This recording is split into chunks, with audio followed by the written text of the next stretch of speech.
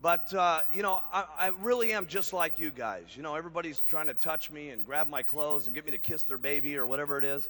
And you guys need to understand, it was just a short period of time ago that I sat in a meeting very similar to what you guys are sitting in.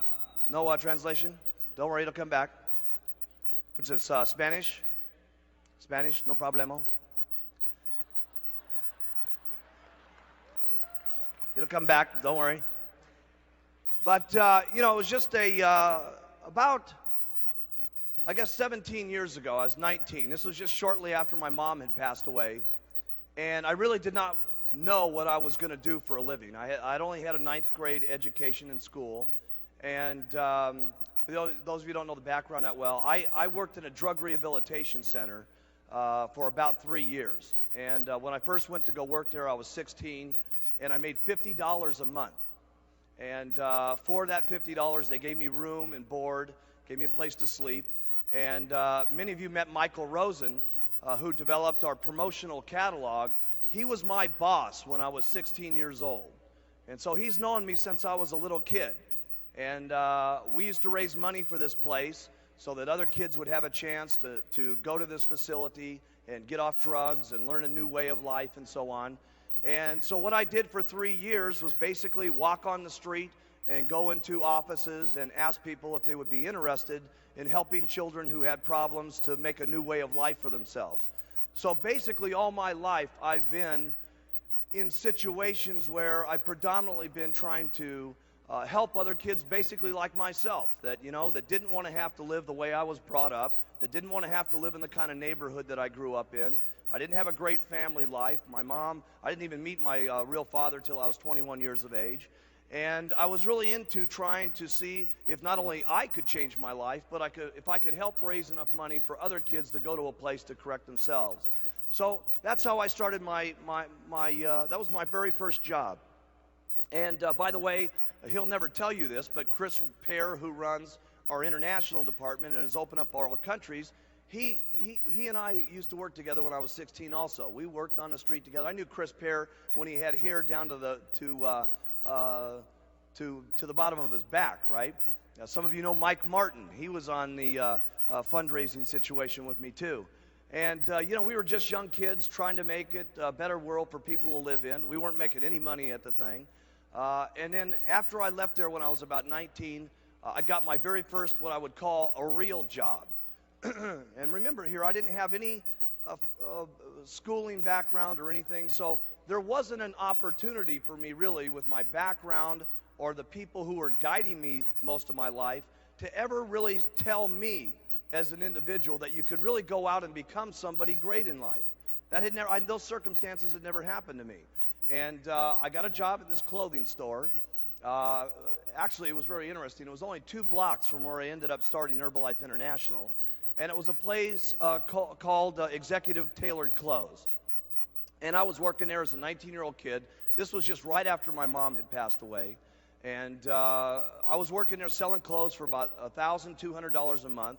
I worked as hard as I possibly knew how to work. And I got to tell you something, I had a great attitude back then.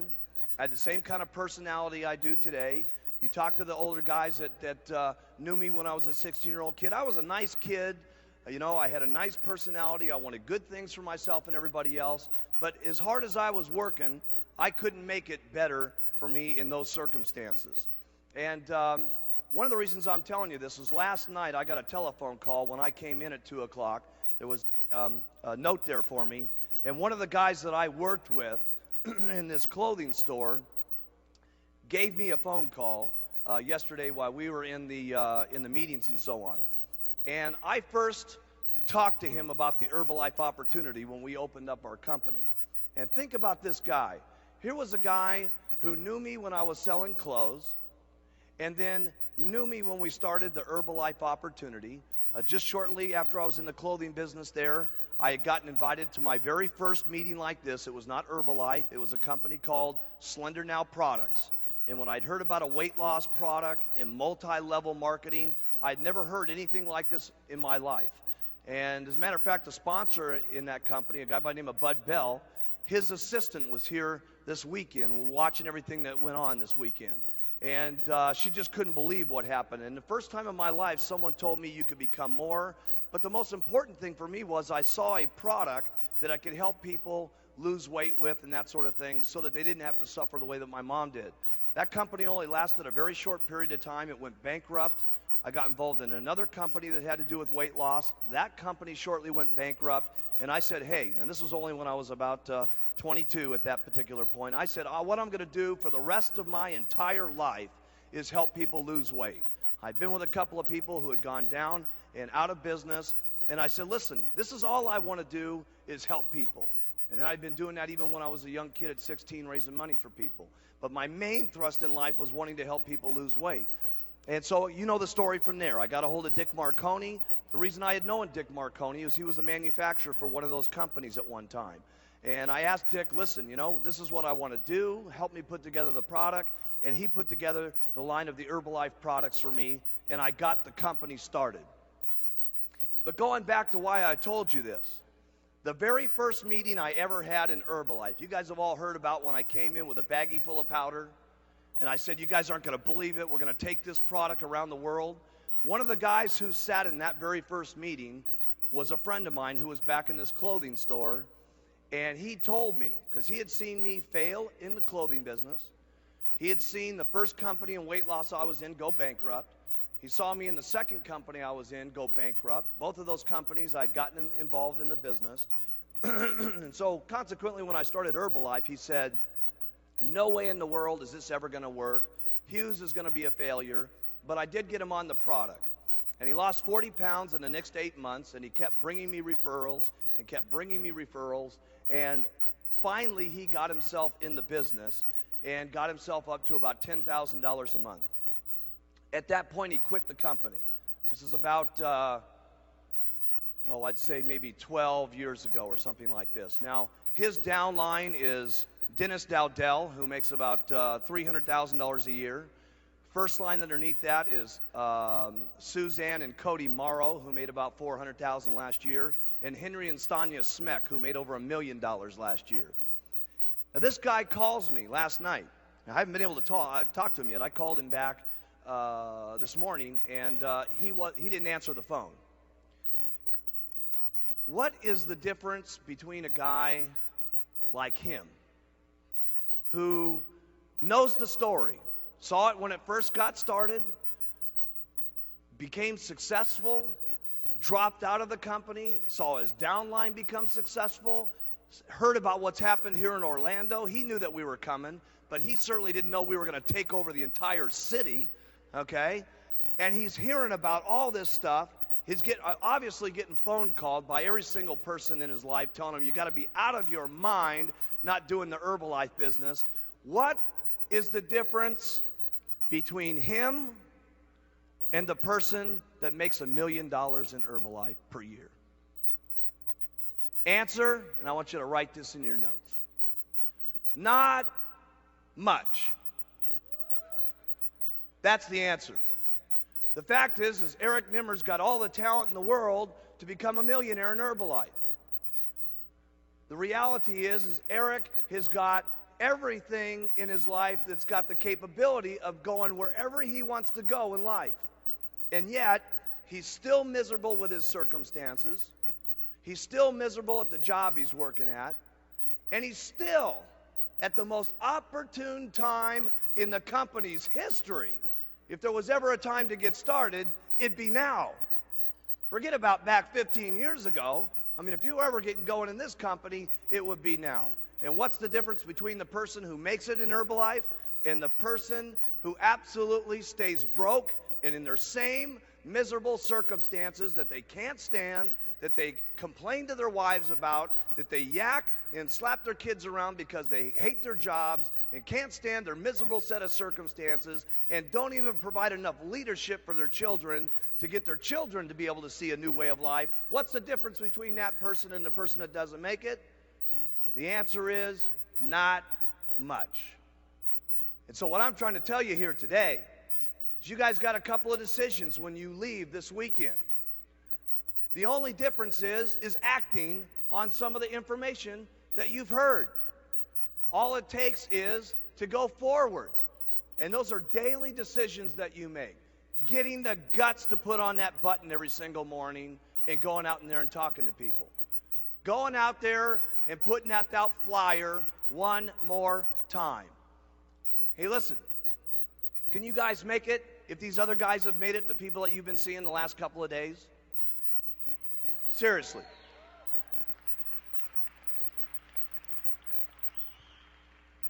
But you know what the sad thing is?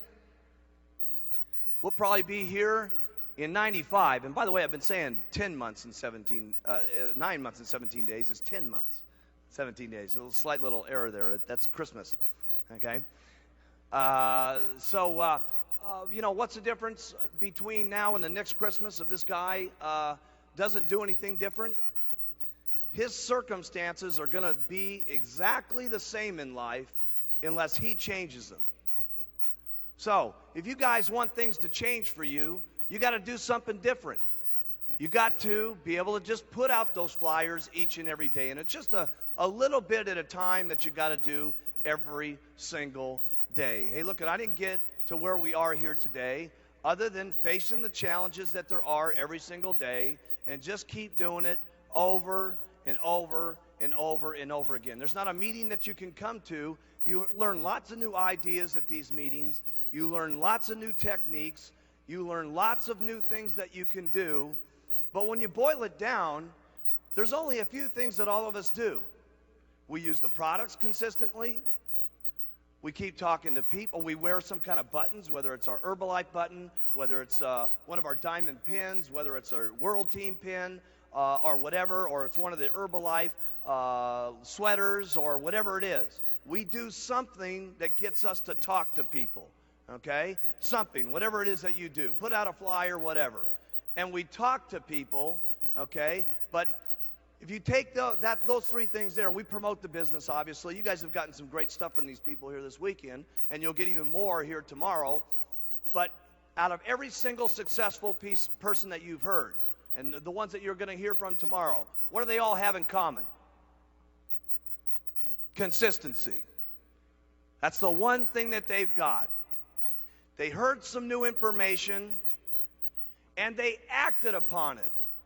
And that's the one thing that the guy that worked for me in the clothing store didn't have.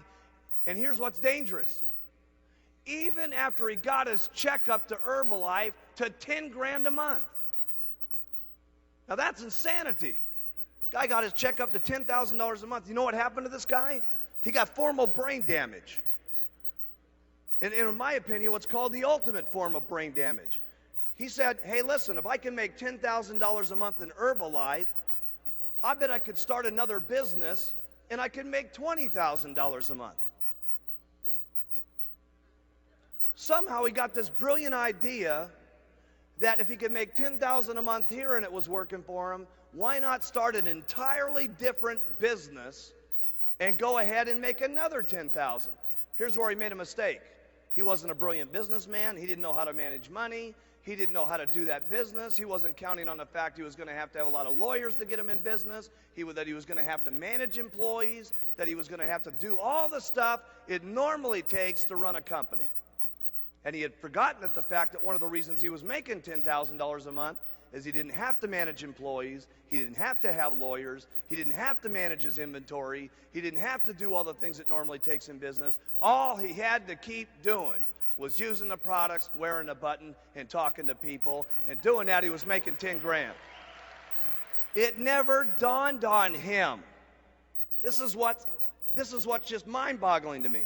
It never dawned on him that if he was making $10,000 a month using, wearing, and talking, that if he kept doing it, he could maybe make $20,000 a month. He thought he had to start another business to do it. And guess what ended up happening? He went bankrupt with that company. And over the next 3 years, his royalty override checks, not working, paid off his bankruptcy. And today he just places his $2,000 orders to get his $8,000 check every single month for the last 11 years. And you know what still has not dawned on him? That the way to get to $20,000 a month is not going out and selling boats like he's doing today in the worst time in the history of selling boats. it still hasn't dawned on him that if he just used the products, wore the button, and talked to people, that he could make 20 grand a month. Unbelievable.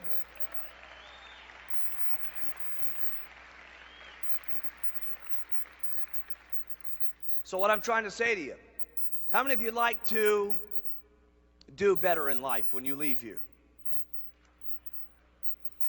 How many of you would like to live the good life and have really outrageous incomes? And whatever that means to you. For some of you, that means $5,000 a month. For some of you, that means $8,000.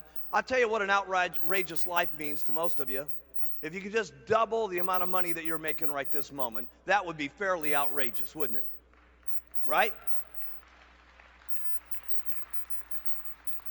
How do you make double what you're making right now? By being consistent, by not getting sidetracked, by not letting people to get you off target, not listening to the negativity of any of your relatives, your distributors, or whatever. Don't let people get you off track. There's going to be a lot of people that try to get you off track when you leave this weekend. You're going to have people that make fun of you, and you're going to have it.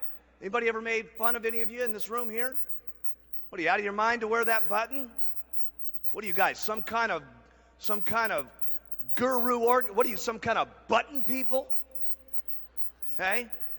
Right? And people say, what are you getting joined in some kind of cult? You walk in with your button on to one of your relatives. They go, what, did you join the Moonies? What's the deal over here? Hey? Yeah. Okay. I remember Alan Lorenz, he told us one of these deals. I love the story where his brother, who was very wealthy, said, listen, if you wear that button to lunch with me, Alan, you might as well dine alone. And he said, I think I shall.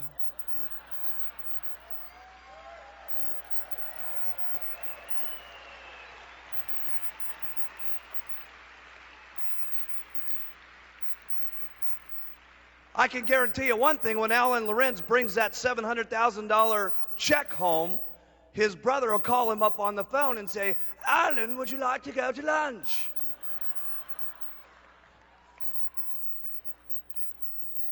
So, hey, listen, there's going to be some things that get you off track. You know what I'm saying? There's going to be some people that make some fun of you, but let me tell you what's worth it. All the people that make fun of you, even the people that you get on the products, it's when they call you back and say, hey, listen, I thought you were totally out of your mind when you had that button on and you stopped me in the shopping center and all this kind of stuff. I thought you were some kind of nut. But let me tell you something, man. I got onto those products, and it's only been 3 days, and I feel completely different. And then when they start losing 10 or 15 pounds, and all of a sudden their husband stops laughing at them and says, honey, I thought that stuff was pretty crazy you were drinking the other day and taking those tablets, but you're looking pretty good, baby. You know what I'm saying? And pretty soon it's 25 pounds and 50 pounds, and pretty soon the husband's using the product, and pretty soon the children are getting excited about how mommy's looking, because you know how the children are every time mommy goes on a diet. No, mommy, no, don't go on another diet again. Every single time you start losing weight, you get mean, cranky, and kick the little dog Muffy, right? And the family's losing weight, and pretty soon they're buying new clothes, and they're looking beautiful, and their attitudes are strong, and pretty soon the next door neighbors are trying the product, and pretty soon everybody on the block is doing it, and pretty soon everybody's wearing their buttons, and pretty soon you see the nice, beautiful family with the little stylish chubettes up on stage getting their president's team pin 10 months and 17 days from now.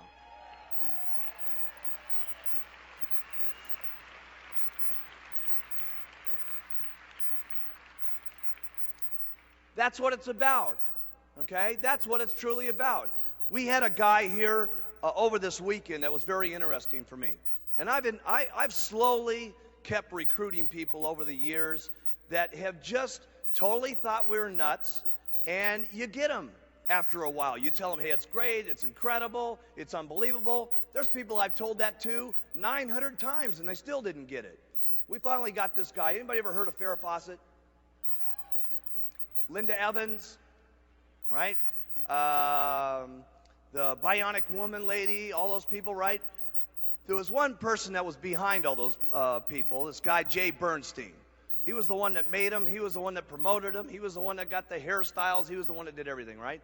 And for all these years, he's always heard about Herbalife. He's always heard that we're incredible. He's always heard that we're fantastic. And this is the first time he's ever been to Extravaganza. After 11 years, we've known this guy, right? And he just could not believe it. He was just absolutely 100% blown away. And it's always that way for everybody. Everybody who thinks it's crazy, everybody who thinks that it's just a joke, there's a couple of things that really get them excited. The first one is always what? Getting them on the products. Okay? Now, we could never get this guy onto the products. I guarantee you after the last couple of days, he's definitely on the products, okay, from seeing all the people that are out here. Now, I don't have any idea if he's ever going to do the business or not, okay, but there's a high likelihood that he's going to, okay, after seeing what he's been down here. And it's just, you keep telling the story, you keep getting people on the product, and you do the best you can. I don't have all the magical answers, gang. I don't, okay? I do know this. The first thing you got to do is you got to work on your attitude. People make fun of you. Who cares? Okay? Somebody says it's not the right thing. Hey, you got to know it's the right thing in your heart. And you can only know that by using the products and getting people on the products and having them make comments back to you on how incredible this is. The only way you're going to know that is by being active and starting to make some money yourself and get someone else who starts making some money, and they come to you and say, you know something? I hated my job at IBM, and this is the best thing that's ever happened to me. Thank you so much. You got to know that in your heart, gang. And you've got to convince yourself. You got to work on yourself every single day. And if you'll get up every morning and you'll work on your own self, because that's your biggest job in Herbalife, okay? You can conquer anything in your life if you want to, if you just keep working on yourself. There's going to be things that happen to you all day long that try to get you sidetracked. There's going to be people that tell you no, and you're going to get sidetracked. But you got one or two choices when you get sidetracked. You can either say, oh, poor, miserable me. Why does it always have to happen to me? And you can keep whining, and you can keep complaining, and you can keep being miserable, or you can say, I'm going to make the best out of it I possibly can, and go back and talk with more enthusiasm to the next person, just like you did. You know how enthusiastic you are when you make 10 sales? It's easy to be excited then, right? Here's when you got real leadership, is when 10 people have said no, and you don't feel good, and 5 of your people have dropped out on you, okay? And someone's making fun of you, and things aren't going right, and 2 straight weeks you've worked till midnight every single night, and the whole thing's falling apart on you. When you can pitch and get your attitude, I gotta say this one, and you faking it till you make it. By acting maybe mentally that it's going to happen. By acting like your best presentation is going to happen, like you just made 10 sales. That's when you got some true leadership. Okay?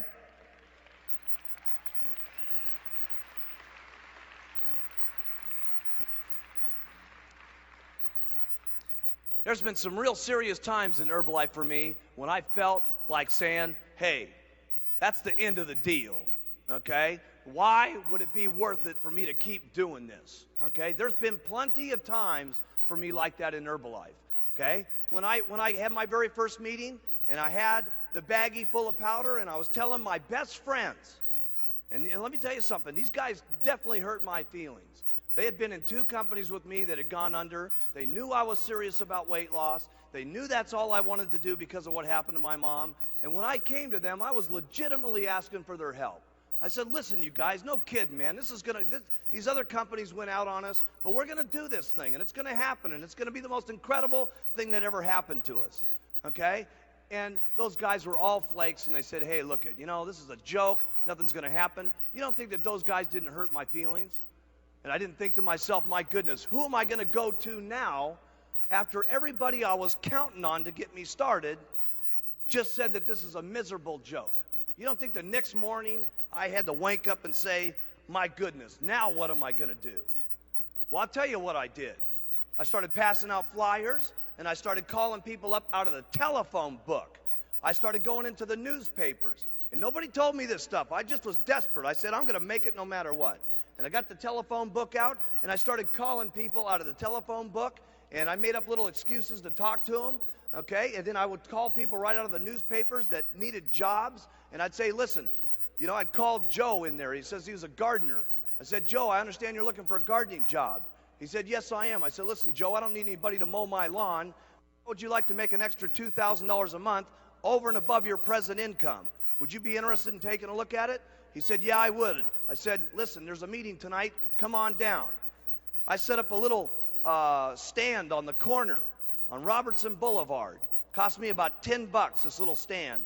And I was actually selling little Dixie cup milkshakes out on the street corner for 50 cents at a time just to get people to try my product back then. Okay? Here's what you do when it's disappointing. Here's what you do when it doesn't look like it's going to work. Here's what you do. You do what it takes. That's what you do.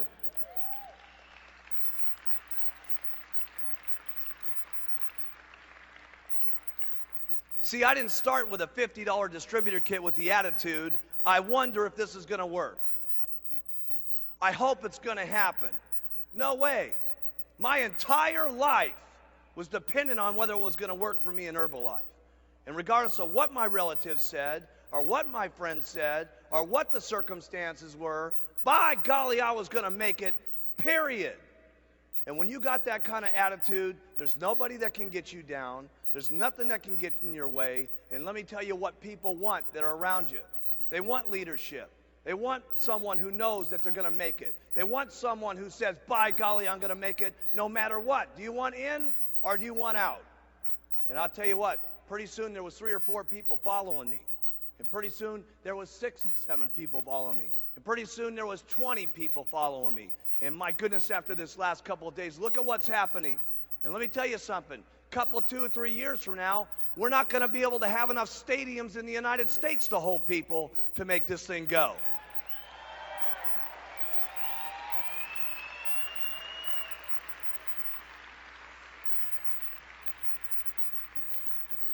I hope one of these days when we have our extravaganzas, we have to hook it up on satellite. Every single convention center, not country by country, state by state.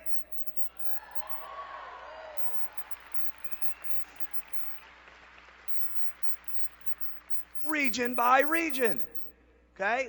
All over the place this is going to happen. And you know, everybody always says, well, geez, nothing like that could really happen. Some of you were back around in the old days, right? Came to this thing and said, my goodness, what an unbelievable thing that's happening to us here. And all you got to do is keep doing it. Your success, where you go in life, is only limited to your own imagination and your own hard work. No wonder I'm stuck where I'm at right now in life, because I only got this big of imagination. Hey, but in the future, it's going to even be bigger. And in the future from that, it's going to keep getting bigger. And you know what? This is not a joke, gang. And some of the reasons why I'm telling you this is don't let yourself be in the same circumstances that happened to some of those people that sat in those first meetings with me, who missed it then, and they're missing it now, and they're going to miss it a year from now if they don't take some action. Take the things that you've been learning from this week and take it and put it into action. Don't think about everything. Don't worry if everything's perfect. You don't need everything perfect. Let me tell you how you get perfect. Do it 1,000 times. Do it 10,000 times. No, I didn't know if everything was going to work in Herbalife. I knew one thing: if I put it out 1,000 times, I'd find out. Everything's not going to be perfect to you, gang. You're not going to get from where you are right now at World Team to Millionaire Team without making, I want you to write this down, a lot of mistakes. And you're not going to get to a Millionaire Team without a lot of problems. Listen, it's an impossibility to get to millionaire team without having lots of problems. And trust me, you'll have more problems getting to millionaire team than you did getting to the world team. And you're going to have more problems than that from where you are from the millionaire team to the president's team. And you're going to have even more problems than that when you get to the chairman's club. And if you're lucky enough in life to end up finally being like me, you'll be in a fortunate circumstance to have a real bummer like last night.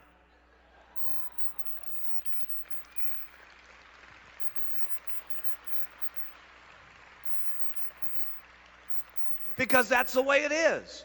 We were teaching them this the other day in the chairman's class. I said, let me tell you something. You know, they said, well, hey, can we make the supervisor schools better? Of course we can. Can we get everybody to pitch perfect? Of course we'll try that.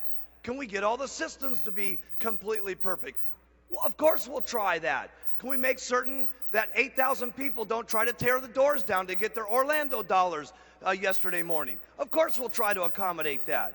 Let me tell you something. We're going to have some problems between now and the time we get to 1.5 billion. And we're going to have even more problems than that going to 3 billion. That's just the way it is. And write this down in your notes. The bigger the problem, the bigger the paycheck.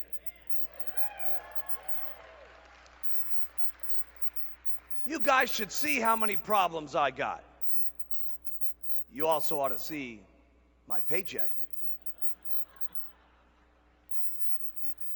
I don't know if you guys know this, but I was the first distributor and everybody else is underneath me.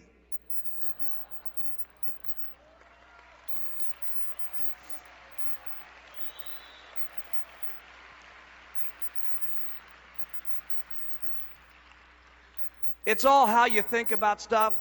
We started the first night, and some of the people that were trying to run this place were saying, there's too many people, there's too many people, there's too many people. I said, what do you mean there's too many people? There's not enough people. My goodness, what's wrong with everybody?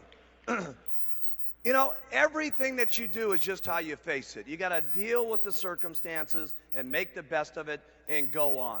And one of the best lines I ever heard when I was a young man was from Dick Marconi. You know, because Dick was like Dick was like my father, let's face it, when I got going. You know what I'm saying? I didn't have a father. I never even met the guy till I was 21, and then we never even, shook hands really too much until I was 28. And then after that, we never even got together. Finally, one day, I said, listen, you want to go to my house with me in Maui? Could you imagine saying that? Hey?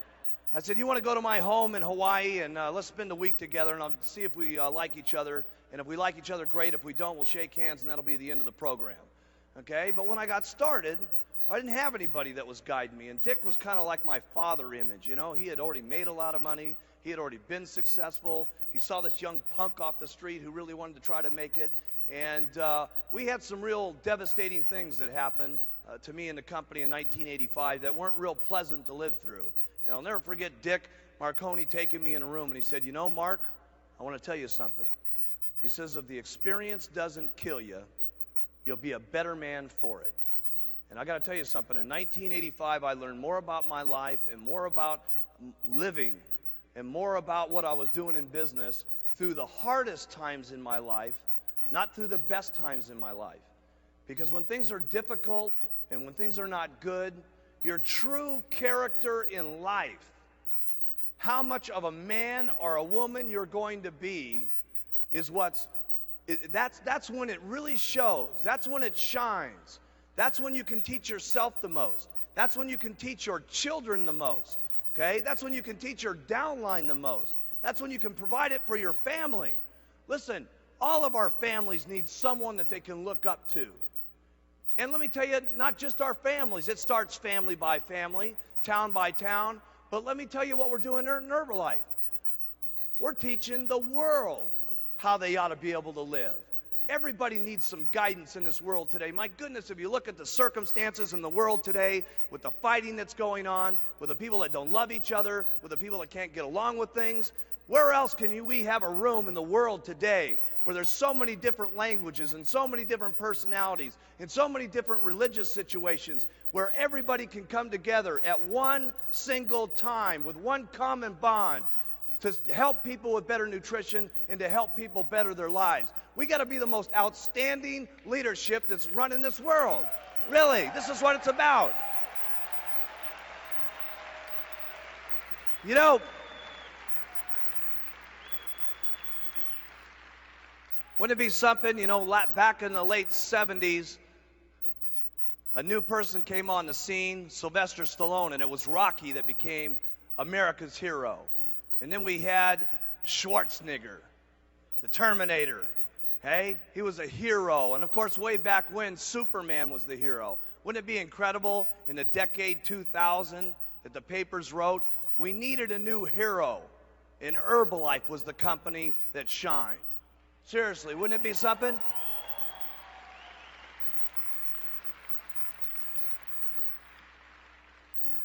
Because that's what Herbalife's about, is becoming a hero.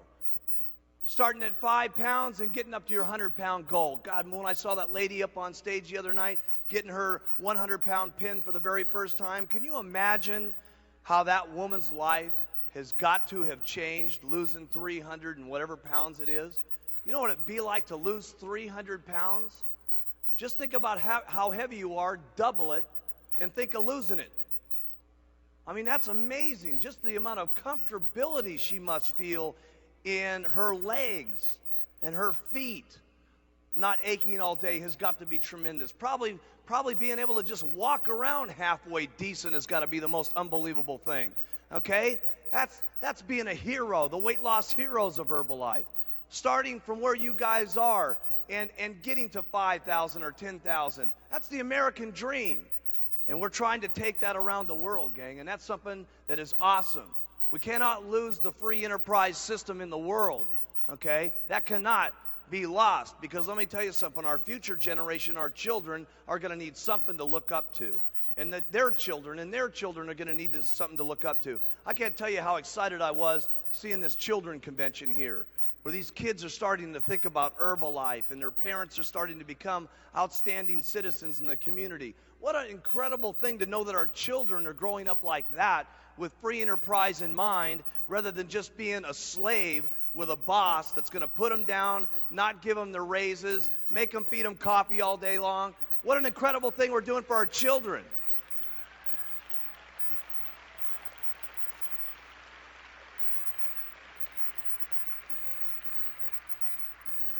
There's so many reasons to do this thing called Herbalife.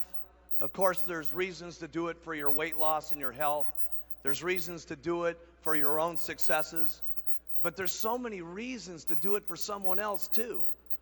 To be able to help someone lose that weight. Listen, where are they going to go to really do that? Where is the hope today for them to use something that's going to be able to make them feel good? Hey, listen, just the weight loss business in America is $36 billion. Where are they going to go for something that's really, truly going to help them out? There's so many reasons to do this, to just help someone lose weight. There's so many reasons to do this to where maybe 3 or 4 years from now, yeah, you're on the cruise, yeah, you're on the vacations and stuff, but what about on this vacation that's coming up in summer, where you have one of your brand new Get Team people come to you and say, you know something, I never ever had more than my boss give me a turkey at Christmas, much less being in a company for 6 or 7 months and I got an all-paid free vacation. I just can't tell you how miserable I've been. You know, everybody in the world doesn't just get sick because of their weight problems. Everybody doesn't just get sick because of their nutritional habits. A lot of people get sick just because they feel miserable about themselves. You know what I'm saying?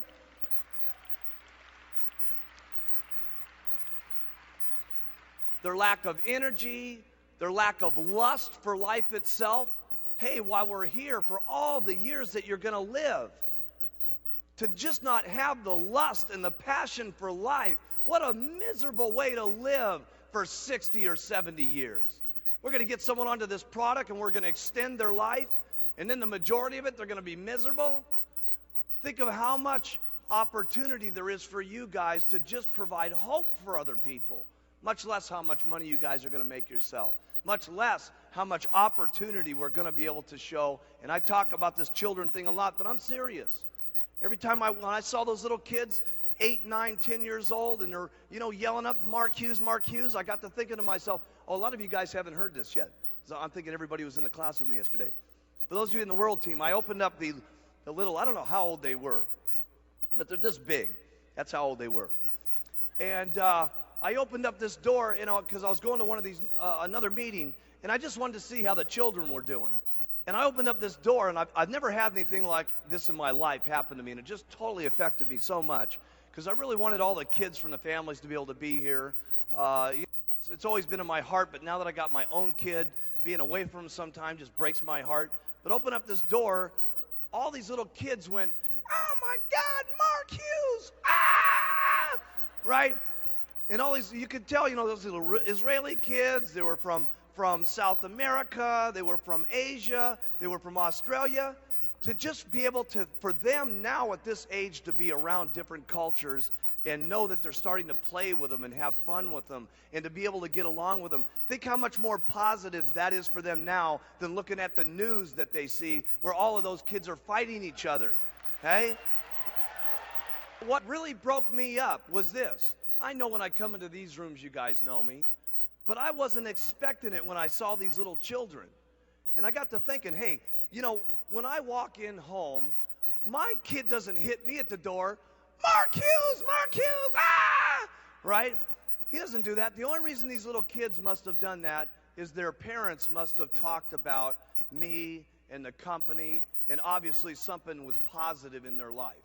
Okay? And what that meant to me was those kids must be living better and more positive and having a greater time in life right now than maybe they were before their parents joined Herbalife. And that was what was awesome to me.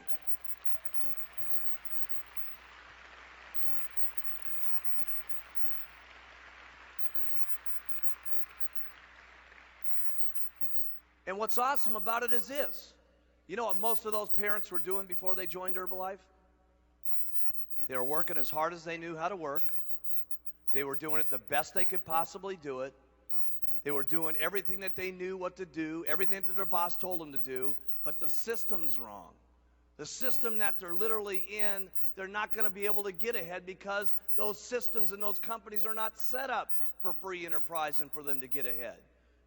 And here they're able to apply the same talent with the same skills and be with a product that truly will rearrange their attitude and a system that will allow them to go as far as they want to do based on their own hard work and their own efforts every single day. That's what's incredible. The Herbalife opportunity and system has got to be one of the most outrageous things that has ever happened to the world. And the beauty of it, it's just getting started.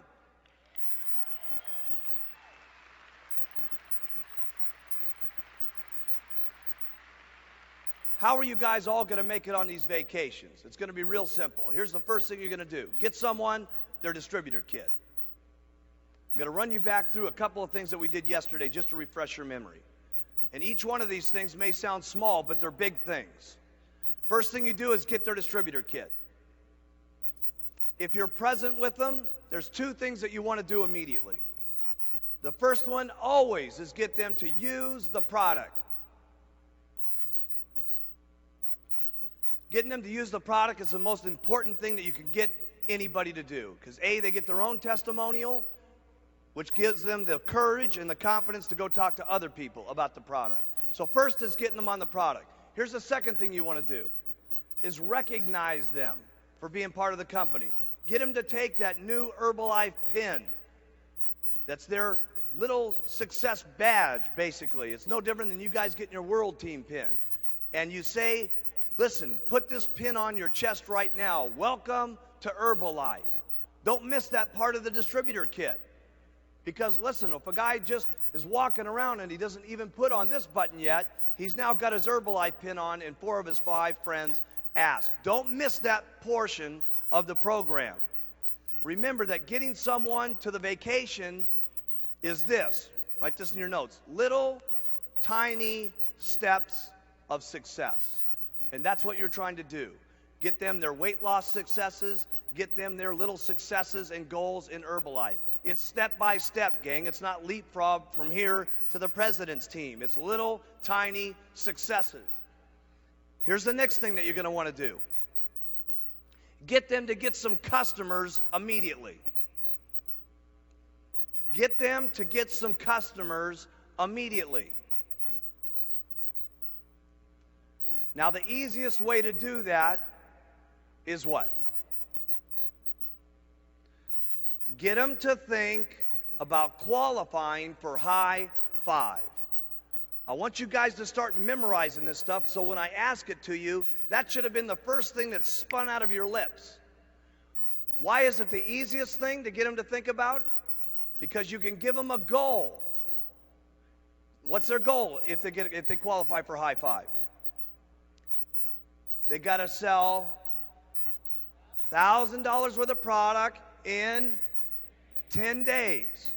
And the only time they can ever get that high five booklet is if they do it in the first 10 days. If you guys talk about the high five book and make it just as important, because remember, people only know what's important based on what you say.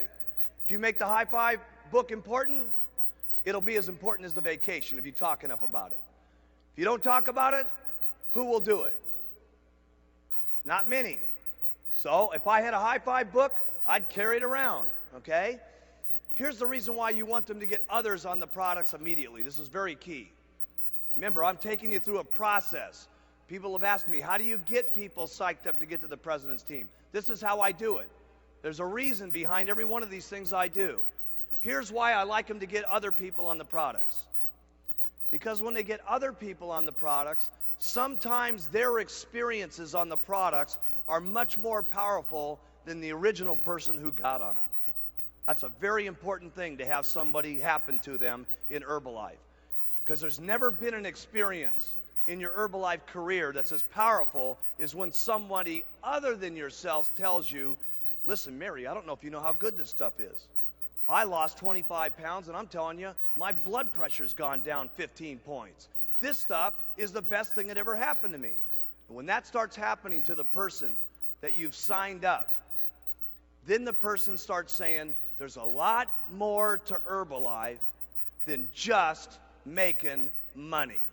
Now, that's critical.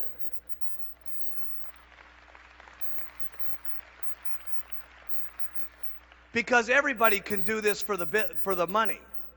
Everybody can just do it for the cash.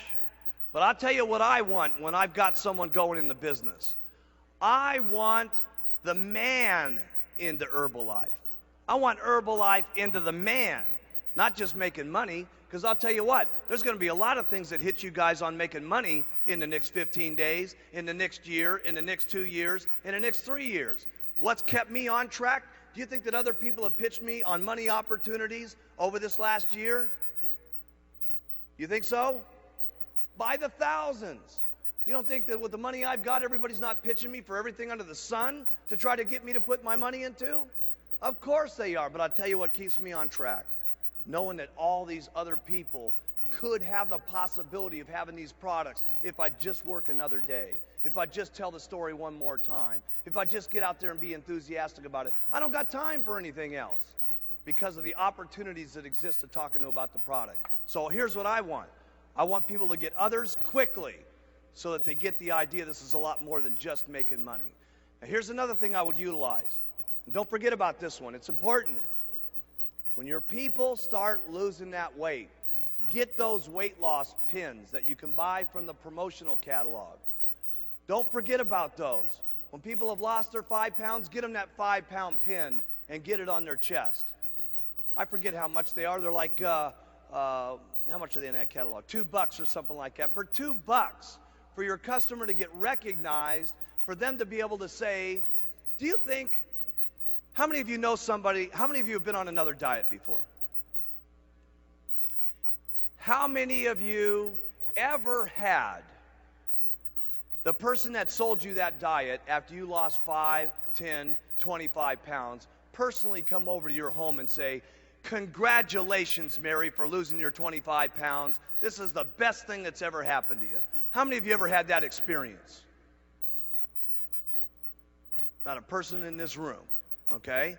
So, you're trying to impact people. Listen, will the person that's losing that weight say, oh my goodness, this Herbalife thing is unbelievable. That's what you want it to be, unbelievable. So don't forget those little weight loss pins, okay? Step that you want. Don't forget about this. You want to start recruiting first line. If there was ever a time in Herbalife's history to start massively recruiting first line, it would be this year. You guys have never had so many things for your people to go for. Supervisor school next month, World Team Day, the getaway deals in May, the vacations this summer and stuff like that. If there was ever a time to get people in the business, it would be this month.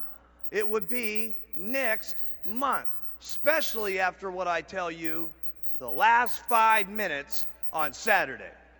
Seriously.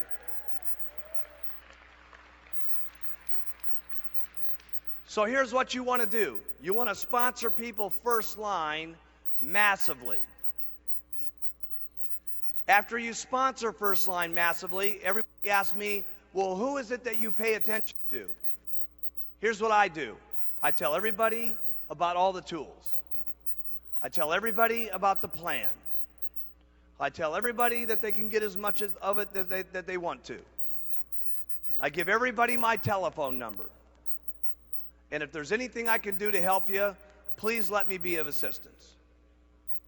And here's who I work with. The people who are calling me night and day. If I got someone who's not paying attention, will I try to get them to pay attention? Sure. But I don't have time to pay attention to people who just aren't paying attention. The ones who say, hey, listen, Mark, teach me what to do. Tell me what to do. I want to do it. Just show me what to do. That's who I'm going to work with. The minute they show me interest, here's what I do. I work downline with them as quickly as possible. First thing you do, recruit first line. How do you get all those people? You've already been explained that. Get them first line. Anybody who pays attention, go downline as quickly as possible. Now your next goal with those people is to start putting in front of them the supervisor schools. Anybody that you've got that's a supervisor, you want to talk to them about being at the World Team meeting. And the big thing you want to talk to them about is what? The vacations that are going to be free in August. Because here's all I know for everybody sitting in this room. If you sponsor a lot of people first line, how many of you have got 10 first lines that you've sponsored before? How many of you, keep your hands up, out of the 10 people that you sponsored, got one supervisor? Okay, I want you to write this in your notes. That's exactly how you get people to qualify on the vacation this coming summer. Why? Because all you're going to have to do is, now I want you to go to the next stage. Concentrate on getting first-line supervisors. Don't worry if all this doesn't make sense. Trust me, this works. Main thing to do is right now do it. Next year when you're up here getting checks, I'll explain it to you again. Okay? Start breaking first-line supervisors. Don't think about all the different things that are going on. What are you doing wrong? You know, am I doing it right? Forget about all that stuff. You don't have time to think about that this year. Just start getting first-line supervisors. And trust me, when you get first-line supervisors, talk to them about being a World Team member and get to the World Team weekends. Somebody in your first-line supervisors is going to say, I can't believe it. I got to get to see Alan Lorenz and see this deal on how it's working. I can't believe it. I got to see Gary DeBravender. I'm unbelievable. I've got to go to the World Team weekends. Some of them are going to get there. Keep breaking first-line supervisors. Here's what you do again with those first-line supervisors. Keep talking to them about getting to be a what? A Get Team member. Keep showing them where they can go to become a Millionaire Team member. If you got some guy who's going, oh my goodness, I got to get to Puerto Rico on my vacation. If you got someone who's saying, oh my goodness, I can't wait to get to Algarve in Europe and Club Med and stuff like that. I just can't stand it anymore. I want to go to the Gold Coast. What would I be showing that guy every day? Have you ever seen Bermuda? It's unbelievable. I know you want to go to the Gold Coast, but Bermuda's where it's at, Jack. Okay? I'd be talking to him about Bermuda every single day. For my person that's all they could think about is Bermuda, Bermuda, Bermuda, Bermuda, Bermuda, Bermuda. There's only one thing I'd be talking about. Have you ever seen the Great Barrier Reef? Have you ever seen Hayman Island before? And I'd be showing them that videotape and stuff like that. Here's all you guys got to do. Keep getting first line supervisors. And trust me, at next year's extravaganza, you're going to understand what I'm talking about. For those of you who are on World Team, I'd break 5 supervisors every single month. 5 supervisors every single month. You say, it's an impossibility for me to break 5 supervisors a month. Nothing's impossible. You can certainly tell me I don't want to work hard enough to break 5 supervisors. You can certainly tell me I don't want to do it, okay? But breaking 5 supervisors a month is duck soup. I'm serious, okay? All you got to do to break 5 is what? Get so many first-line distributors, so many are going to break supervisors. When you get supervisors, all you got to do is talk to them about World Team Day and getting to Puerto Rico or to the Gold Coast or getting to Algarve for free. That's all you got to do. And the only ones that go for that, all you got to do is talk to them about Bermuda. And the ones that go for that, all you got to do is talk to them about the vacations in Hayman Islands, okay? And that's all you should be doing between right this moment and the summer. At summertime, trust me, we will tell you what to do for the next 6 months, and there won't be any questions about the program here by the time you guys get into next year's extravaganza and you're up on stage getting, yes, every single one of you, your President's Team pin.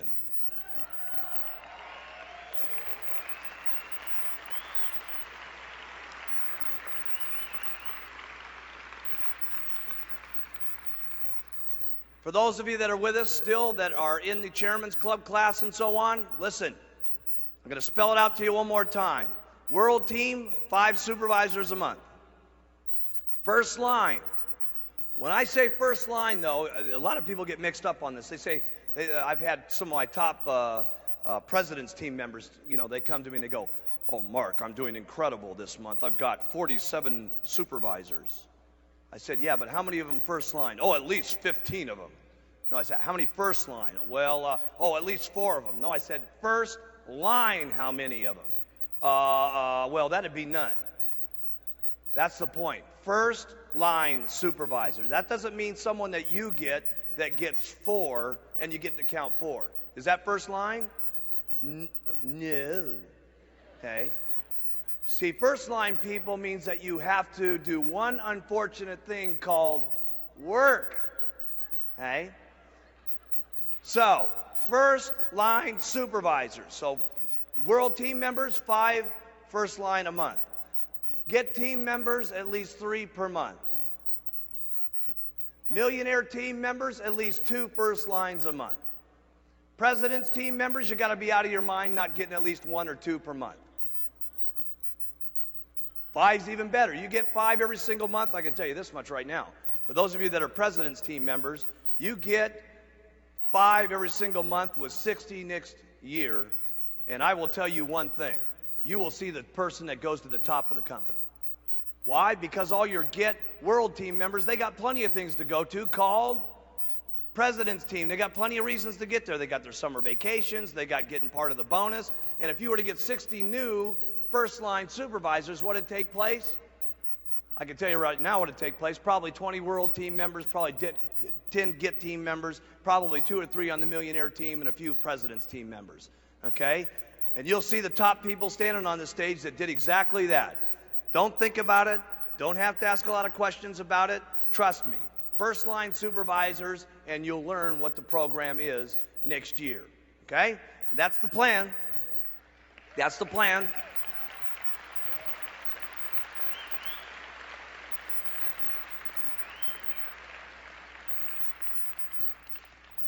Now, all this stuff sounds simple, right?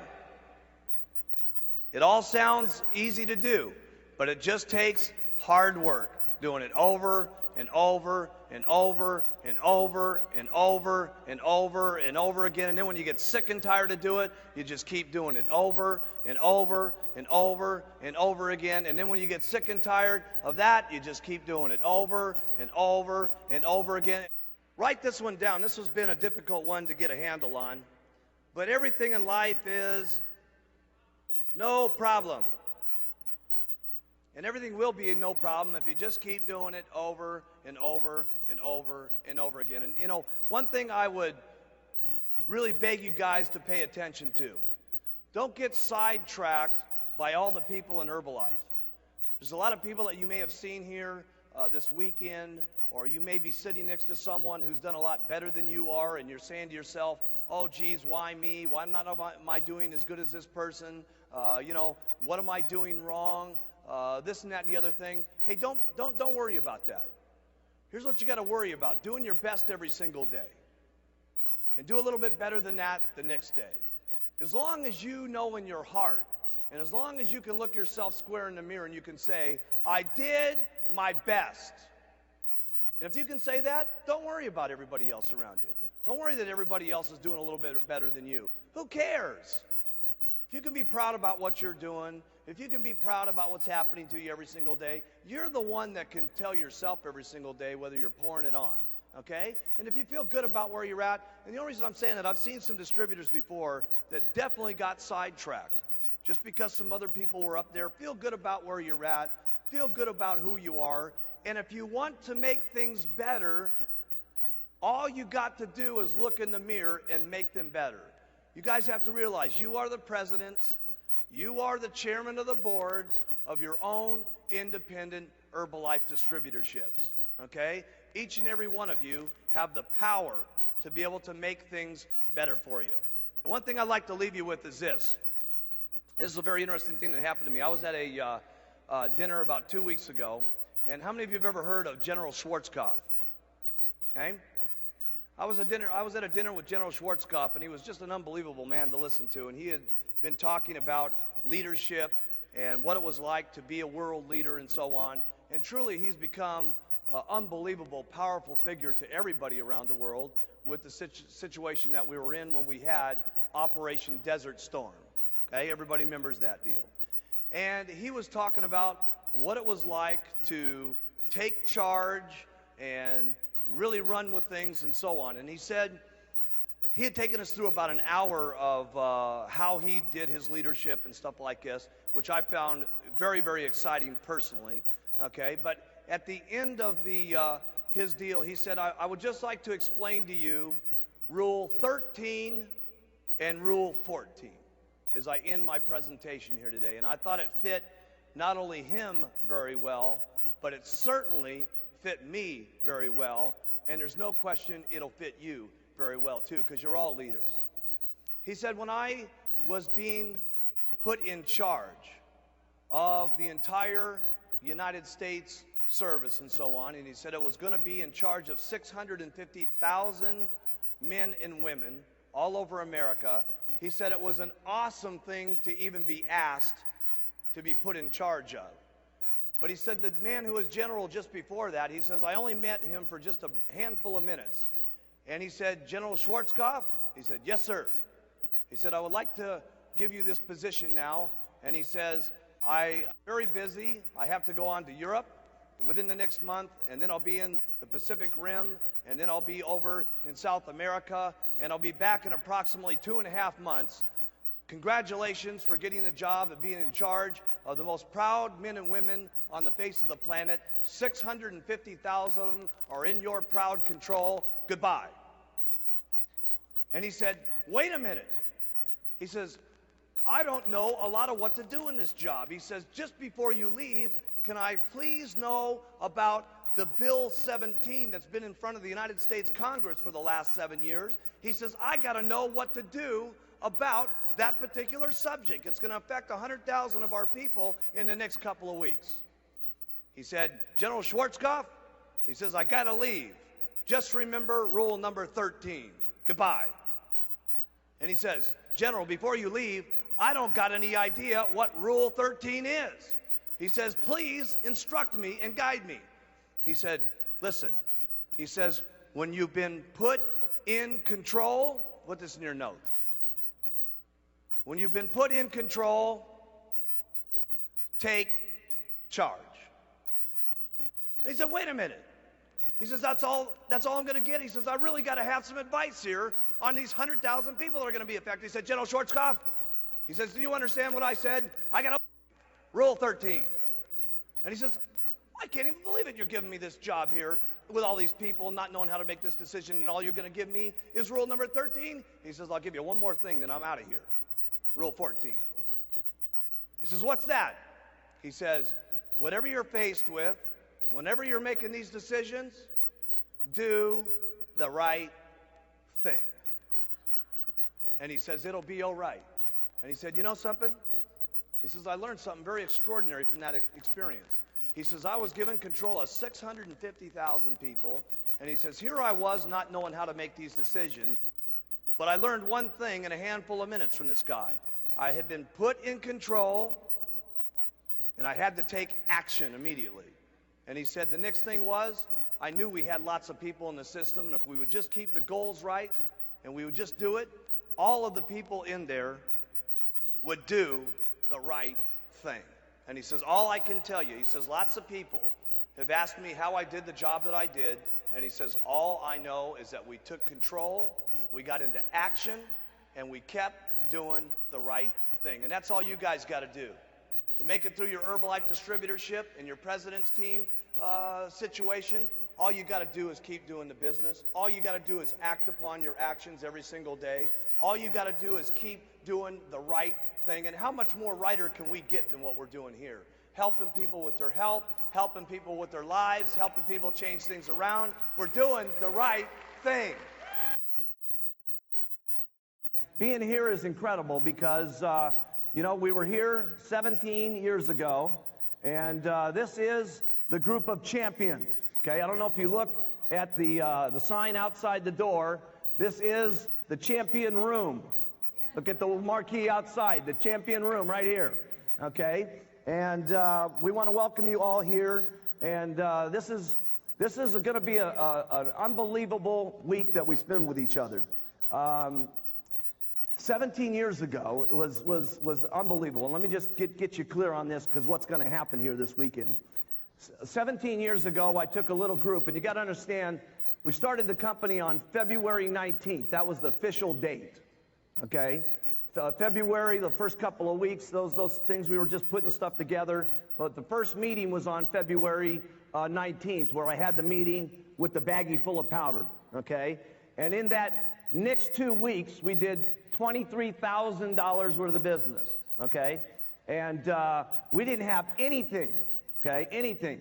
All we had was the can of Formula 1, Formula 2, Formula 3, Formula 4, an energy tablet, and a brochure to tell you how to use the Formula 1, 2, 3, 4, and energy tablets. That was it, okay?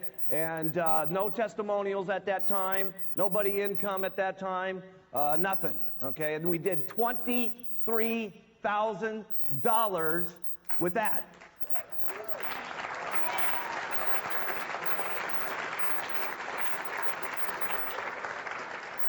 So I'm a kind of person that you can't convince that, hey, it's a hard thing to do $23,000. Okay, it's not a hard thing to do $23,000 if you work. Okay, and we're going to talk all this week about work. Okay, because a lot of people are mixed up on what the definition of work is. Okay, yeah. So we're going to talk a lot about what is work, okay? And trust me, I know how to work. And I'm going to teach you guys how to work like you've never worked in your entire life. Some of you may not want to work, okay, the way that we're going to talk about working. But we're going to teach you, okay, and take you through how to work, okay? And we came down, the second month there, we did $44,000 worth of business. And I got the idea at that meeting that, listen, why don't we put a goal on the entire company, okay? And what we'll do is we'll go down to Palm Springs and we'll get this incredible house. And what we'll do there is we're going to get to know each other, and we're going to get to be friends together, and we're going to cook together, we're going to drink together, we're going to get to know friendships, we're going to get to know each other's stories, and we're going to plan the company. Okay, and what we did is not only we planned the company, we talked about what products we were going to come out with. We talked about who was going to do the meetings for the next year. We talked about what was going to happen at the first extravaganza that was coming up at the first of the year. We talked about everything at that meeting, okay? And it happened for about 3 days. And it was so cool because what happened was we were talking to everybody all month long about doing $7,500 worth of business. And if anybody who got there, whoever got there, was going to become rich, okay? And you got to understand something. Nobody in the company had made, I was the highest guy, okay? I had made $1,200 my first month and about $2,500 the second month. So while I was making $2,500, I was telling everybody that we were going to Palm Springs, and whoever got there and whoever got with me, that we were going to plan the company, and anybody that got there, we were going to get so rich, it was going to be unbelievable, okay, is what it was going to be. When I was only making $2,500, okay, and there was approximately 40 supervisors in the company at that time. So what happened is some of the group bid on the idea, okay, and I'll never forget that because I was chasing everybody in my group, and all of a sudden, Jerry Jerry wanted to be in that meeting so bad, it was just unbelievable. And she started, nobody in the company, by the way, had done more than 4,000 volume points at that particular point in the company. And all of a sudden, by halftime in the month, Jerry was already at 4,000 points, okay? And I was calling up Doug Stunts, and I said, Dougie, you're not going to believe it. You know, Jerry's going to make it to Palm Springs. You got to go. You got to go. And Doug said, oh, man, Jerry's going to make it? That school teacher? Oh, man. And he said, I got to go, I got to go, I got to go. And all of a sudden, Doug was working like crazy. Flyers at night, going crazy, doing the 7-Eleven stores, talking to everybody he could. And I get Frank Lutz on the telephone, and I said, Frank, you're not even going to believe it. I said, Jerry Slatanovich and Doug Stunts are going to Palm Springs. I said, Frank, I said, don't miss it on the program here. Get your mind right. I said, we're going to Palm Springs, and we're going to get rich.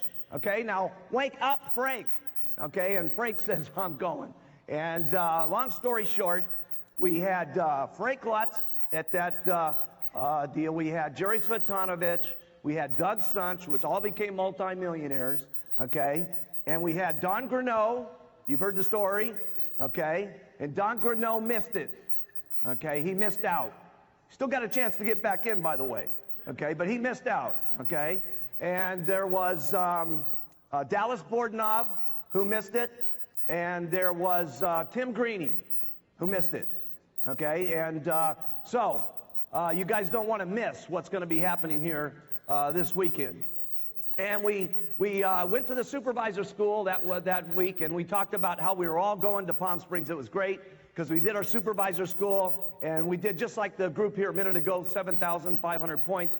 I said, I want all my guys to stand up who did 7,500 volume, and I want you guys to recognize them. And the whole room went crazy. We had like 200 people. It was our biggest meeting ever. All the guests were there, and all my people stood up, and we walked out of the room, and it was just unbelievable, right?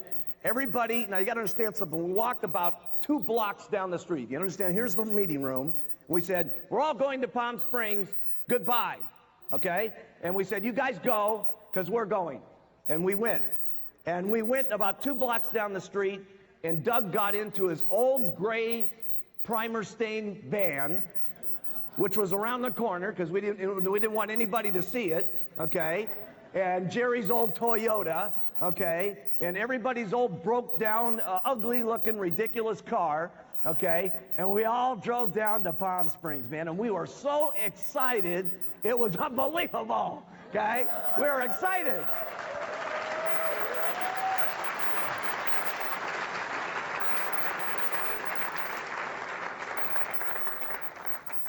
And we finally get to Las Palmas, which is the richest part of Palm Springs, down the road here, right?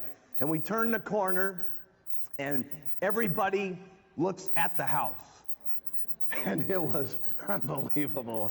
You wouldn't believe this house, man. I mean, it was about 1,000 square feet, okay? 1,000 square feet, okay? So you guys know what, I don't know what that is in the meters and stuff like that. How many meters? 100? 100 square meters, okay? And there was 2 bedrooms in there. I got the master bedroom because I was the prez.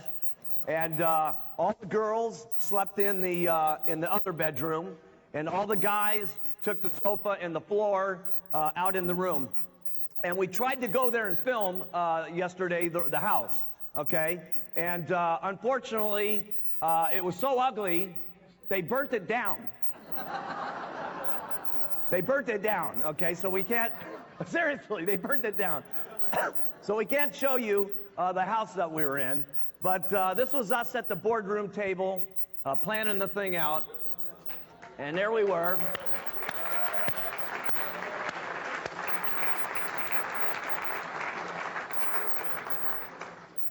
Look at that hairdo I got. Isn't that cool? Well, that was me at the end of the table. That was my girlfriend over there to the right, Catherine.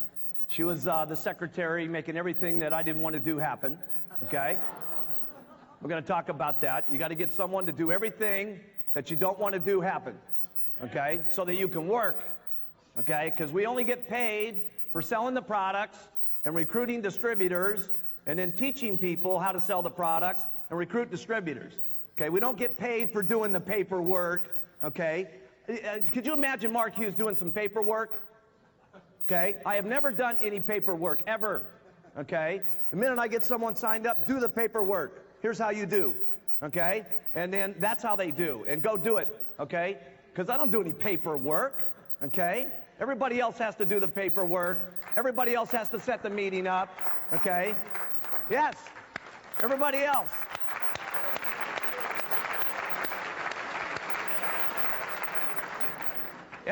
From the start, by the way, everybody else has to make my bed, okay? Everybody else has to mow the lawn.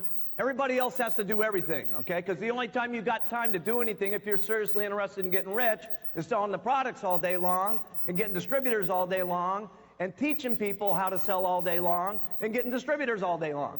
That's the only thing you get paid on. The only thing.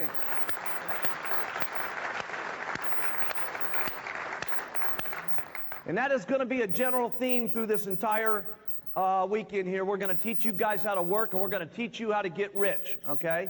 And while we were there, we were planning out all the products, like I said. We were planning out everything that was going to happen in the company. And it was great because we were talking there in that meeting about how we were going to go. I had my original notes with me, okay? And I had my notepad with me there. We're going to have it come up on the screen here in a second. And I had my original notes, and I told the group there that day, okay, how we were going to do $2 million worth of business the first year. $2 million. And I told them that the first year it was going to be rough, and it was rough, okay? It was seriously rough. Because the reason it was rough is we had no testimonials, and we had no income. This is my handwriting, okay? Don't do the second one yet. Come back, guys. I'm not done yet. Okay, come back to the first one. The first year was rough, and it was rough because of all the things that we had to go through to get it up to being where it was. The second year, we were going to build the credibility of the company, okay? This is my handwriting that you're seeing there. My handwriting was much better back then, by the way.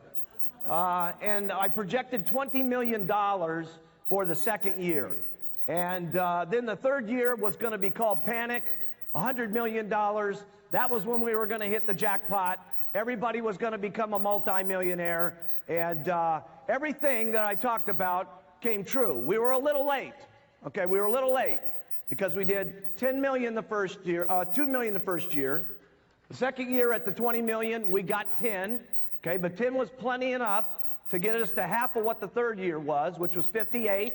Okay, and the fourth year, we did more. We didn't hit the 100 million. We hit $142 million.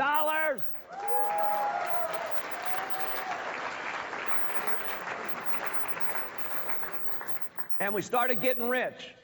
My first year, I made $96,000. My second year, I made $500,000.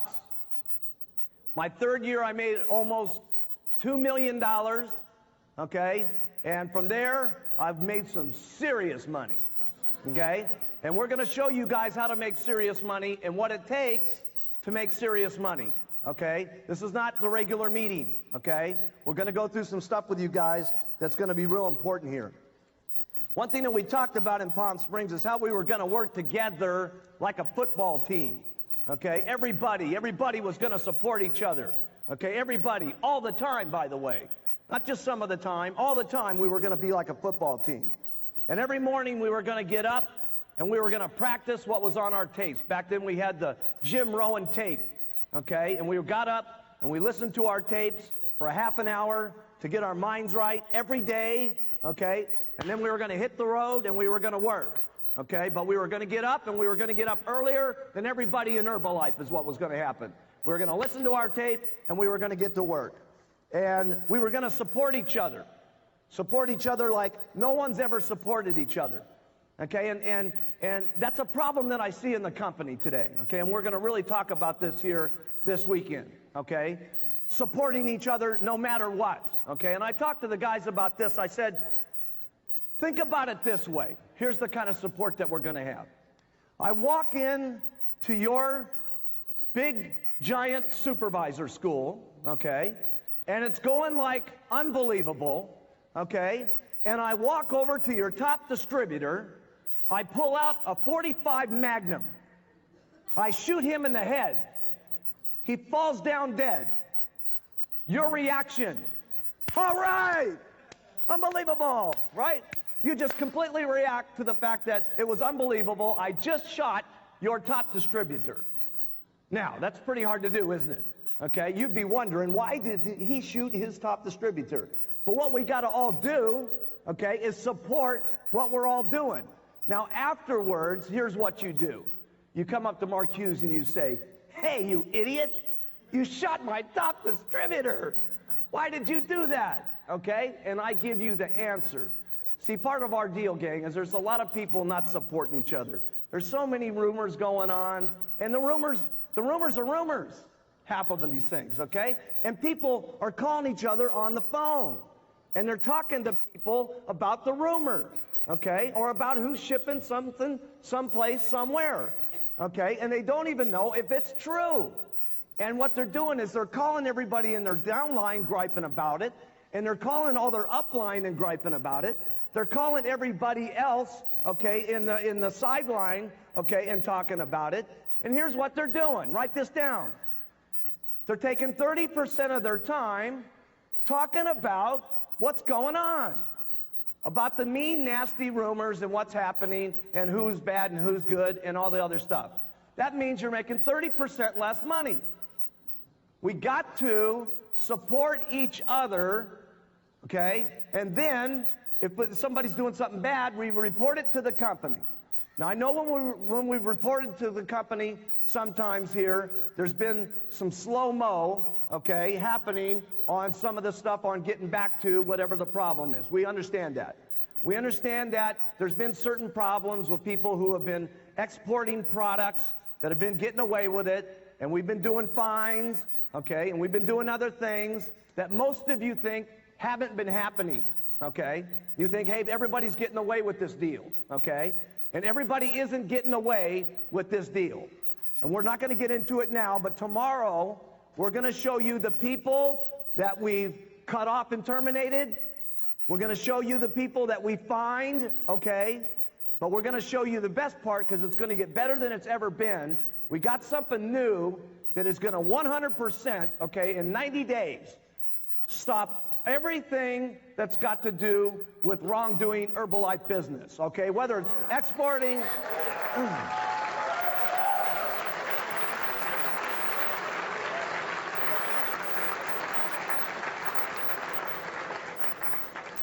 So we're going to have everything that you've got in your mind, okay? Everything that you've got in your mind is going to get cleared up this weekend, okay? You're not going to be fuzzy about anything when you leave. Okay, and we talked about that in Palm Springs, and We talked about how we were going to build.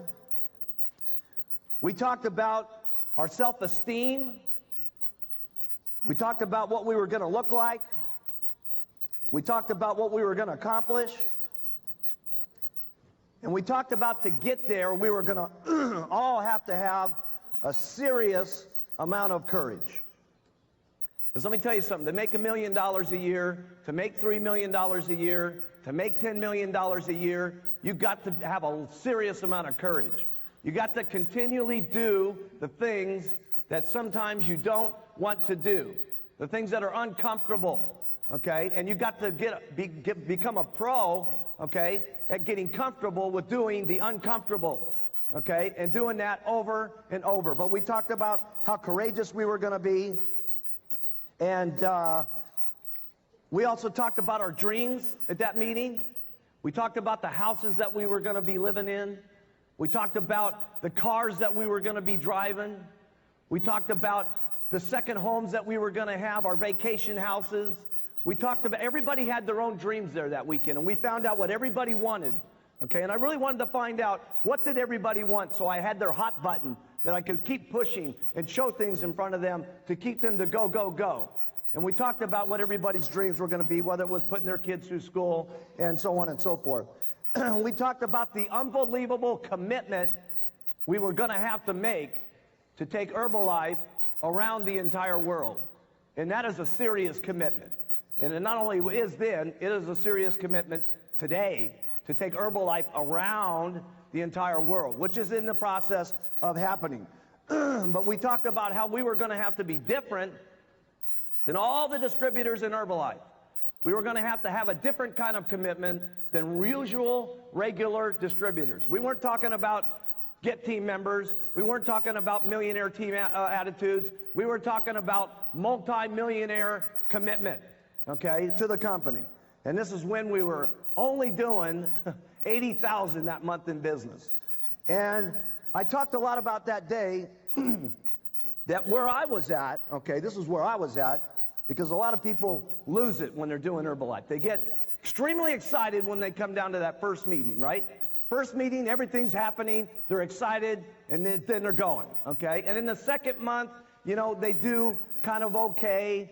The third month, now they're in the flyers that they've worked their circle of influence, right? And now they're getting into the second stage of having to do business, and it's not going quite as good. The fourth month, it starts to become a job. The fifth month, it's, you know, it's so testimonial. I talked about what was going to be happening with me is I was going to be wild the first month. In the second month, I was going to be wilder. The third month, I was going to be crazy. Okay? The fourth month, I was going to be ecstatic. Okay? Ecstatic is what I was going to be. The fifth month, I was going to be consistently ecstatic. The seventh month, I was going to buy my first house, which I did. Whoa.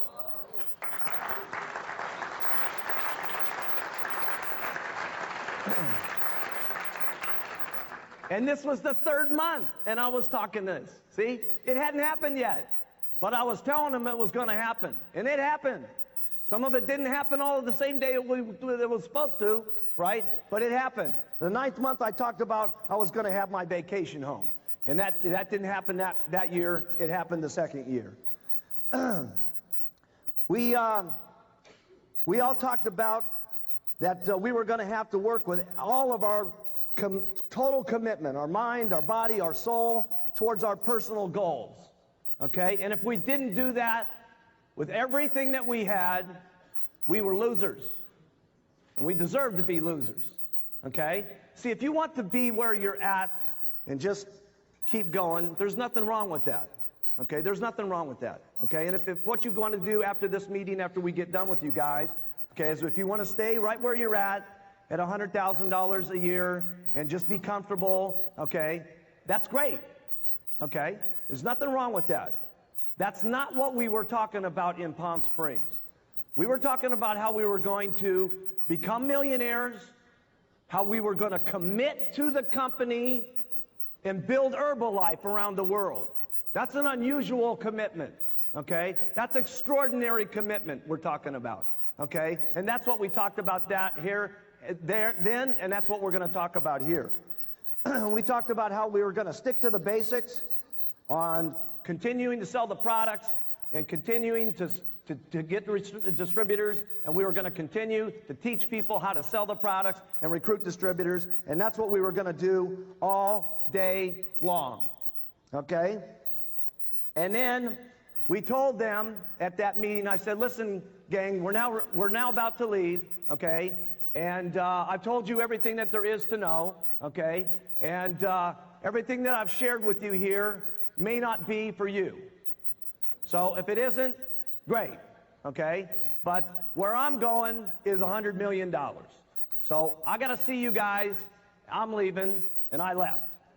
And when we got out of that group meeting, there was a couple of people that didn't make it. Like I say, Don Grinnell, that next month, $18,000 worth of business. The next month, he was out of business and into another multi-level company. Dallas Bordenov never made it. Tim Greeny stuck for about 3 years. 3 years he did it. He's the sponsor of Mark Zuckerberg in the back of the room. Can you believe it? Can you believe it? Okay, can you believe it? Okay, and he left. He left. And I never forget putting it on Tim Greeny, okay, because Tim Greeny really hurt my feelings, man. He was my best friend, okay? We had really gotten to like each other. We were very much like each other.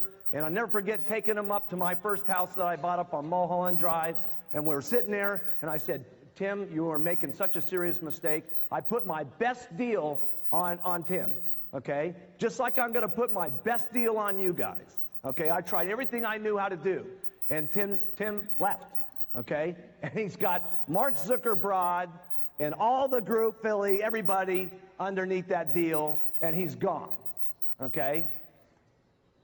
Tough. Tough, okay? And that's what it's going to be here. Tough, okay? So here, what we're going to do is we're back in Palm Springs for the second time. And we're going to get to be good friends this weekend. Good friends, okay?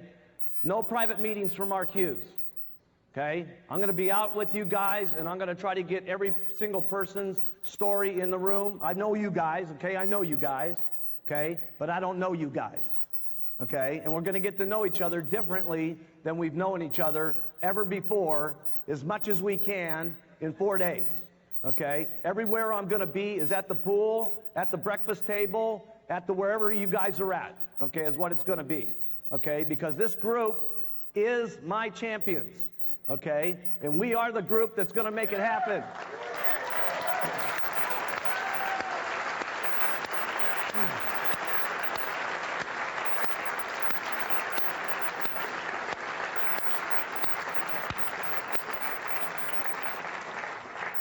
And we're going to talk all week long about the teamwork that we're going to have to take Herbalife around the world, to have the kind of prestige that we want, to have the kind of smell-good company that we want, to have the kind of shiny image that we want. It's going to take a serious amount of teamwork, because we're in a serious amount of languages, with a lot of different religions, with a lot of different colors of skin, with a lot of different kind of personalities, and it's going to take a lot of people that have the commitment to take the message, okay, to all around the world, okay?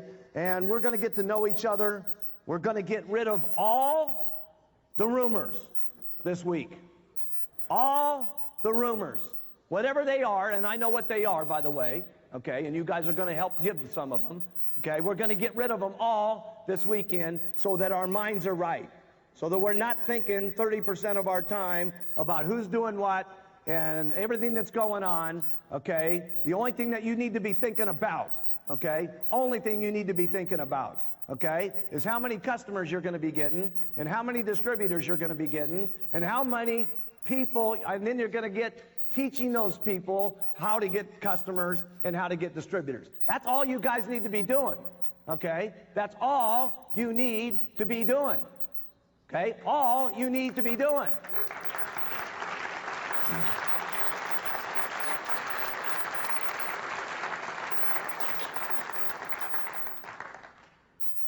$50% of the first Palm Springs group became millionaires. Now look at what we got here. Isn't this interesting? And I'll tell you what's really interesting, okay? There was me and 7 people that came to Palm Springs. Today what we have is me and my 7 Chairman's Club members today. Very interesting.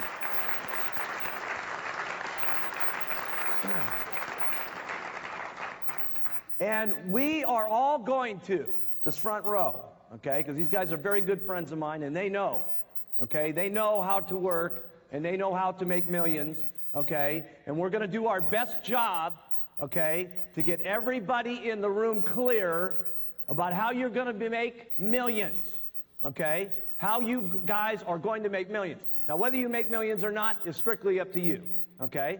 And like I said at the beginning, okay? If everything that we talk about isn't for you, that's okay, okay? This is not your average, ordinary, regular meeting that we're going to be talking about.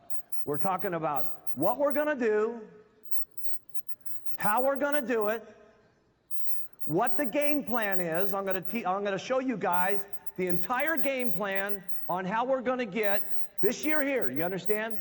This year here, if we pour it on when we get out of this room, we're going to be about $1.5 billion this year. $1.5 billion.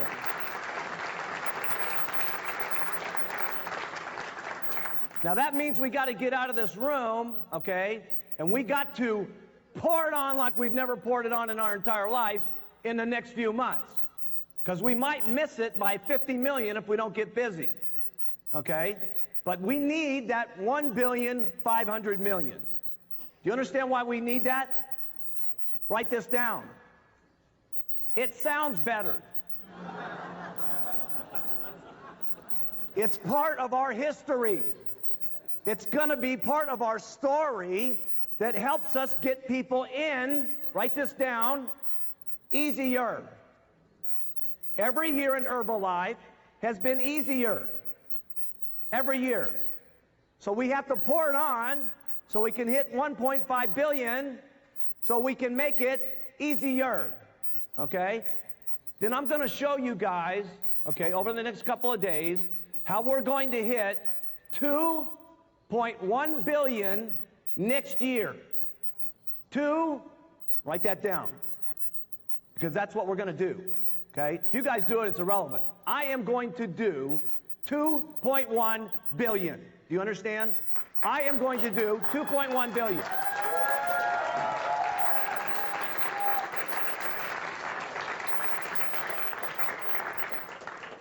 We're going to show you the products, okay, that's happening over the next year. Okay, we're going to show you that. We're going to show you the countries that are going to be happening, okay? We're going to show you how we're ethically going to do it, okay? We're going to show you that. Okay, we're going to become best friends here this weekend, okay?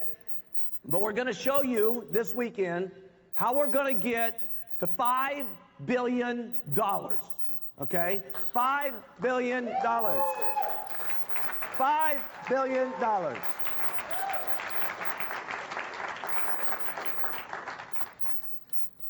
$5 billion is what's going to be happening. And I'm going to get the $5 billion, period. Okay?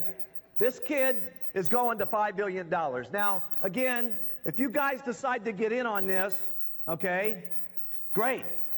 Because let me tell you how much money you're going to be making at $5 billion. Write this down. Put down your total income that you're making per month right now. Write that down, everybody. Karsten, everybody. Okay. No, don't think. Right. Do as I say. Don't think. I know how to make millions, okay? I'm going to teach you guys how to make millions this weekend. I don't want you to think. I want you to listen and do, okay? That's what's going to happen, okay? We're all going to get seriously rich. Write down how much you're making right now. At $5 billion, you're going to be making a minimum of 5 times what you're making right this moment. Write that figure down. Stare at it. Get a feeling of it. Where could you be living? What kind of houses could you guys have? What kind of clothes could you be having? How many cars could you have? Okay? At only 5 times. Now, some of you are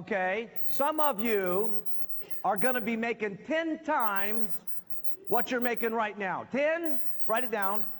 10 times. Write that figure down. Get a feeling of what that looks like. 10 times what you're making right now.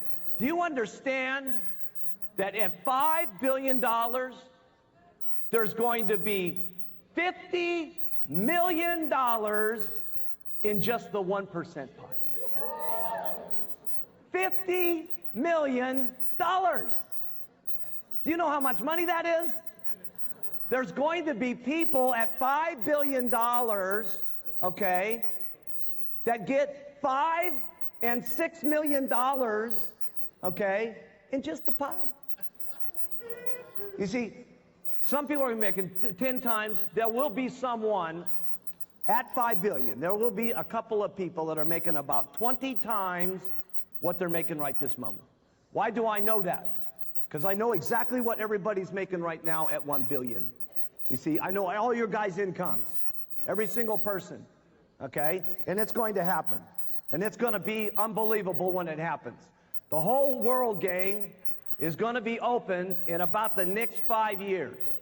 The entire world, okay?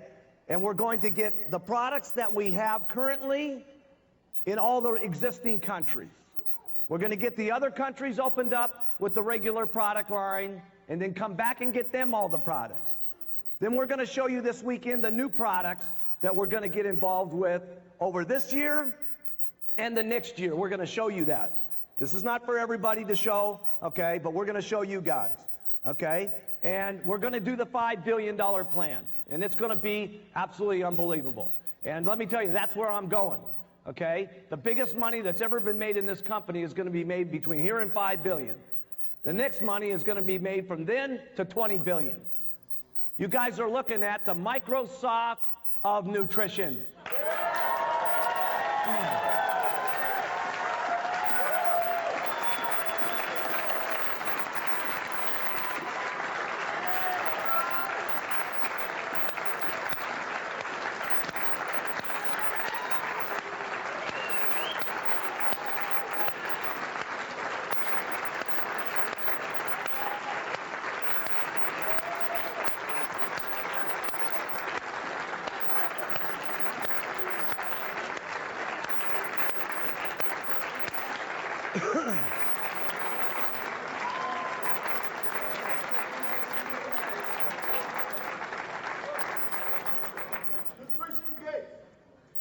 Nutrition Gates, yes. We're going to also do something that's a little different because we're going to work. Okay, I'm going to work this weekend. My Chairman's Club members are going to help get you guys. Okay, and we're going to do everything we can to teach you guys how to make millions. Okay, and remember, 50% of the room became millionaires last time. Look at how many millionaires we got this time. 50% of this 600-person room, okay? Millionaires. What a story that's going to be, okay? But we're not going for 50% of the room. We're going for 100% of the room like we did in Palm Springs. Some of those guys, yes, everybody.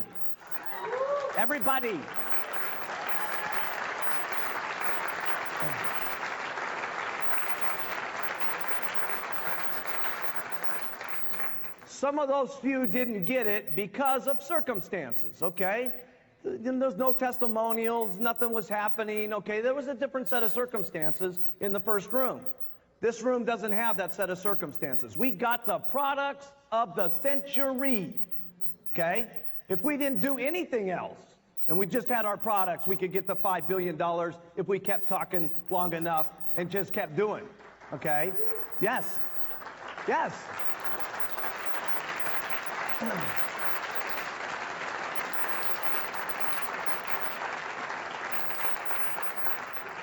We've got the marketing plan of the century. Now, I don't know if you know this, okay, but we pay out, write this down, 30% more than any other direct sales company in the world. Now, I know some of you may doubt that because of the way some people have come to you and they've shown you the 10% on the first level, the 8% on the second level, the this percent on the this level, and so on and so forth. But listen, I know all the marketing plans that are out there. They've got their point values, and they pay on wholesale, or they pay on different numbers. And when you look at it and trickle it all down, okay, all down. And by the way, you're going to have a brochure at the summit that's going to show you every company, okay, every company. Every company.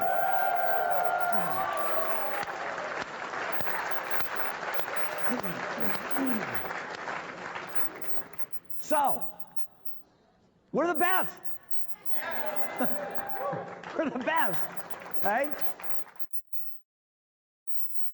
I want to cover a couple of rules and regulations on how we're going to play the Herbalife game as we go forward, so that we keep the integrity to the company and so on. And it's particularly important that this group understands it. For some of you, it'll seem a little mundane, but you know what? It's real interesting. Even when I meet with the president's team and go over some of this stuff, they still got questions on some of these particular rules and stuff. It's very important that you guys understand some of the rules that glue the company together, because you're the ones that are going to have to teach it. You're the ones that are going to have to communicate it. You're the ones that are going to have to get it to someone else who's going to speak it in another language. And you've got to be able to operate these businesses far beyond what I'm doing from the top, okay? Anybody that's not a resident, that's outside of a country that's legally open, they can sign a distributor application, but they must have a residence in a country in which we're open, okay? So if some guy from India wants to sign up, can they sign up? Yes. Where do they have to have an address? In any one of 24 countries in which we're open. Okay? Now, just because this person has an address, can they now do any business in India? No. Period. Can a person in India sign up an application in France and do business in America? Yes. Can he sign up on an app in the United States and do business in Germany? Yes. Okay? So that's the way the applications work. This international game, okay, that we're playing changes from time to time. Okay? And you guys are just going to have to get used to the changes, all right? Why does Herbalife change the rules from time to time? There's only one reason why we change the rules. Different laws, different things that hit us, different situations that change from time to time. We have to make certain that the company is legally protected. We're not kidding around about this Philippines things. We just got our products approved there. We're just in the process of opening the company up and so on.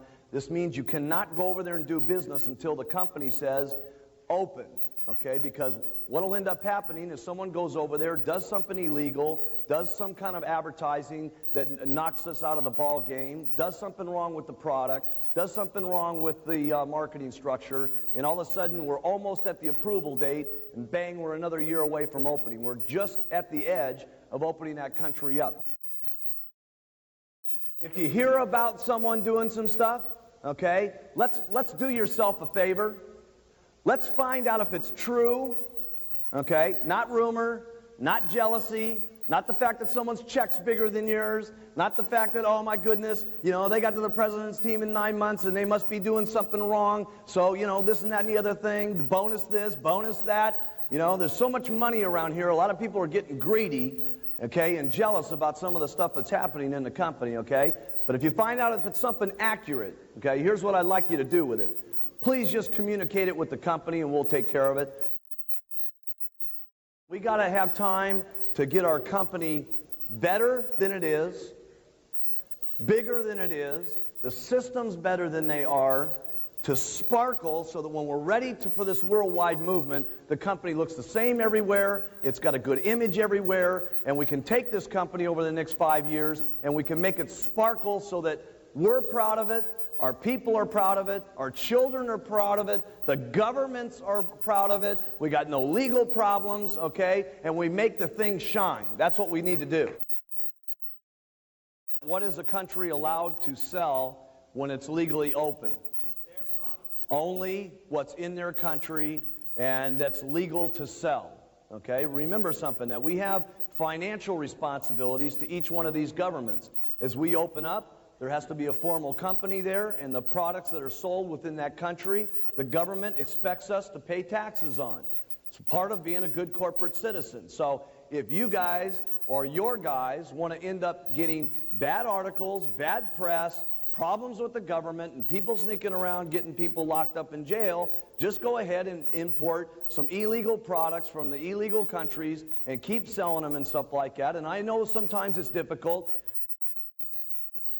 We have to make certain that we keep within the laws of the land in which we're doing business. There is no company that's going on a worldwide basis the way that we are and allowing their distributors to earn cash on every one of those companies on a worldwide basis. There is nobody else doing that. And we need to understand that there's some difficulties with that. There's some problems with that. And also, the bigger the problem, the bigger the paycheck. What about, if I'm somebody and I just bring in a little bit of stuff into India for personal use? Okay? The answer is no.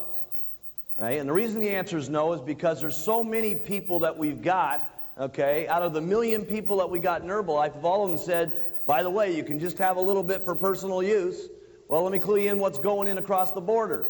75,000 truckloads full of personal use, okay? And pretty soon you got the same problem. A problem that's a product that's illegally labeled, illegally formulated, illegally this, illegally that, and pretty soon there's newspaper articles about Herbalife's doing business in India illegally. It's a scam, it's a bad deal, and we got to go in and spend the majority of our time cleaning it up, not building it. You can't say the name of the company in an advertisement. You can't. Now, this is America, okay? Canada, you got your own rules and stuff like that. Mexico, you guys know you got your own rules. South America, you guys know you got your own rules. This is America only, where we're safe, okay? Everything's okay, no problems, okay? Name of the product, in Australia, you guys know what you got to do, okay? This is for America, all right? No name of the products, no name of the company, no misleading claims on the products, no time frame on how many pounds in how many days, and no misleading deals on the income. Change of sponsorship through just individuals, change of sponsorship through husband and wives, change of sponsorship through partnerships, and every which way you can finagle your way out of trying to cheat your sponsor out of cash. We need to talk about it so you guys are clear about it, so that you understand that you have got rules that you've got to play with, and that the company is going to protect all of you at all times, okay? No matter what. I don't care who the distributor is, how big they are, okay? We're going to protect you guys from yourselves whether you like it or not. If it's a dual application, when will we catch it? Right away, okay? Because it's all numbered and so on, okay? But if it's not a dual application, and Mr. Businessman, with all his smart knowledge, and Mr. President's team member, with all their genius of the tricks, okay, are signing up all these different people in these different organizations through the different children, through the different partnerships, through the different thises and thatses of the world, and so on. And now they're down here building, okay?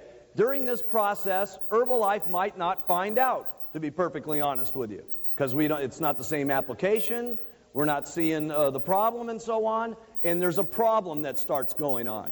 Here's what happens every single time, okay? A gets the mailer, and she ends up at the extravaganza. She's sitting out there in the audience, still a supervisor, okay? And she can't believe it that B is up here with the girlfriend standing on stage getting their president's team pin. And she says, I can't believe it. If that person's on the president's team, my check should be 10 grand a month. I wonder what the deal is. She ends up calling the home office. What is the home office going to do? A, we're going to investigate. Now, the investigation may take some time because we're going to investigate no matter how tricky this person is.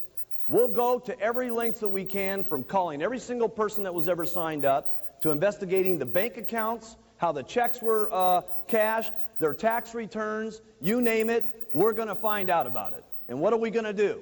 no matter when it is, no matter what the time frame, no matter how long ago it was, all the volume gets switched back over to A, who was supposed to have earned money on it, A1, who was supposed to have earned money on it, A2, who was supposed to have earned money on it, and in some cases, A3, who was supposed to have earned money on it, including A number 50, who might have been getting a slip down 2% or 6% bonus on it, and we will not only move the volume back, we'll move the positions back, and we'll move the money back. If you get into a problem on a change of sponsorship, here's what you do. Give it to the company, bug us every 30 days, and go get another 25 supervisors.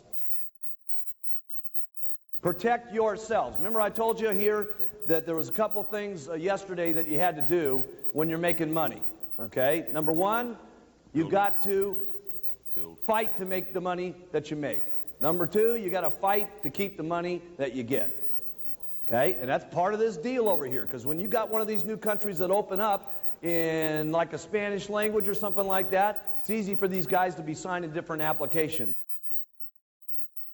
Here's one thing you can always count on Herbalife for is we'll do the right thing by you guys. Okay? Every single thing is not always black and white. You know what I'm saying? There's a lot of circumstances, a lot of things that can happen, but we do the right thing. This company has never made its decisions on the cash that it makes. It has always made its decisions on what's best for the people.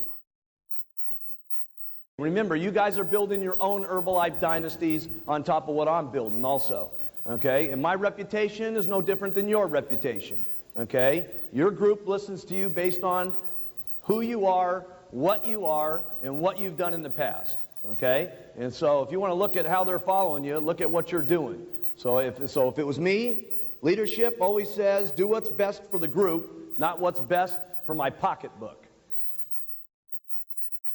The partnership's no different than the boyfriend-girlfriend deal or the this or that or the other thing, all that kind of stuff. See, the thing that you got to realize is that a contract to me and someone who's working the distributorship who's not even on the distributorship is still an implied contract. Sign up on a contract. You're locked there. Okay? You're stuck in that contract with that group. Okay? For all the terms of the contract. All right? No matter what, unless the three upline earning supervisors, okay, release that person, because who has got the rights to that downline? The people who are in that line that are earning income off of it. What do you guys do? Okay, what do you guys do if you're afraid, okay, about a meeting, okay, and a person, and you think they're going to get robbed? What do you guys do? Okay, make certain that they're on your application first.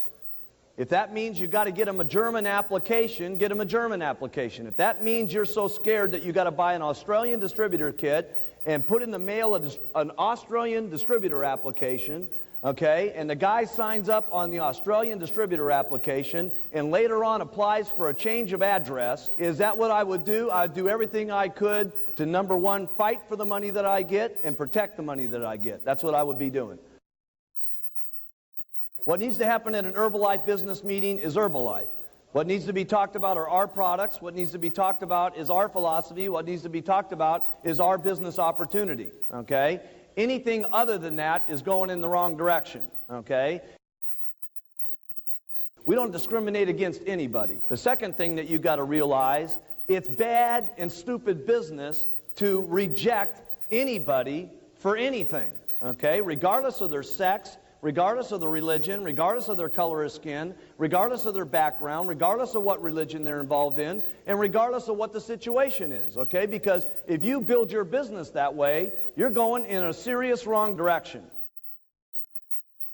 This also goes for multi-levels, okay? We say that you as an individual have the right to involve your first line in another business since that's your business. Everybody got that? Okay? We don't like it, but that's the situation. But if you try to involve your second line, you're not allowed to go and talk to your second line Why? Because maybe you get paid on that, but you didn't develop that business. Your first line did. So if you go start attacking your second line to try to get them involved in something else, okay?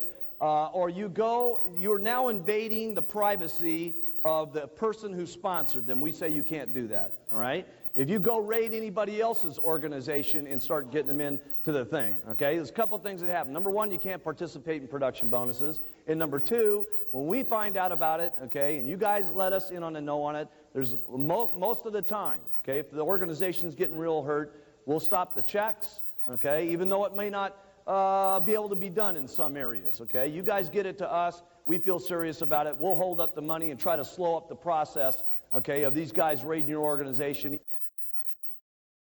Smoking in these deals and stuff like that, okay? You guys got to start remembering who and what you are. Jim Rohn said something at the end of the deal here that was very important. Sometimes you guys don't realize what impact you have on the people that you're around because you've been living with yourself day to day to day to day, and you're becoming more. People are seeing you different. People are respecting you different, and sometimes you don't even realize yourself who and what you are have an impact on a lot of people that you're around, okay? So you guys have to be very mindful, okay, of what you're doing, how you look, how you dress, how you act, what you do in front of the people that you're around. This includes doing stuff that's not necessarily great looking for our business.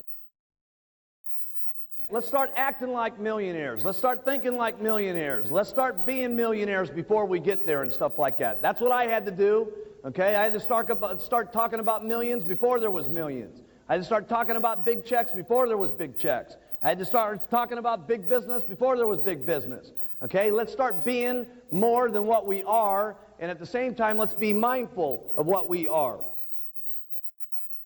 There's a couple of ways to recruit that I just want to remind you of here. No question, one way is first-line recruiting. But there's also what's called secondary recruiting.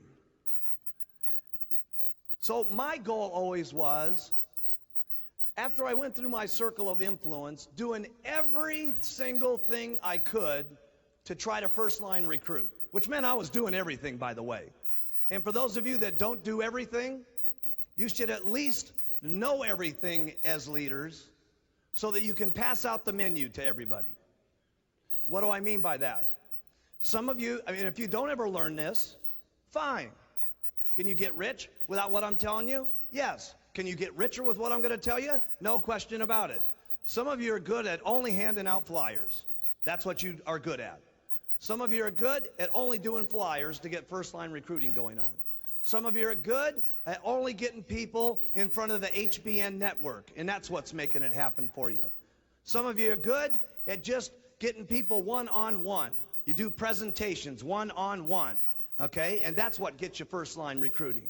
Some of you are good at doing this mailing program that you got going on, okay? This direct mail response deal that some of you are doing out here in the audience. And that's what's making it score for you, okay? There's a lot of different things. Some of you only recruit off your buttons. But I'll tell you what you're going to make a big mistake at as leaders if you don't know.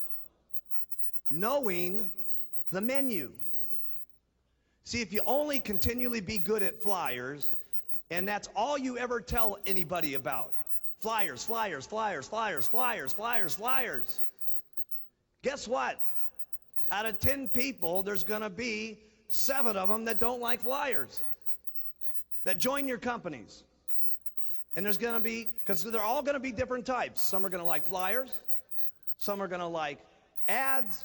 Some are going to like one-on-one. Some of them are going to like the buttons. Some are going to like watching the television set. Some of them are going to like doing one-on-ones or using the direct mailing program. They're all going to like doing different things. And unless you know the menu, your advantages go way down on how you can attract people to the company. So make sure that you, even if you're not using the menu, that you know how to tell somebody about the menu. See, it doesn't make any difference if you don't use the menu. See, there's lots of stuff, myself personally, I wouldn't do. I wouldn't do it. I couldn't do this direct mail program that some of you are doing. I couldn't do it. Me personally. That doesn't mean it's bad. Just means that I wouldn't do it, okay? Me personally, I love the flyers. Me personally, I love the advertisements. Advertisements is how I built my business, okay? Talking first line here right at the moment. That's what I love to do. But that's not the only thing I teach. Because if I did, guess what some people would have not done? Ads and flyers. Because some of my people didn't have the money to do the ads. Some of them were scared to answer the telephones. But they would put on their button because it was already in their kit and paid for. And they actually got to the president's team through the button retailing the product, and they mostly retailed the product and then turned them into distributors and got to the top, and that's how they got to the top. So make sure, as leaders, when you're doing your training classes, that you know enough about the menu so that you can attract every kind of person that there is, so that you can put them all on stage, so that they can all tell the results of the different parts of the menu, so that somebody in the audience says, I like that. If that guy can do it, I can do it. That's a secret. Now see, make sure that you get that one. Because if you don't get the menu, it's not that you can't get rich, it just means that you're not going to get rich as quick. Why has Mark Hughes been able to become so incredibly wealthy? Because I am so incredibly free and loose oriented. I'm not fixed to anything. It doesn't make any difference to me as long as it's ethical, as long as it's not against the law, as long as it's not tricking somebody, as long as it's got to do with using the products. Wearing something means anything. A button, a cap, a flyer, a sign, it doesn't make any difference. It's the concept. And as long as you're talking to me means anything that's talking. Talking means talking. So, but if you get fixed to something, I've heard people say to me, well, listen, bad deal about this direct mail program and stuff like that. Hey, there's nothing wrong with a mailing program, okay? There's nothing wrong with it, okay? There's nothing wrong with this particular method of operation or that method of operation or this method of operation. Here's the only problem that there ever is with any particular method of operation, is if you start doing something other than what's in the philosophy. For instance, like trying to change the marketing concept. In other words, you add something to the marketing plan or add something extra to the concept that tries to make you some little extra money someplace, somehow, somewhere. Like, for instance, maybe books and tapes, okay? And you start making that one of the issues of your program, and you make that one of the big deals instead of using the products, wearing the button, and talking to people. Or making money on the meetings. Or making money any other way.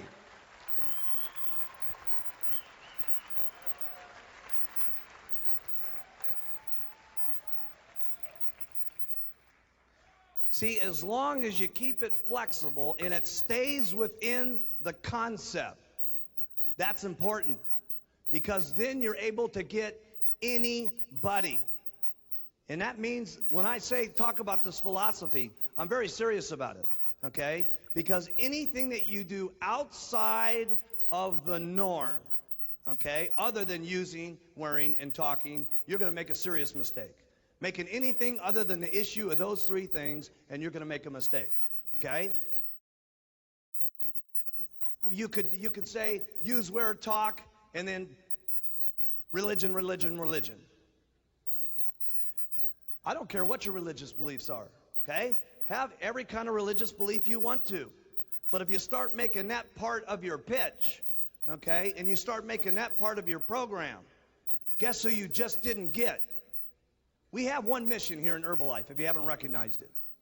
It is making a better world for people to live in. Taking better nutrition to the world, okay? That is our mission statement, okay?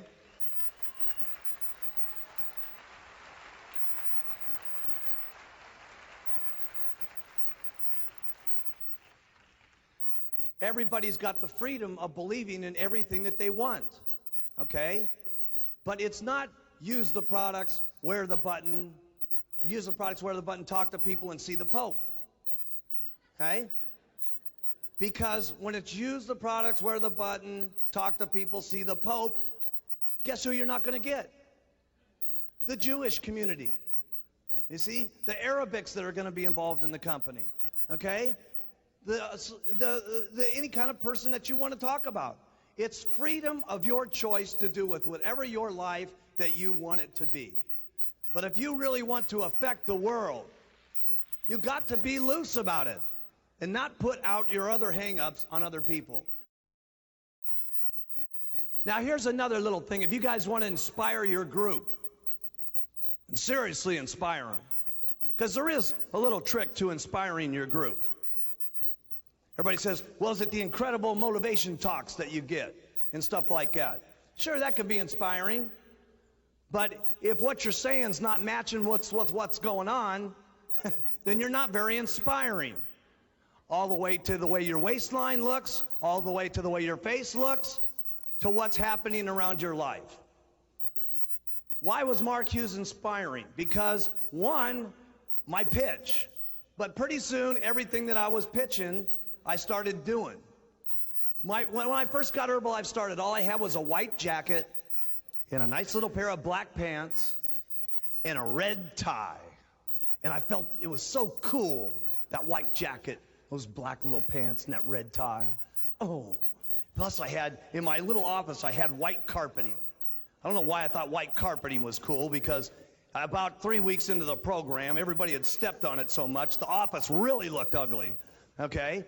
But I had this beautiful, and by the way, I got for the very first time, about 6 months ago, after 16 years, I bought a white jacket again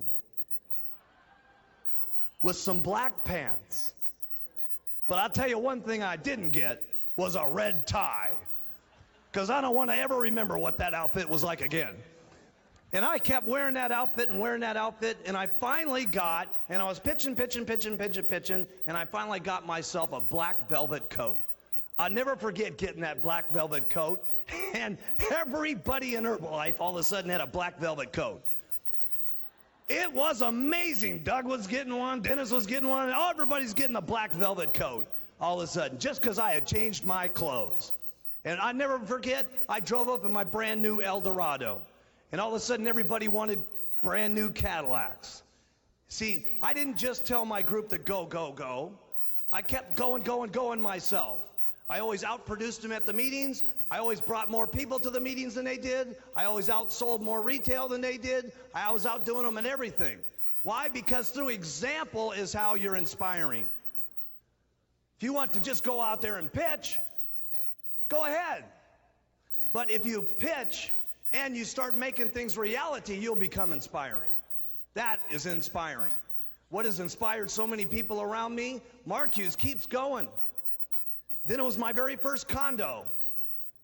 No, none of my guys had ever seen a beautiful condo. I had that little rinky-dink condo on the beach and stuff like that. But to me, it was like a giant mansion. That thing was big enough. I mean, we could fit that in my wife's bathroom today, okay? But to me, it was like the biggest mansion that had ever been around, okay? And pretty soon I had my first little condo, and I was very good at finagling everything, trust me. I mean, I was a master at making myself look better than I really was for very little money. And when I got that first condo, pretty soon my people started getting condos. And when I got my first house, my people started getting some of their first houses. When I got my very first Rolls Royce, some of my people started getting fancy cars. When I got my first mansion, some of my people now got mansions. Okay? So if you want to be inspiring, keep working on yourself and keep improving yourself.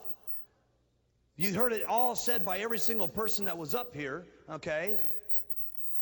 That you don't just tell your group, go. So it starts all the way down at the bottom. Alan was brilliant at talking to you about promotion. If you want to promote anything, guess what you do first? You don't just promote it. First you qualify for the promotion yourself, and then you promote it. Because if you do it yourself, it's going to be more attractive to your people. So You want lots of people to go on vacation. If you guys want to be on vacation, first get on vacation. You want lots of people to be on vacation? Qualify for vacation and then show them the vacation. And pretty soon, a lot of your people will be on vacation. And pretty soon, all of those people will show their people about vacation. And pretty soon, that's how your check gets going, bigger and bigger and bigger. So if you want things to get better, keep improving yourself. And that means for all you guys. That means for all of you guys. You want to get bigger? You got to become bigger yourself. So you don't just go group go, go group go. You keep going yourself. And let me tell you, it will go. How do you keep inspired? I can't remember who said it in the meeting and stuff like that. It was Alan Lorenz, okay? He says, the way I keep inspired is from the new stories. New stories meaning he's getting new retail. Stories meaning he's getting new distributors. Stories meaning he's getting new supervisors. When that's happening to him, he keeps inspired. But if you just keep trying to squeeze your organization into $1 million without keeping inspired yourself by the own amount of retail you do, the own amount of recruiting you do, the own amount of supervisors you're breaking, then you're trying to squeeze your organization into $1 million by telling them, you guys do it, I don't got to do it. Can you make a little bit of money that way? Yes. Can you even make a lot of money that way? Yes. It's even worse when you're making a lot of money that way, and then all of a sudden you go on no-go mode. And you just tell your group, go, you gotta go, you gotta go. And in the beginning, you went yourself. And then pretty soon all you're doing to your group is saying, go, go, go, and that makes you more money. Go, go, go, and that makes you more money. And pretty soon for the next couple of years, that's all you're doing is saying, go, go, go, go, go. And pretty soon you start getting dissatisfied. And pretty soon you start saying, I wonder why my check's not going up, and I wonder why it's not growing, because you can only get so much out of your group. Your group at some point is going to kind of get to where they want to be. And go, go, go, you can't squeeze any more out of it. So if you want to get some more out of it, you got to become more yourself. And that means constant retailing, constant recruiting, constant breaking supervisors. Because here's another thing you got to do every year. Write this in your notes. Replenish that you lose. You are going to lose a certain amount of people each year. You are. No matter how successful you are, no matter how big your check's getting, no matter how big it's getting, every year you start over at the beginning, and you've got to replenish a certain amount of people that you lost to stay even. And then if you want it to get bigger, you've got to do more than that the following year just to make it become more. So don't get into a mode here of only go, go, go to your group. What you do is go, go, go on yourself. And let me tell you something, you'll have a business. I can't wait till I can get someone up on the stage and they're the first person in Herbalife that says, I've got a business that does $1 billion a year. Can't wait. I can't wait. Someone's going to be able to say that deal. Someone's going to say, Mark Hughes is pitching $1 billion. Now I'm pitching $5 billion. There is going to be a distributor up here someday that says, my organization did $1 billion last year. Unbelievable. There's some people thinking about it. There are a couple of people around here that do think about that. In order for Herbalife to become what it needs to become, and in order for it to be the kind of business we all want it to become, we have to all be in business together. You can build your businesses a couple of ways. And you can make money some different ways in Herbalife, but at some point, building it wrong is going to catch up with you. And the only thing that's going to happen is that because of the way that Herbalife is, and because there's more good than there ever is the bad, there's only one thing that ends up happening. It catches up to you and it forces you out the door. It's the only thing that can possibly happen.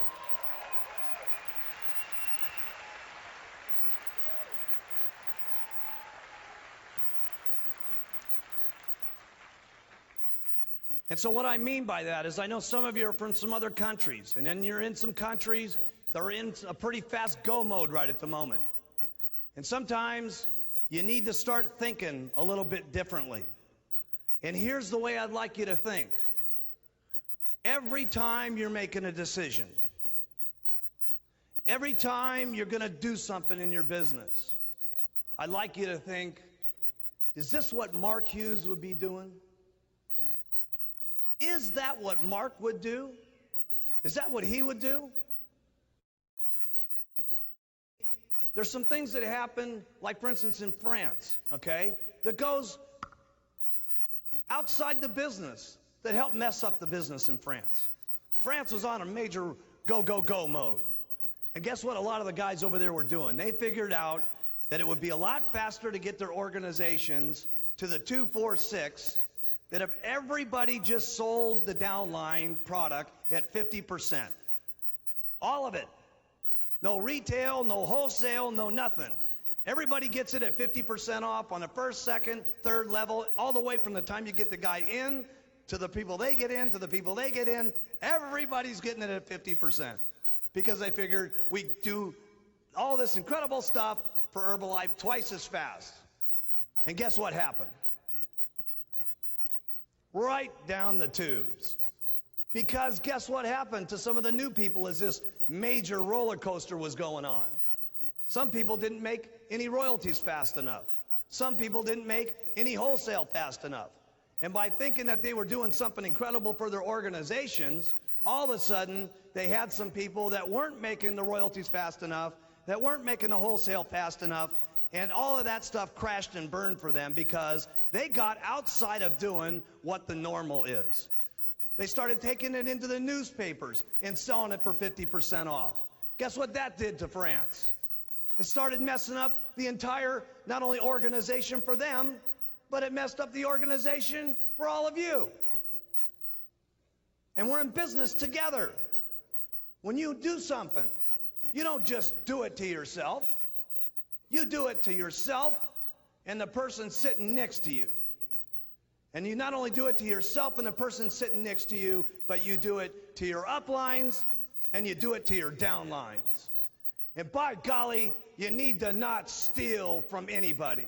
Your downlines, your uplines, or anybody else in the room.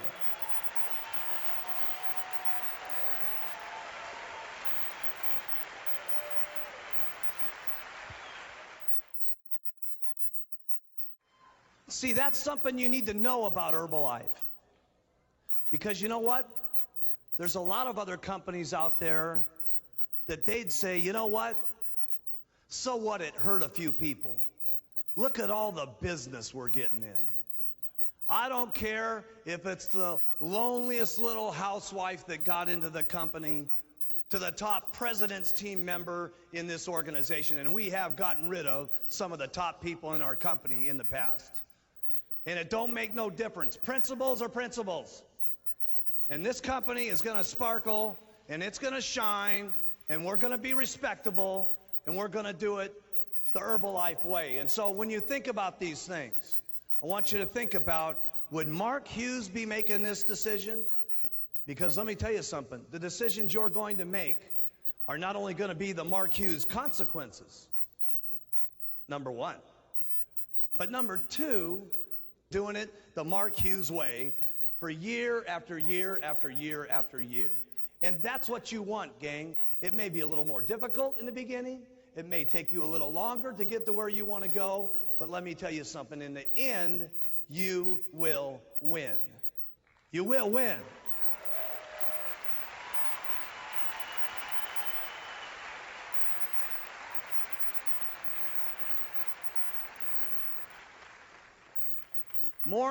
Just as important, we will win.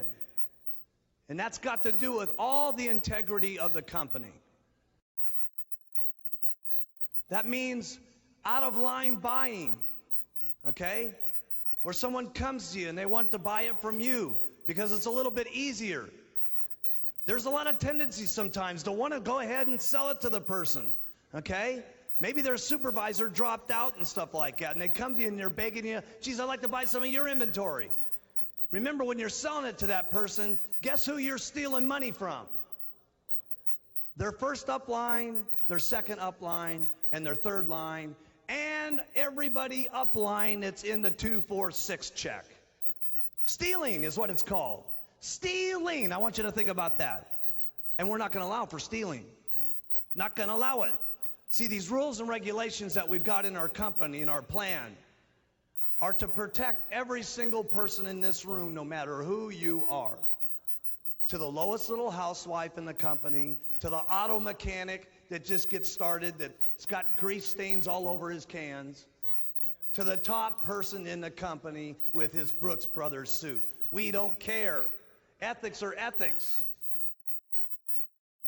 And we got to not only protect us, okay, but you got to protect everybody in the room.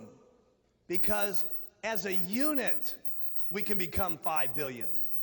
As a unit, we can get to 10 billion. As a unit, we can get to 15 billion.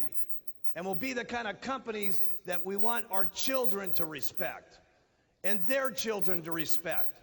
So when you move and become a leader in the company, you got to move as a leader with integrity in all parts of the plan, even if it's a little bit slower, because the integrity of what we're doing in Herbalife has not only paid off now, but what it's going to pay off for us in the years to become is going to be nothing short of mind-boggling.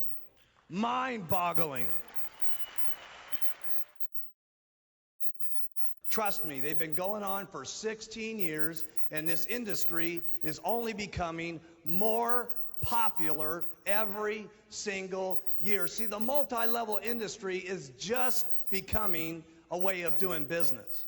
In the future, it's going to become the way of doing business, not only here, but around the globe. It's going to be amazing as we affect the globe. Do you realize that Herbalife's only in just a very small section of the globe at this moment? We're only in a population right now of about 1,400,000,000 people. There's still almost 4 billion people that we're not even involved with yet in other countries.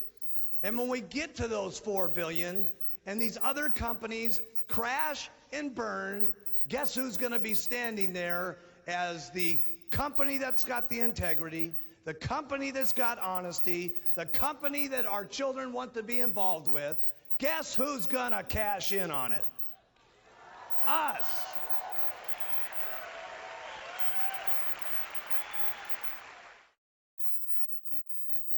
Now let me teach you the marketing plan and teach you how to teach the new marketing plan, okay? And within a very quick period of time here, you're not even going to need to do this. Just sign the application, check comes in the mail, okay? This is you up here at the top. You've done your full 2,500, so you are allowed to earn 5%. Now write this in your notes. You always, on your first 3 levels, earn 5% no matter how much volume they do. Okay? So on A, they did 2,500, you earned how much? 5%. Okay? B did 2,500, he's on the second level, you get 5%. C does $500 worth of business. Okay?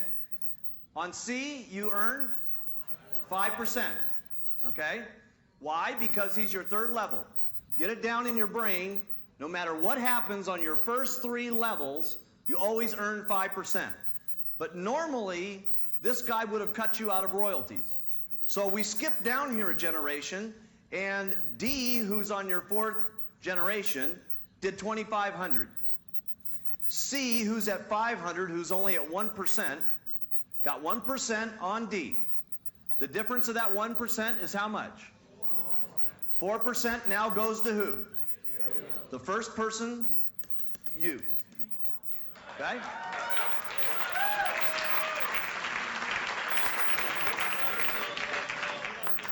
Once this person blocked you before, okay? Now you're skipping a generation and getting to earn on your fourth level, okay? C earned 1% on D because they only did 500. That 4% points comes up to you and goes on your royalty check. That 4% that goes on your royalty check, if you were at 800 and you earn, let's say 5% of 2,500 is it's $125. Okay, if you were at 900 points, and this was implemented, and the 4% rolled up to you, and you got 125 more points, you now got your very first month of what? Get team.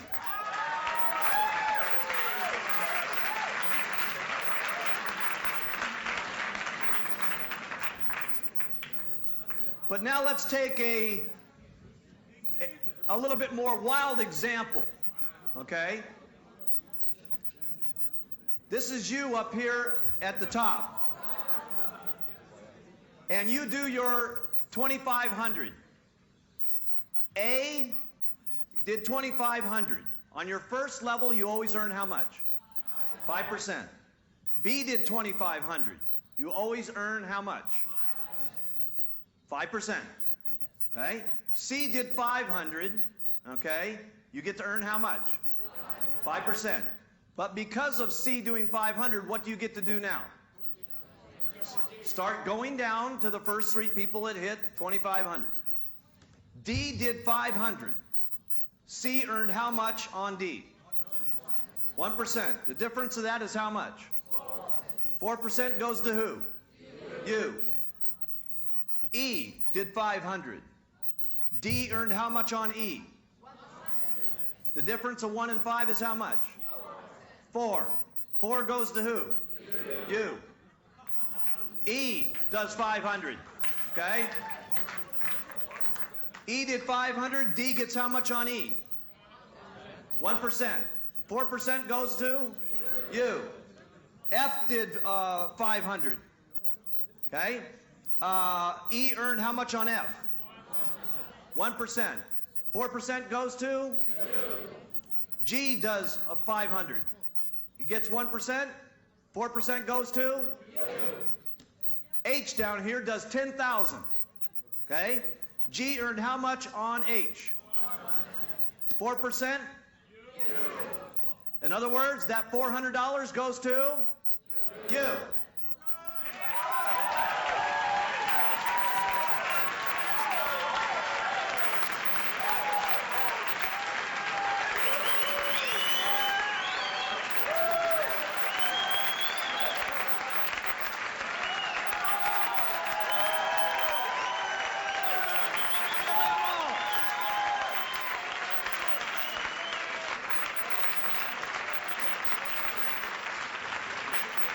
Now, watch how incredible this is. Right? Watch how incredible this is. First of all, under the normal marketing system, you would have earned 5%, 5%, 5%. C is over here doing 500, and you're looking down this line, and all of a sudden you got this person down here doing 10,000. And what's your feelings about C? Exactly. You become mean, nasty, irritable individuals that are dreaming at night that you should be getting the money because you're down there working with H. Notice that it ended at H, Hughes plan. Okay? And now what you got is you say, no problem, C. Keep doing your 500. No problem. Now you love C, and guess what? C loves you.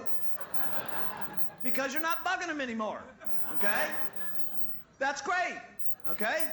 Because before, you were either trying to get him to do more business, or you were in the process of trying to kill him some way, or to get him to bounce his check at the order department so that the volume could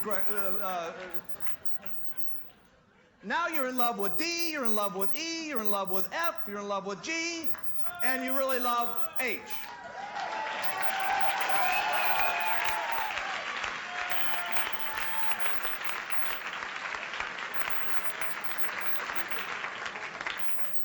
Now, is that awesome or what?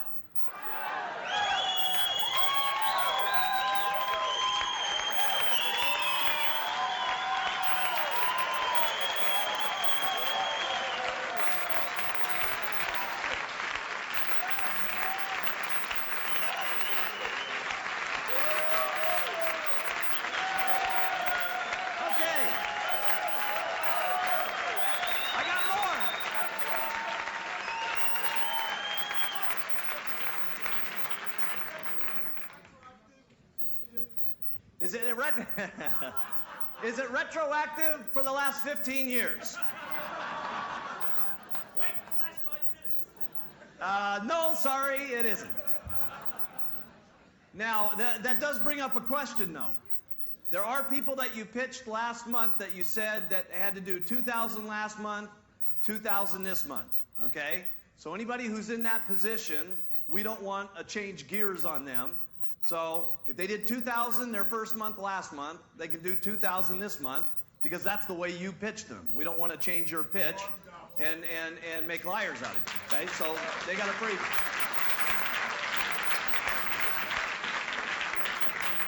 But starting June 1st, everybody has to do 2,500 2 months in a row with 1,000 unencumbered. Okay, this show will continue to repeat all month long on HBN, so everybody can get clear on it. There's a mailer that's going out everywhere to every single supervisor that's going to get it, and everybody will be getting it probably in about a week. And in Europe, you'll probably get it right around the 6th of the month. Okay, and so it's 2,500 also to get your royalty checks July 15th. Now here's about what we've been able to assess what's going to happen. Okay, as a result of this marketing plan change, okay? Between the roll-ups and the extra volume that will be done, okay? But we figured out that there's around 200 to 300 from this program that will immediately in July, go to the GET team. Immediately, okay? About 200 to 300 are going to go from World to GET.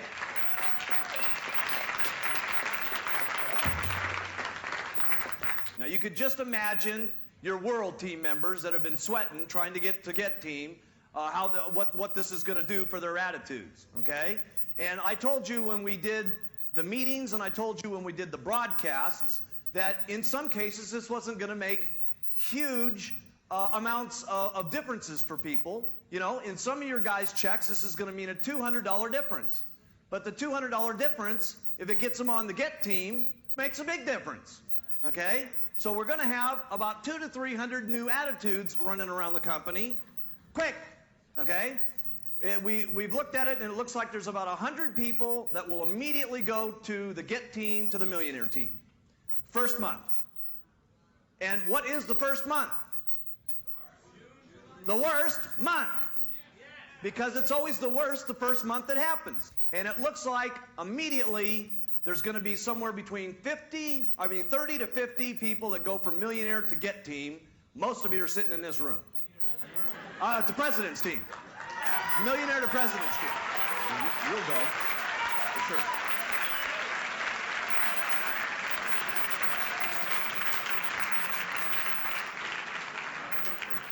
You could just imagine what's going to happen in the company with 30 to 50 all at one time going to the President's team. What's going to happen to this company? That's never happened in the history of the business, period. Okay? And when that happens, trust me, there's going to be some serious new attitude in the company. Okay? And there's also going to be a whole lot of more excitement, and there's also going to be a lot more people that instantly get interested in training their organization at all levels, okay? And that's going to help the company more than most of the stuff that we're even talking about. Doing more work, okay, to make more money, okay? And we're going to be talking a lot about that concept.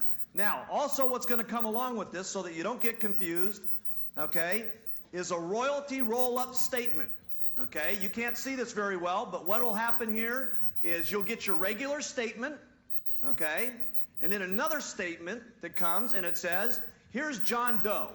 He's on your 5th level. He did 800 points. He earned 2%, okay, and you got 3%, and that's your roll-up money, okay? Here's Jane Seymour. She's on your 25th level, okay? And she did 500 points, and you got 4% off of her points, and she's on this level. This will not only give you guys very good information on what your different levels will do, but it also will give you who you ought to really go after and try to get up and get some more business going, okay? So there's a lot of stuff that's going to happen from this statement.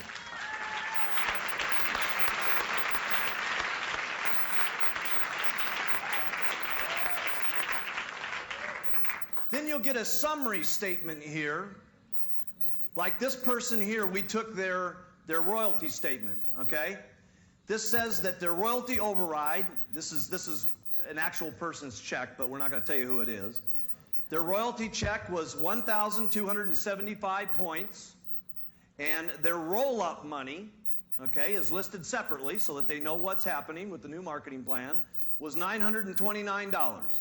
So they went from $1,275 to $2,200 the first month.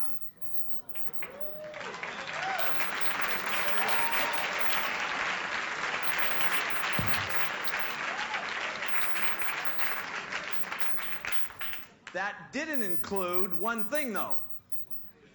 That was only the free money. It didn't include taking the 2,000 points, everybody on the statement that did 2,000 points, and make them do 2,500, which is another sum of money, which might have got them very close to their first month of Millionaire Team, okay? And then what happens is, this is not even counting what's going to happen on our production bonuses, okay? You guys getting this? Hey, this is serious, okay? And the worst part of this is going to happen next month, okay? And we're talking about 200 to 300 new gets, 100 new mills, 30 to 50 new pres. Now, if we take the information we learned here this weekend, and we all went to work during the month of June, then we'd really see some action. Okay, we wouldn't see a lousy 300 people going from world to get. If we all went to work and went crazy and went bananas, okay, we could get it to 600 or 700 people to go to get in 1 month. And we could take it and go to 200 to 300 people on the Millionaire Team. And how about 100 people going to the President's Team in 1 month? How about that?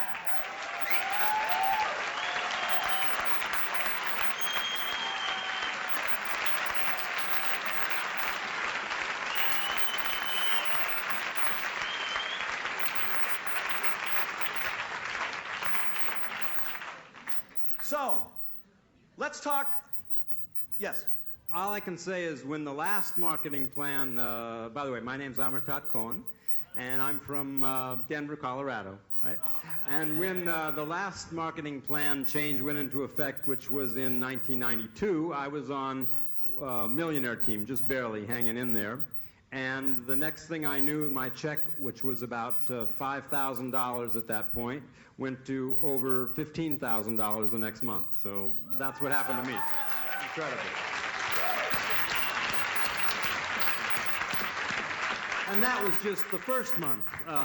And then 6 months later, I was making over $50,000 a month, and I was on the President's Team. So the first month was definitely the worst month. There's no doubt about that. Because it takes a few months and everyone else starts seeing what's happening to their checks and they start working harder and the whole thing goes completely out of control. Anyway, my question is, Mark, what do we do with someone this month that does, that's been pitched already and does only 2,000 points? That means he has to do what next month to qualify as a supervisor? If you've pitched a person this month that's doing 2,000, then next month they do 2,000. So the last time that a person can do 2,000 points and be a supervisor is this month? That's right. Okay. That's absolutely right. Good question. It wouldn't be fair at this point to do it any other way. You know, I mean, we could say, go ahead and change on the guy, but you guys have already pitched him on a particular deal. We can't back out on it now. So you've told them 2,000 2 months in a row. They do 2,000 this month, they can do 2,000 next month, okay? Starting the 1st of June, if you're going to start qualifying for supervisor, it's how much next month? 2,500 with how much unencumbered? 1,000. And the following month, 2,500 with 1,000 unencumbered, okay? You said that the roll-up money goes to the next 3 people that do 2,500 volume. Is that correct? Right. So you get paid on your first 3? You always get paid on your first 5% on your first 3.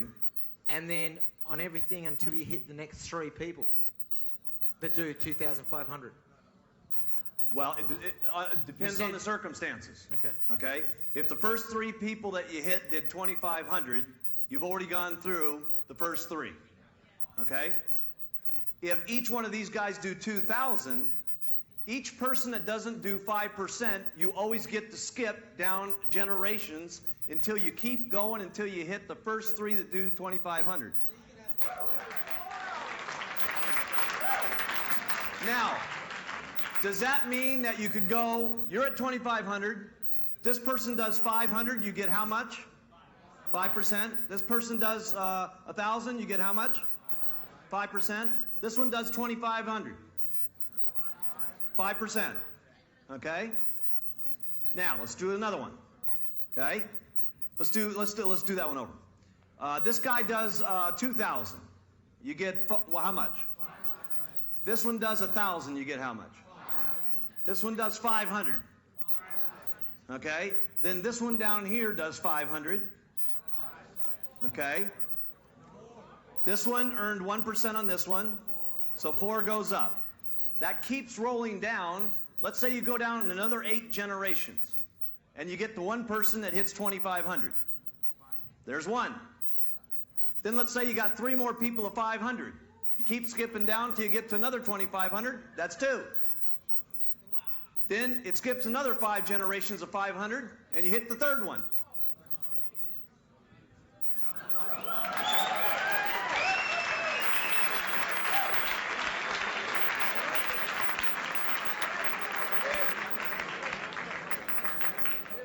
Because listen to this here.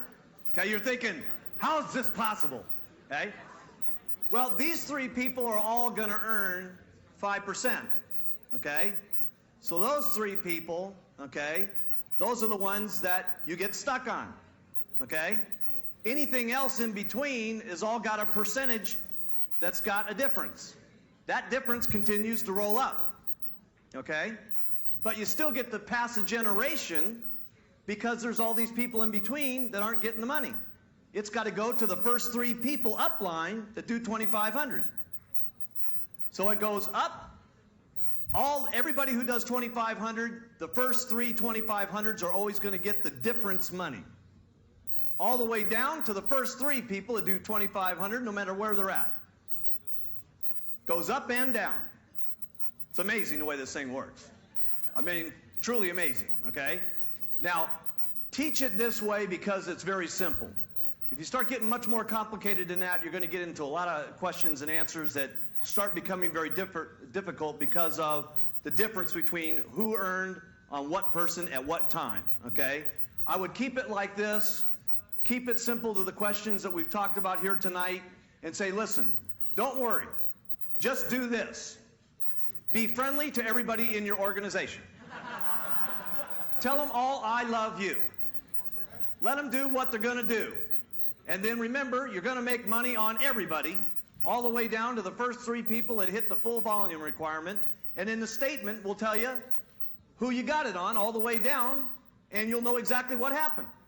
But what you're going to want to do is make sure that you work first line So you go downline as deep as it can possibly go, and now you don't not only get to do that the first month, you can do that every month. For how long? Ever.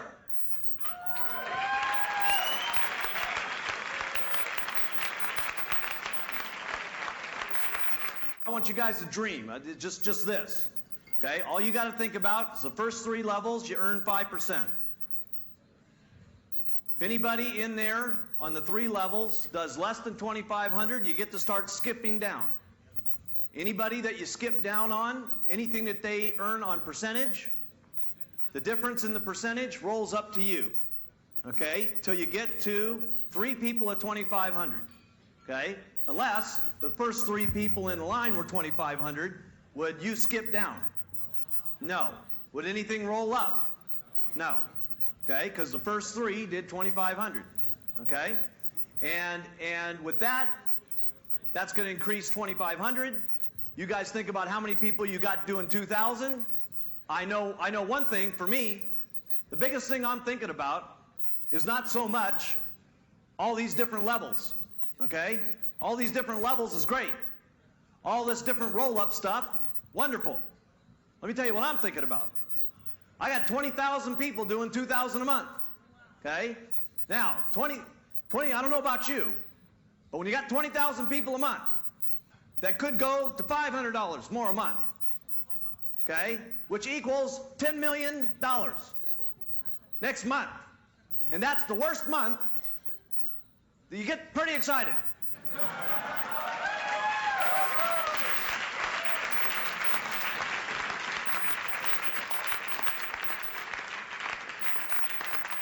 So what I'd be thinking about, okay, sure, the zeros are great, okay, sure, the roll-up's great, but what I'd be thinking about is we need to do some more business, okay, and we need to get to work like we've never gotten to work before in our entire lives. We need to pitch like we've never pitched in our entire life. We need to act like we've never acted in our entire life. We need to go like we've never gone in our entire life. Because here's one of the things we've got going for ourselves. First of all, this marketing plan is going to make a change in a lot of people's checks July 15th. Now, some of those are going to be $50 changes. To a guy that's doing $100, is a $50 change significant? Yes, okay? And you need to point out to them how significant that is. That's called a 50% increase in your royalty override check, okay? And if they have more business, just think of how it could affect their check, okay? So what you need to talk to them about is how exciting that $50 is, okay? And for the first, some of them are going to get $200 increases, some of them are going to get $1,500 increases, and we're going to have people that have $5,000 increases, and we're going to have people that have $8,000 increases, and this doesn't even include the production bonuses, okay? And this doesn't include the 500 points more we're talking about where we're going to make our real money. So what we need to do, gang, we've got an opportunity here, a window of opportunity called that nobody else in the history of marketing has ever done this with their royalty system. So if there was ever a time to go, when would it be? Now, okay? Not next week, not next year, okay? Because let me tell you what needs to happen with this program. There's going to be a jump in the checks anyway, okay? That means you can run around, my check gone up as a result of the plan. Now, if we'll go to work, we can say, look how much it went up. It's really out of control. And then if we'll work harder than that the next month, we can say it's really unbelievable because now it's starting to kick in. And if we'll go ballistic in the next month and really go crazy, then we can say it's completely out of control. And then if we'll go absolutely bananas in the month of September and our checks get bigger, guess what the checks start doing to everybody? It starts waking your group up, okay? So what we got to concentrate on, okay, and this is what this whole deal is going to be about this weekend, is having us jumpstart the program. That means us going back to work like we've never gone to work in our entire life. It means going absolutely crazy with recruiting like we've never recruited in our entire life. It means pitching our downline like we've never pitched in our entire life. And it means us getting our check up quicker than we ever have in our life, so life will be easier. So that you can go looky, so that your check matches the pitch, okay? And when your check matches the pitch, guess what happens to your organization that you guys have been out there going, go group, go. Go group, go. Okay? Right?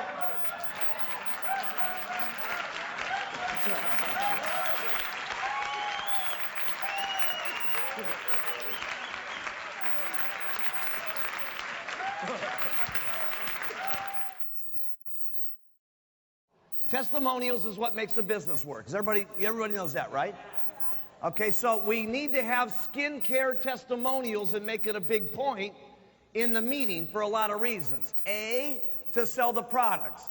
B, the more people that we start getting in this business, we want to make them feel comfortable as being a skincare person as much as we have been, for most of us, weight loss and nutrition people. Okay, those people got to feel comfortable when they're in the room, okay? So in Japan, we took a shot at it, and we did a 2 testimonial countdown. Write that down. A 2 testimonial countdown. It worked unbelievable, okay, is what took place. So we said, okay, everybody that's lost weight and had some really excellent results on the nutritional products, stand up, okay? And we did our little countdown, and they came up and told about all their weight loss and what had happened on the nutrition and all that. But just a little a tip here, okay? Especially for those of you who have more nutrition products, okay? Remember that the person that's sitting in the audience, they don't know anything except what they hear and what they see. So when we do these weight loss countdowns and they've seen a little bit of the weight loss product, and you talk a little bit about nutrition and they just say, I lost weight, you got to remember the person sitting in the audience a lot of times thinks that a lot of those things have happened with just 4 or 5 products, okay? So in the weight loss nutrition testimonials, if you've had a tremendous result with one of the targeted products, write this down, this is important. You have to specifically say what product it was that started getting you that result. Because the testimonials up in front of the room is what's selling the room. And remember, the room is basically naive except for what they hear and what they see. Okay? We got these cardiovascular products now. When you're up there telling your testimonial, you say, listen, I got on a weight loss product, and you got to tell the truth. Okay? But whatever the truth is, remember, make sure that you tell the truth. Okay? So that the person can not only hear what products you're using, but that more specifically that you sell the products that you're using. Write that down. Okay? And we got to teach our distributors how to tell those testimonials, because they're the ones that's doing 90% of the selling for us when we're doing our meetings. Okay? So we got to teach. The guy that's up in front of the room, they're just there for a little bit of time to tell them about the products, to get the testimonials up. They're not the important person in the room. The people that are important are the people in the room. They're the ones that set the attitude. They're the ones that set the momentum. They're the ones that are going to tell our testimonials. So we got to make sure our audiences are good. And that's going to happen in your training classes. So when you get back to your area, teach this. Okay? You guys got to get it, but you got to teach it. And then write this down. Continue to teach it. People forget this stuff all the time. It's amazing to me how long you got a person in the business for 14 years and you still got to teach this stuff. Okay? They just start forgetting about what makes everything work. Now, the next thing is we did the skincare countdown. We made it specifically separate in the meeting. Okay? So we said, now what we'd like to do is go to our skincare and, if you've got it, our cosmetics. And what was amazing, everybody felt different about the skincare business in a matter of 15 minutes, because we got the line of everybody, and then Billy and the group was over there making certain that everybody pulled up their before and after pictures. And we only brought up these before and after pictures, which were so unbelievable you couldn't imagine it. And I'm telling you something, there wasn't anybody sitting in that room that didn't feel different about what we had just doing that. And it was an amazing transition that happened in the room. So you're going to need to do a couple of meetings, first of all, to make certain that your group brings the pictures. Okay, the group brings the pictures. So when you go to this in your HOMs and your STSs, specifically, you got a big group out there that's got some crazy, wild testimonials about our skincare and cosmetics.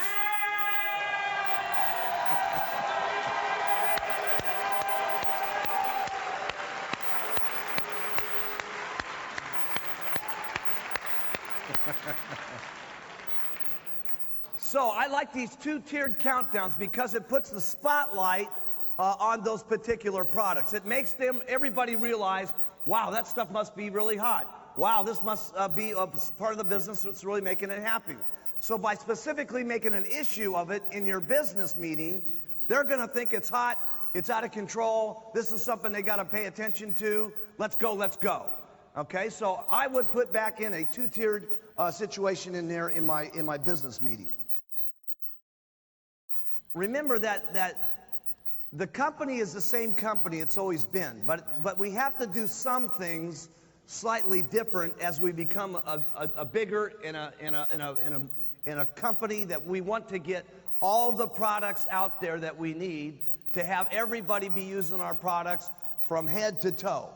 Okay, because there's some products that we buy, okay, that we can only buy for certain amounts of money, that we can only mark those products up a certain amount of times to make certain that when by the time you guys get your commissions, that the product's affordable to the customer. Write that down. We got to make certain that our products are competitive and affordable to the customer. And I know there's been sometimes, and the leadership's the one that's got to swallow this the most and make certain that everybody's excited about it. When we first put out here the fact that there was going to be some items that we didn't get full retail pay on, everybody was a little bit negative about that.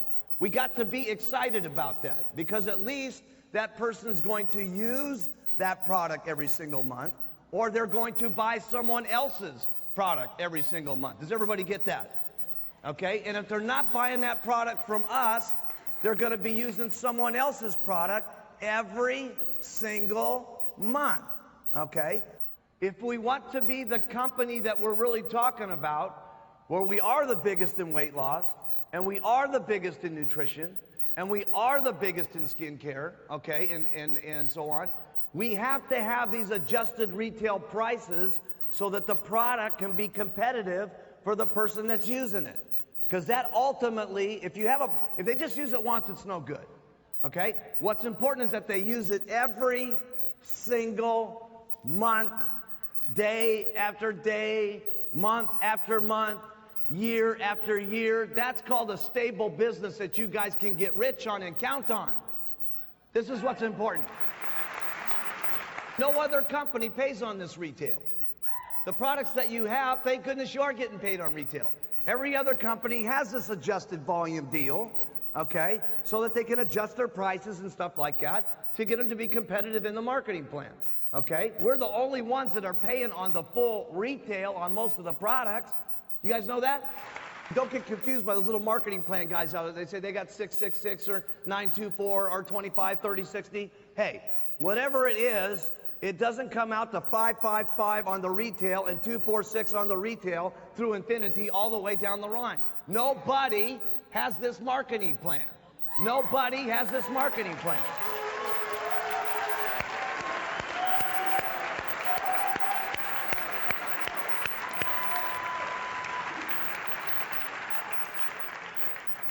Nobody has this marketing plan. Don't even listen or get caught up with anybody who's got anything that they tell you about with another business, with another marketing plan, with another product.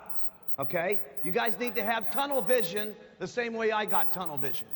Could you imagine somebody from another company trying to come and pitch me? It's never going to happen. It's never going to happen. You know why it's never going to happen? There's only one person that's going to win in this argument. Okay? Guy's either going to join or he's going to feel so bad about his business after he leaves, it's going to be ridiculous. Okay? See, tunnel vision is what you want to have on your Herbalife business, and we pitch what we're doing, not what anybody else is doing. We don't even want to think about what anybody else is doing. We got plenty of stuff to do. In the business areas that we're in right now, we could still go to 10 billion a year with just what we've got in the markets, what we've got, okay? With our attitudes clear and pitching clear. And so we put out a little contest out there for everybody that was sticking to the plan. Remember the Mark Hughes plan? Talk to 10, get 10 first-line distributors every single month? Remember that? You guys learned that at all the leadership schools and stuff like that? How many of you have gotten 10 first-line distributors in a month? Okay, hands up. 10 in a month. I want everybody to look around for a second. 10 in a month. Look at this. Out of the chairman's class, we got about 20 people in here that got 10 a month. How many of you got 10 a month in the months of October, November, December? Really? We're having our biggest months ever, okay? And the majority of the people are not even doing the plan. If we had everybody in our company doing the plan, what would happen in the next 90 days would be unbelievable, because your people watch what you guys do. They're all busy. They all got the same problems you guys do. They got a big group. They got lots of people to manage. They got lots of people to talk to on the telephone. But they're still making the time of getting those. Okay? And what's important is that when we have this time, when we're going to go back to our groups and we're going to say, here's what we've got. Now's the time to act. Well, if you don't act, your people don't buy that deal very much. If you act, when you say, listen, you're supposed to act, your people will pay attention. They'll do it. Their people will do it. And their people will do it. And it causes tremendous momentum. But almost everybody up here was one of the biggest things that they said. Write this in your notes. They're having fun. They're having fun. They're doing more stuff now than they were, okay? And they're getting more people in, and it's funner, okay? And the reason it's funner is you got lots of action going on. You always got less people complaining. Your attitude's always right. What's going on is always right in your mind. And it's a lot more fun, okay? If you're just sitting here idle month after month and you're not getting the deal going on, a couple of things happen. Okay? And this is one thing you got to make sure that you understand. First of all, write this down. Work equals more money. Work equals more money. And I know in the kind of situations that some of us are in, that's not always true. Because we do work for a certain period of time, then some of the people underneath us start going up, and we start making more money doing less.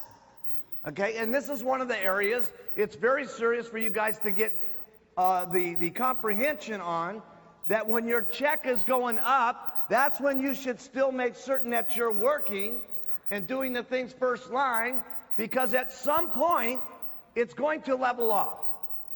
When the check keeps going up and your people underneath you are going up and up and up and up, at some point it has to level off.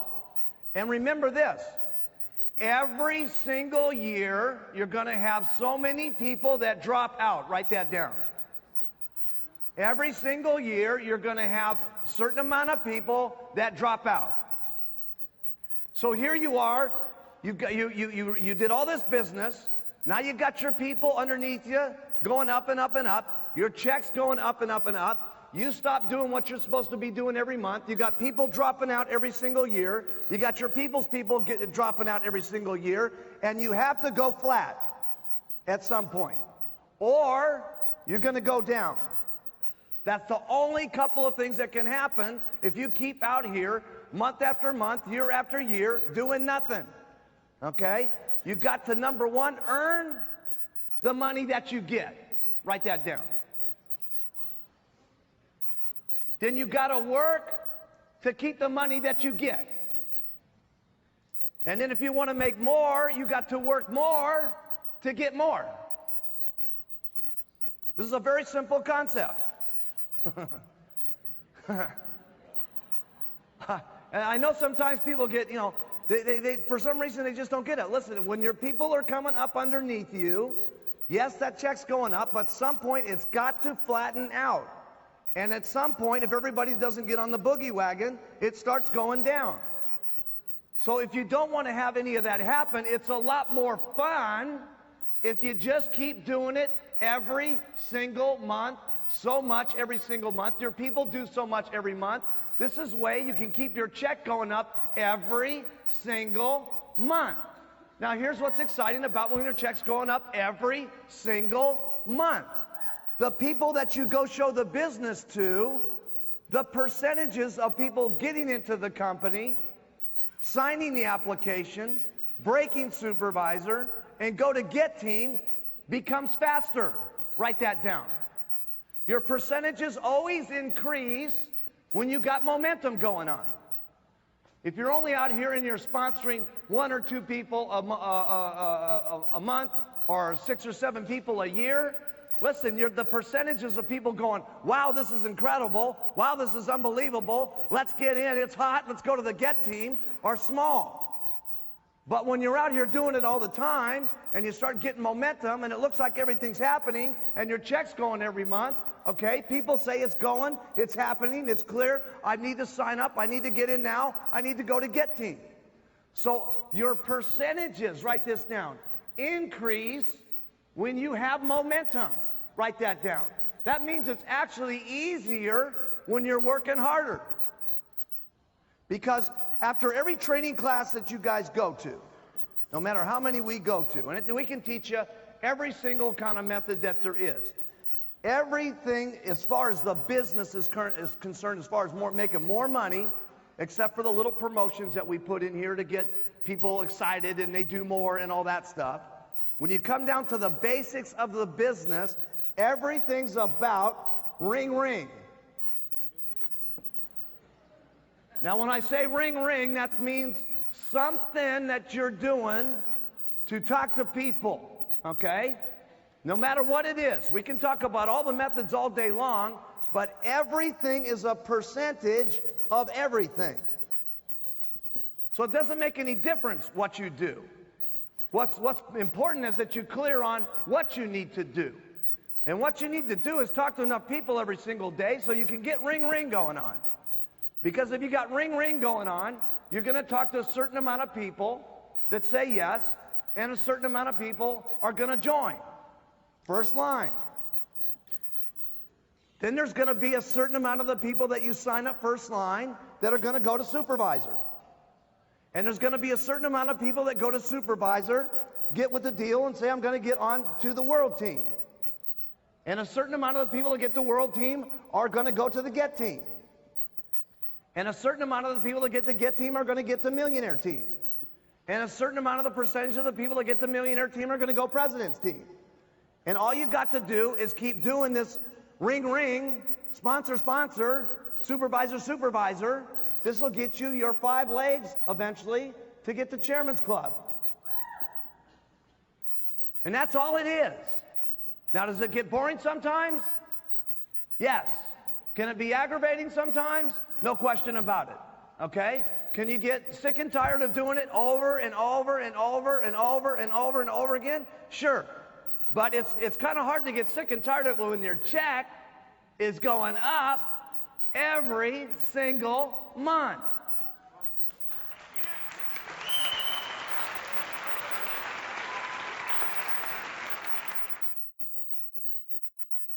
Whether you like it or not, how you got your check up was you spent some amount of time in Herbalife where this is what you were doing.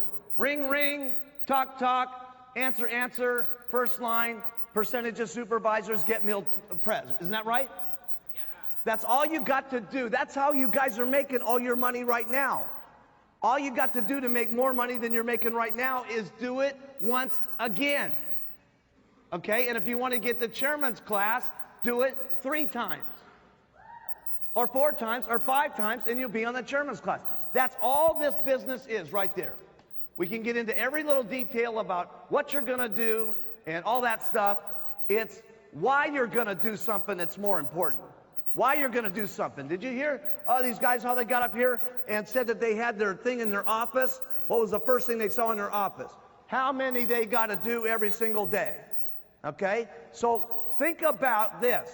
Take a side to side. I know all of you guys are busy. I love this story. There was one of, I'm not going to say who this was, but we're having this little meeting, okay, in Italy. And I go, now you got your 10 in, right, for the month? He goes, oh, no. I only got 4. I said, what do you mean you only got 4? You got to make sure that your group sees that you're doing 10 so that they get the idea that it's important to get 10 so that they get 10 so their people get 10. He says, I know, but, I don't want to say this. But, when I kind of go to the meetings, I got this problem. I mean, I'm kind of like this. I don't want to say that I'm you. He's been real careful about this, okay? I don't want to say I'm you, but when I come to the meetings, it's like I get mobbed, man. There's 200 or 300 people around the room, and they want my autographs, and they're signing their pictures, and all this kind of stuff, and I just don't have time to get 10. I said, I understand. I understand that you're popular. This is real important, okay?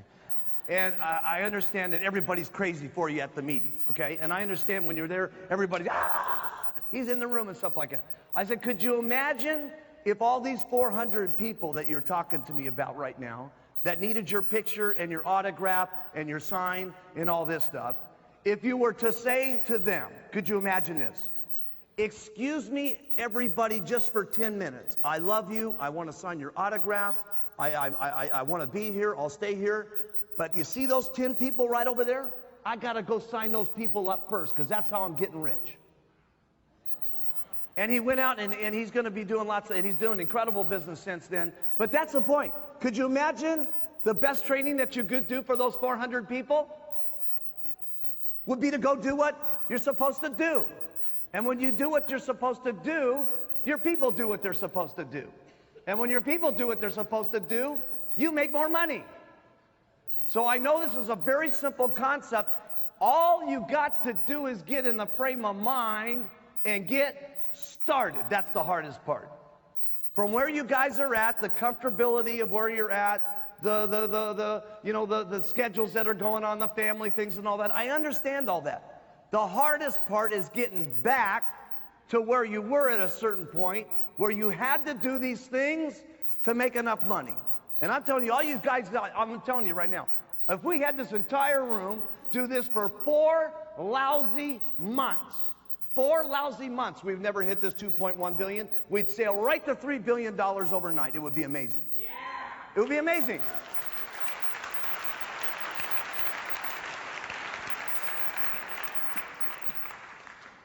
I told this concept to everybody in Japan back at the beginning of the year, and nobody was buying it. Nobody was buying it. I said, now listen here, I'm telling you guys, if you don't keep doing what you're supposed to be doing, it's got to flatten out, and at some point, it's even going to start going down.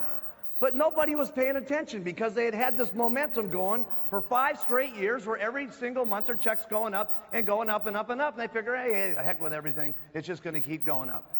And it wasn't until November, when I came back and it had been pretty much flat, not completely flat for most of the year, that I did the same presentation, okay? I did the same presentation in November that I did back at the beginning of the year. The only difference was everybody was in the frame of mind of listening to me again, because it had been flat all year long. And everybody just said, you know what, all we got to do is go back to work and do what he's saying, and it'll be unbelievable in Japan again. It's got nothing to do with the economy. It's got nothing to do with the lousy things that everybody's talking about. It means work, get more money. And that's what Japan did. Everybody just went back to one month of going crazy and having everybody sponsor again. 10 million more that next month. 18 million the next month. And I'm proud of what happened in Japan.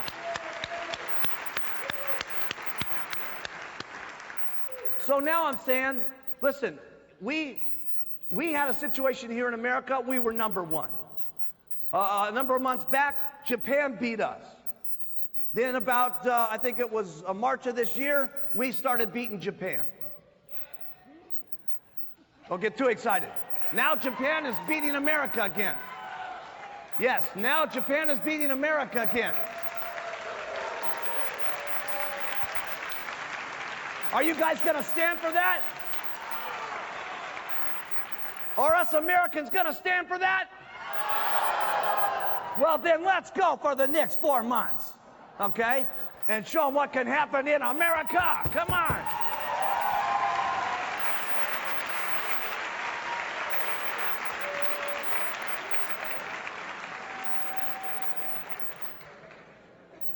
A little friendly competition's never bad, yeah. Doesn't this make sense? Go like this. All right?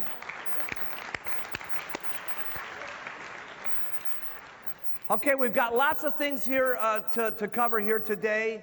I just want to this is the nuts and bolts, what I just showed you. I was trying to think here, you know, what has been the major thing for Mark Hughes? Okay, and my guys said, put something on him, man. Put something seriously out there. And I tried to think to myself, what has been the very biggest thing in the world, okay, that's really made Mark Hughes move, okay? And I would say that the number one thing that has made Mark Hughes what he is, who he is, and what he continues to be, and what he's going to continue being, okay, is my complete passion for helping people. Seriously. I just love it. I just absolutely love it. Now, a lot of you have heard about the overdose of my mom, okay, and that was certainly a serious driving force for me wanting to help people lose weight, okay, but a lot of it also has to do with my upbringing, okay. My mom was in a serious situation when I grew up. I had a stepfather that was, not going to get into too many details about it or I'd be lying on the couch over here, okay, but was a very mean person, okay, very mean to me, very mean to my mom. She was treated in a very horrible way as we were growing up. And from a very early on age, by the time I was about 9, I was taking care of my mom constantly, okay, getting her out of trouble, protecting him from the bad person that was in the house. And I was made to stay home at school many times to make sure that the house was clean and the cooking was done and everything was straightened out, and protecting her from him to make sure that she wasn't going to get hurt and stuff like that. And so I think a lot of my instincts, just from the time I was a small kid, has been to want to help people, okay? And a lot of it came, from the time I was 9 to then her having a drug overdose. And it just drives me, okay, to want to have the passion for people to lose weight, having my passion of wanting people to be able to be financially free. And that goes deep inside of me, okay, very deep inside of me. And it started when I was a small kid, and it's what drives me today. And it's the number one thing that keeps me going.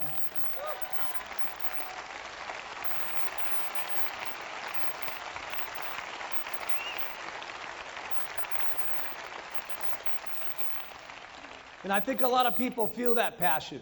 So many times people say to me, man, I met the guy for 2 minutes, up on the stage. I feel like I've known him for the last 14 years. And I got a lot of that from my grandfather. My grandfather was that kind of guy. And he was a wonderful man, the greatest man that ever walked on the face of the earth.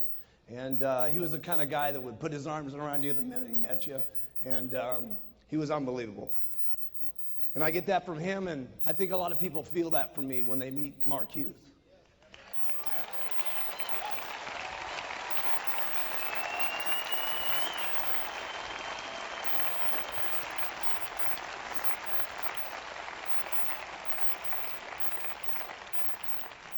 But if you can pick up any of that passion, okay, you'll move mountains. Be unbelievable things that you can do. I mean, where I've come from and the area that I grew up in and what's happened in my life has been amazing. And what's going to happen in the future for me and what's going to be the future for you guys is going to be absolutely, truly incredible is what's going to happen for all of us, okay? And if you pick up the passion like me, it's going to just be overwhelming. The passion for the products, but it's not just what the products, it's what the products do for people, okay? And it's the marketing plan of the century, but it's not the marketing plan. It's what the marketing plan do for people, okay? And if you can have the passion for the products and the people, okay, and you can have the passion for the people, I'm telling you something, it'll be unbelievable. If you care about your people, okay, anywhere near the way I care about all you guys, okay, it will be unbelievable.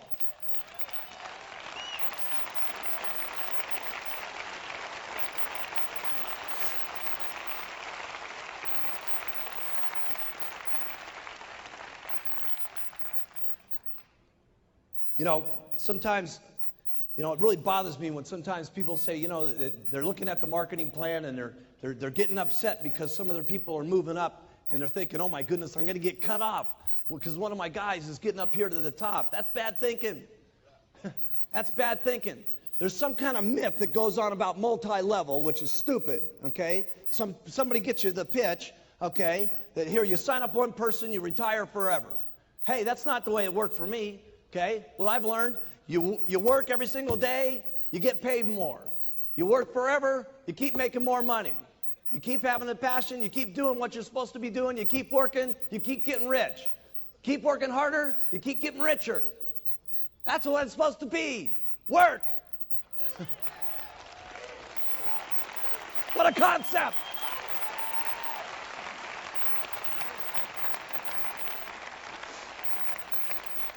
And you guys got to remember something, okay? You may have helped a guy get up to a certain stage, but you didn't take this guy from millionaire to president's team. Let's get serious, okay? The person took himself from millionaire team to president's team. They worked like crazy.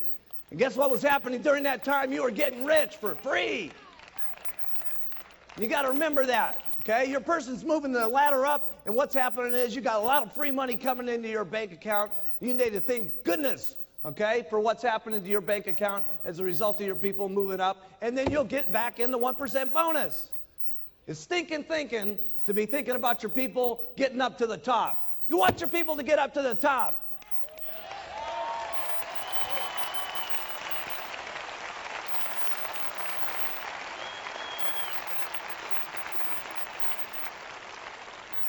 Man, I was so happy when I put that pin into Marcus's chest yesterday and Hida-san, okay? I want to put all the pins in your guys' chest. Did you see those 40 President's team members up here today? Putting those pins in their chest? Let me put all the pins in your guys' chest. Huh. It's so good to have a really expensive jacket on, too. A really expensive one from Battaglia. $4,000 suit. Punch a hole in it.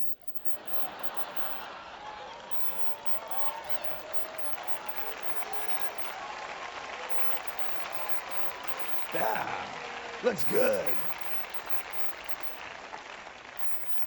Looks even better in a tuxedo where you got the satin where it makes a permanent indent. Boom.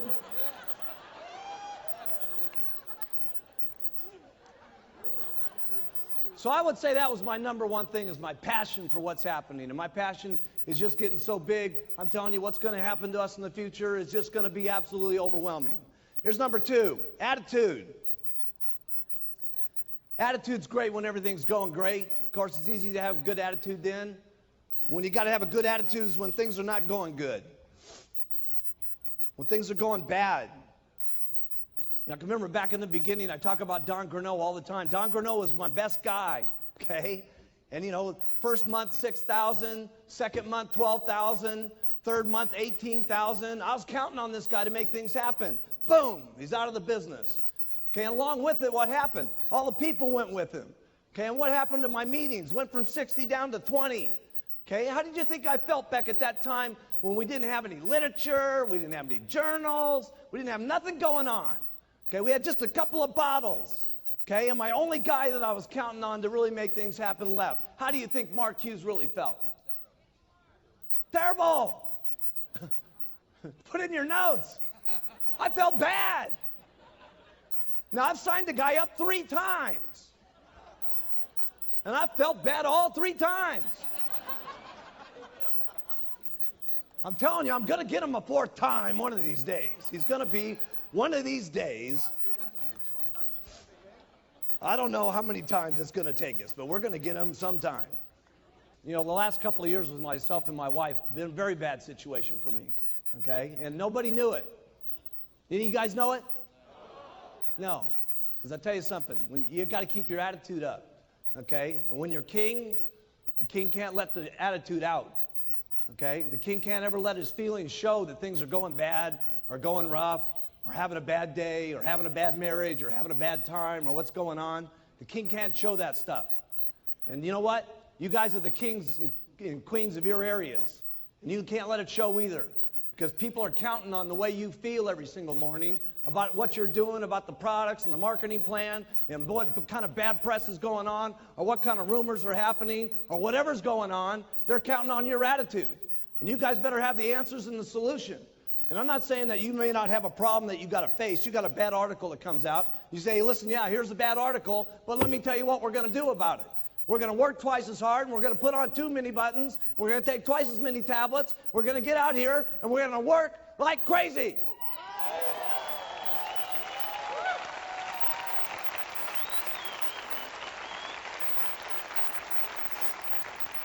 I've taken good care of my employees. I've taken good care of my distributors, and I've taken good care of all 3 of my wives.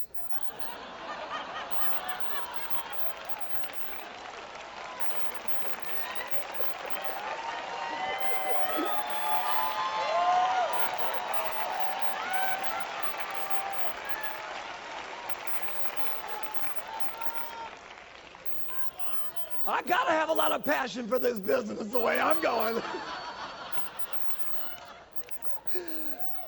Now, unbelievable is right. Now, just real quickly, here's number 3, because I got to cover a couple basic things with you, or I wouldn't be, we'd be leaving things out. Here's the first thing here, and John Peterson covered this, and that's 10 people a month. I did 20 a month when I got started. I led the pack. But 10 people every single month, first line. And here's the best thing that you need to get going. If you guys will concentrate, okay, if this is you, okay, if you'll concentrate on getting your first level and your second level and your third level, and then you go down deep to your 4th, 5th, and 6th, and get these guys all making 2,500 in volume points, okay? So everybody got this? Okay? Here's what happens, okay? If this guy does 2,500, 5% of that, write it down in your notes, is $125. Your second guy, if there's doing 2,500, that's another $125. Now, this is very important what I'm teaching you. You do this, you're going to get seriously rich. This is the basics. Your third guy over here, if he's doing 2,500, that's another $125. That means you up here, you're getting $375. And if you've concentrated on your 4th, your 5th, and your 6th, and you got these guys doing their 2,500, here's what's going to happen. Your first guy's going to get 375. Your second level's going to get 375. Your third level's going to get 375. So you're guaranteed that this is working. The worst thing that can happen now is they all drop out and these 3 guys come up and you're still making the same $375 you were before. Now that will make you rich.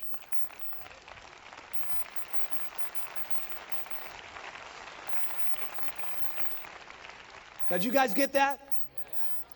All that's got to happen is you get 10 of those, and that's called $3,750 on your royalty override check. You're almost a millionaire team member. Now, if only 2 out of the 10, write that down, $3,750. If only 2 out of the 10 become millionaire team members, that's going to be another $6,000 that you're going to be earning in royalties minimum. They're at $4,000. You usually get 75% of what they do. So that's $6,000. So that's almost $100,000 a year right there on your 3 levels. Now, how many people in this room make twice on their infinite what they do on their 3 levels? Raise your hands. If you're making twice on your infinite level what you make on your 3 levels, get your hands up in the air. Okay? So if you had 10 first lines and only 2 of them get the millionaire team, okay, that's $200,000 a year in income by just doing that. So what do you concentrate on? Getting 10 first line every single month, okay? And then concentrate on going down line so you can make this happening with 2,500, okay? And it all happens. But it happens with the beginning of getting those first lines. Now here's the next thing I did that I had to master. And all you guys got to learn how to do it too, and that's meetings. You got to get up and do meetings. Every single person in the room, you guys got to learn how to do meetings. If you're not doing meetings, you got to know how to do meetings. Period. Okay? That means you guys. Every one of you guys in the back, all you girls in the back, you got to get up and do meetings. Do the products, do the marketing plan, do the close, the whole thing. You got to know how to do it all. Okay? If you want to get up here and get like me, you want to get like the Chairman's Club members down here, you want to get like the President's team members, okay? They all know how to do meetings, okay? And so you got to know how to do the meetings. We're not going to go through what's happening in the meetings. You guys know what to do, okay? Here's what you do to do a meeting. Do one. You know what? Do one, okay? And then if you don't do it so good, do another one. And if you don't do it so good, do another one. Trust me, you'll get good at it if you do it enough times. You won't keep getting up there and being a flop, trust me. You'll do it better and better and better. You got to learn how to do trainings. If you don't know how to do a training, easy. Go to one of the trainings, listen, learn, and then do one. Listen, learn, and then do one. See, you don't really got it in your mind until you're doing one. Okay? You're listening to it, you're absorbing it, okay? But it's going in one ear and out the other until you got to get up there and actually say the stuff. When you say it, you're going to know it. You can't just be going out here doing all this stuff. You got to do it. Okay? You got to do it. And there's nobody in the room that can't do it. You can all do it. Hey, if I can do it, you guys can do it. And I didn't have a sponsor.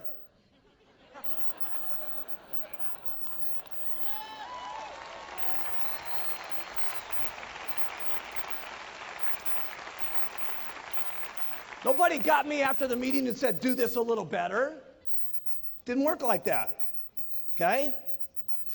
So you guys, in the speakers that we got now, okay, all of you got to do it. But we got incredible speakers today. So all you got to do is go to one of these STSs and learn from the incredible speakers that we got today, and you're going to be incredible faster than we ever did. Why? Because our people are good. I mean, I wasn't very good when we started these meetings. Here's the products. Here's the marketing plan. Good night. I mean, they were quick. We used to have that. I remember the big card? I had this great big card, for those of you that haven't heard this story. Okay, and it had these stupid little clips on it, and they'd fall apart every time you took the card. The first card had, "Welcome to my family." What a stupid deal that was. I would have walked out of the room the moment I said that. Man, when I think about some of those old meetings. Okay, here's the fourth thing you got to do. Duplicate. You got to show your people how to retail. Write these things down. I'm giving you the stuff that got me rich. You got to teach them how to recruit. You got to teach them how to do a meeting. You got to get them and show them how to do a training. You got to get them and you got to show them how to do conference calls. You got to show them how to do an organizational meeting. And then we'll take over from there and help them get to the corporate schools. And then I'll make sure that they know how to do the chairman's classes, the extravaganzas, and the summit. And I'll do that for you.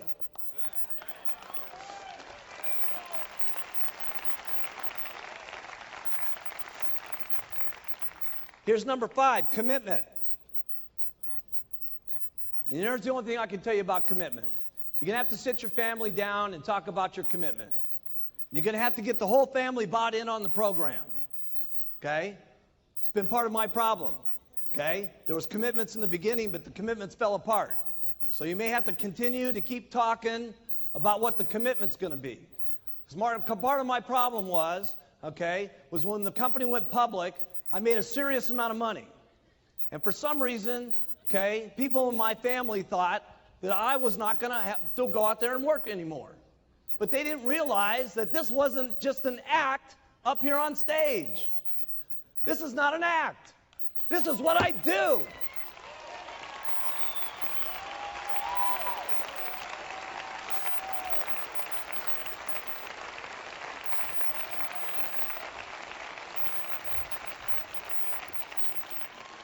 So you're going to have to get an agreement with your family here, okay? And everybody's going to have to buy in on it and discuss it and agree. You're going to work this much. You're going to play this much. This is what it's going to mean if you do this. Okay, if I work this hard, here's what we might get. Okay, and keep your commitments. Okay, and that may have to be refined from the day you start to the time you can become a GET team member. It may have to be refined. And when you become a millionaire team member, it may have to be refined. And when you get to the president's team, it may have to be refined. And then when your spouse sits there looking at you as the president's team member, and your burning desire is to go for chairman's club, okay, and they're getting on your nerves because they don't want you working like crazy to get to the chairman's club, okay, you're going to have one of those little sweet talks. These have been my experiences.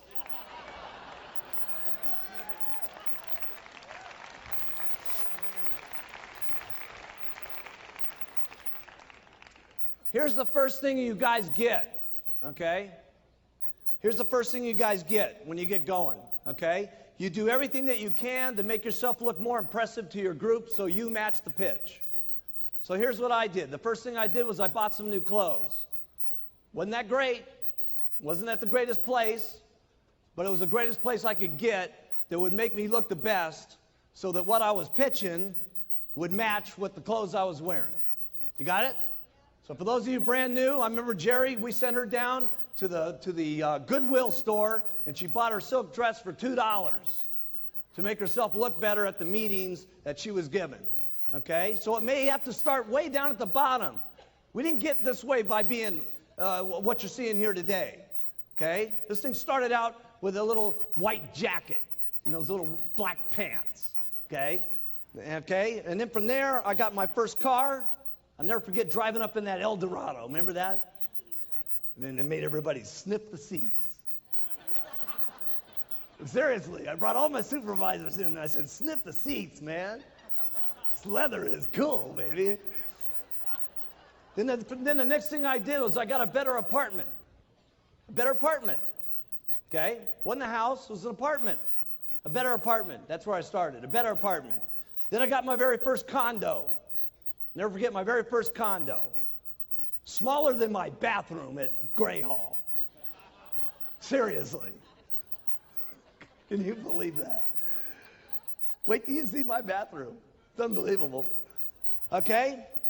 And then you may decide you want an office, and then you go for your very first house, and then maybe you go for your first mansion, and then maybe you're getting your holiday house. I know what happened to me. Okay, this is what I used to look like. It's me going to an organizational meeting back in 1980. If we can bring that up.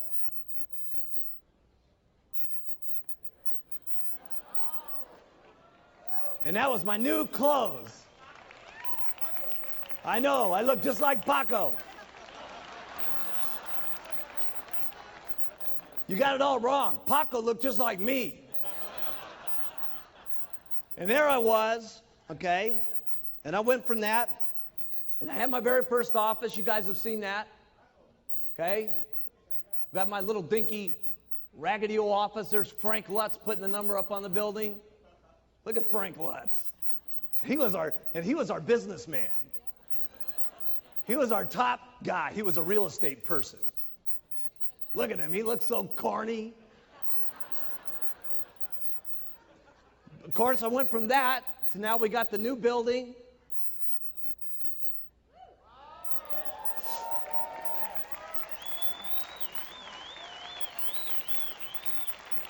I bought my house in my dreams in 1985, right when the FDA dropped the atomic bomb on us. I bought it the month before that. I bought my house in Maui, okay? Get that up.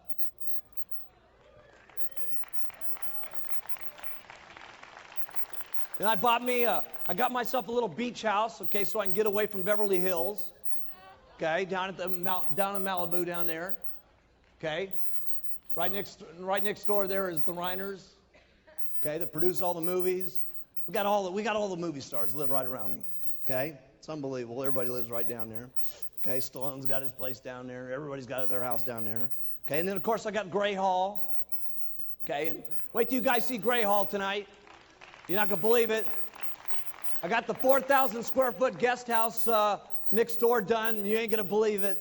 It looks unbelievable. Okay, you guys, that's where you're gonna walk through first tonight. You're gonna go through the guest house, okay, first, then you go over to the main house. And of course, then I stepped up to the plate and got my boat. Got my boat going.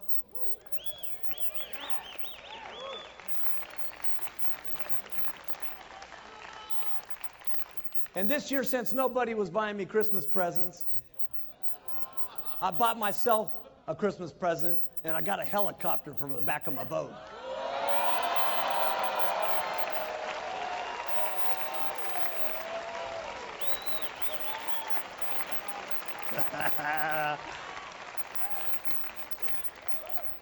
This is the way it looks right now. They only come in black and red. It's being painted right now white with the gold stripes on it, so it's got the Shamwari name on it and stuff like that. It'd be called Shamwari 2, okay, with 7342 MH on it.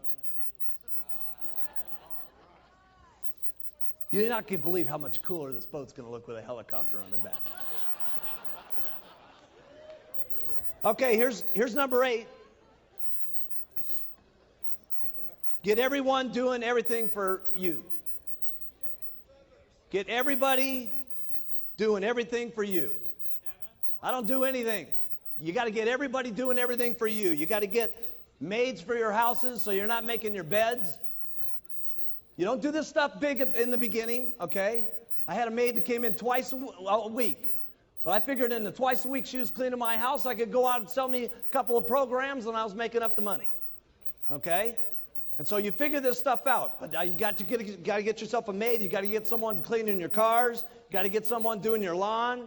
Eventually you'll be getting your secretary. But let me tell you something. There's only one way I can keep getting all the stuff done that I do. I got everybody doing everything for me. I give lots of instructions. Go do. Okay? I get a thought, go do this. Get a thought, go do that. Get another thought, go do this. Okay? It's impossible to run an organization of the amount of distributors that we got, with the hundreds of thousands of people that we got, with the thousands of employees that we got, and all the languages that we got, without me just coming up with a lot of thoughts and then saying, go do. And here's what you got to do when you say go do. Write this down. You got to be prepared for some people to not do it exactly the way you would want it done. Then you got to tell them to do it again, and then you got to tell them to do it again, and then tell them to do it again, and tell them to get them to do it again until they do it the way you want it done. But you got to take some chances on some people, or you're going to get so tied up doing everything yourself that you're not going to have any time to duplicate. And duplicate is what it's all about. You got to have lots of little Mark Hugheses running around. You got to have lots of little Alan Lorenzes running around. You got to have lots of little yous running all over the place. Okay? And the rest of the little stuff that's happening in your life that clutters up your life, okay, like your beds and your dishes and your cars and your lawns and all that stuff, okay, you can't be doing that. You can't be doing that. You can't be having your wife do your dishes.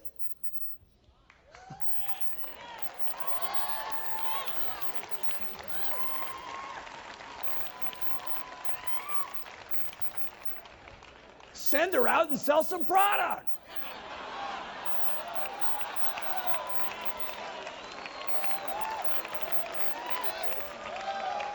That's right.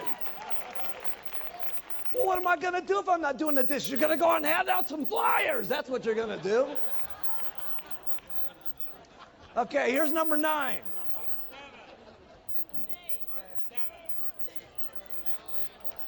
Nine. Trust me. Dealing with adversity.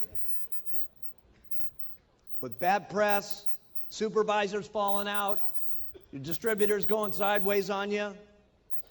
Here's all I know what to do. You work hard when it's easy, and you work twice as hard when it's not easy. That's all I know what to do. Doesn't sound like real big advice, okay, but that's what I did. When the FDA happening, let me tell you something. I was working harder than I've ever worked in my entire life. I was working the FDA problems. I was working the meeting problems. I was working the adversity problems. I was working the television problems. I was working like crazy. So what do you do to overcome adversity? You work twice as hard. That's what you do. You get out and you make it happen.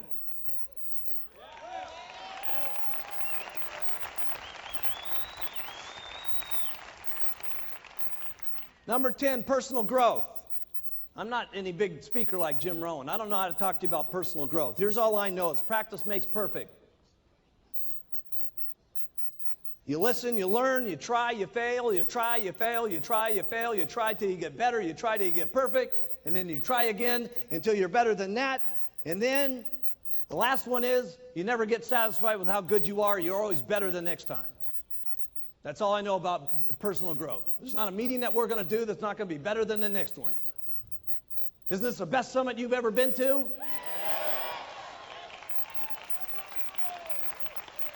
Huh? Huh?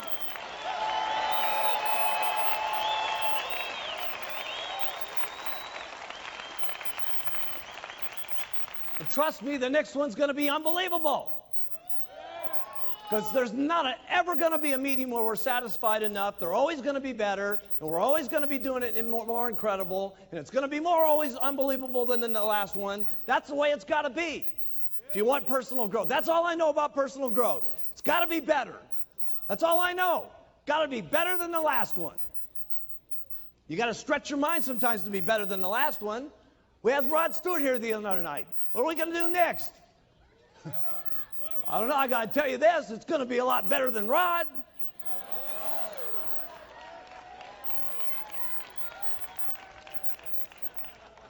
And he wasn't chopped liver. Here's number 11, setting goals. I can't tell you big speeches about setting goals. Here's the only thing I know about setting goals.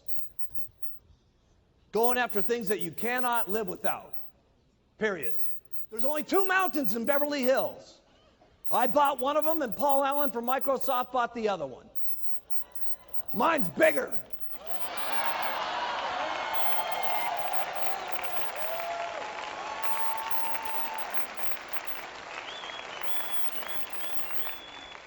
By 53 acres, by the way, too. And not only that, I paid a lot less for it than he did.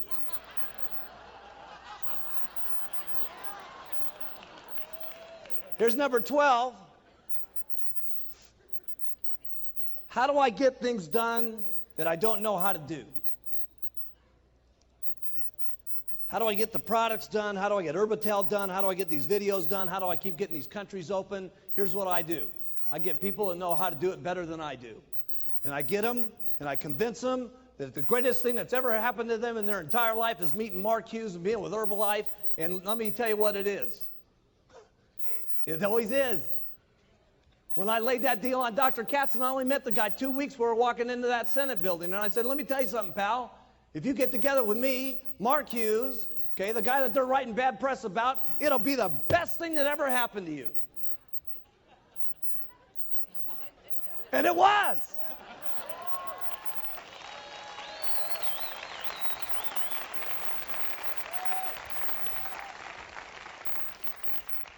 And that's what I do. I get people around me that are better than me. I looked at Dick Marconi. I said, if you get together with me, pal, I'm telling you something, it's going to be the best thing that ever happened to you. And guess what? Listen, Dick had a lot of customers. Guess who his biggest customer is? Me. You. Us.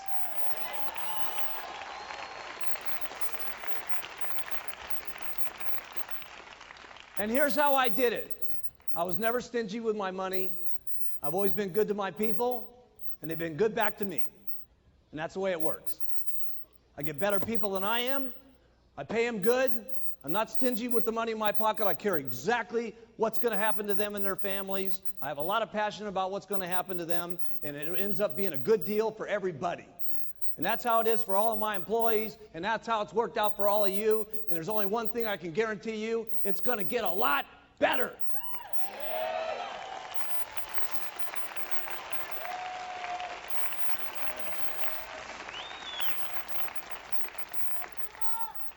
People have asked me all the time, how do you get this incredible team like this working around you? Okay? You got your people working like crazy. I've never seen anybody work the way your people work. And it's not just here, okay? It's the people back there. I mean, the people that put this up. Okay, look at all this stuff that's happening here. The videos, the set, the lights.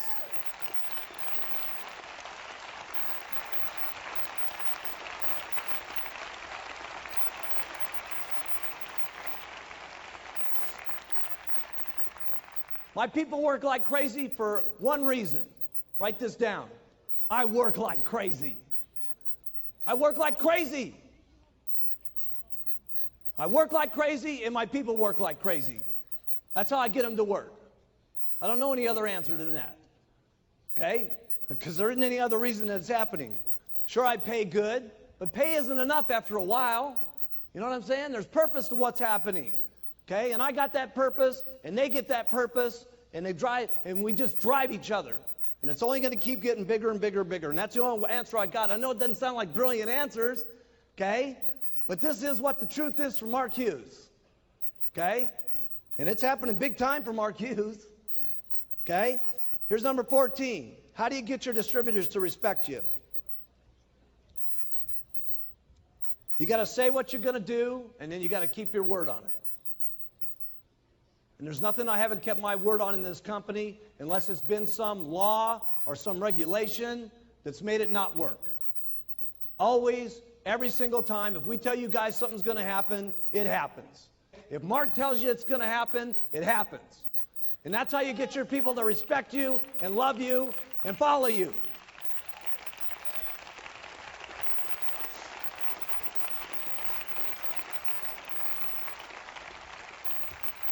It's the same way I have to do with my little kid. I can't be around Alex all the time. I leave Alex sometimes. But it's fine. Alex understands.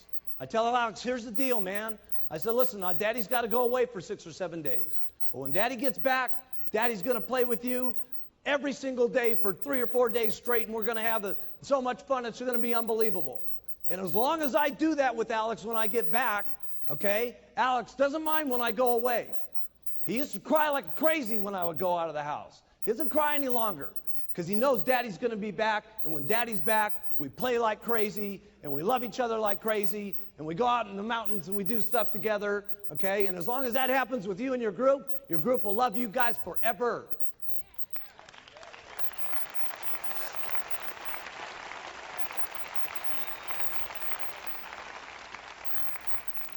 Here's number 14. A lot of people have asked me what I do with my cash. Other than my cars, my house, and land that I've done, here's one thing I don't do. I don't put anything, my money into that I have to manage. If I got to think about it, if I got to look at it, I'm not putting my money in it. Here's the second thing I don't do. I don't put my money into anything that counts on what other people are going to do. Okay? I do 2 things. I have 10% of my money put into the top 5 Dow stocks, okay? The top 5 Dow stocks, okay, which have had an average return of 18 to 30%. The rest of everything is locked up in tax-free bonds, okay? It's not the most aggressive investment strategy. A lot of people have told me, you're out of your mind, why don't you buy some buildings? Why don't you buy some of this? Why don't you buy some of that? Let me tell you why I don't buy some buildings. Because you got to think about the buildings. You got to manage the people that are in the building. You got to think about the bills being paid. You got to be thinking about stuff. If I think 10%, okay, of my time about where my money's at, I'm losing millions over here at Herbalife.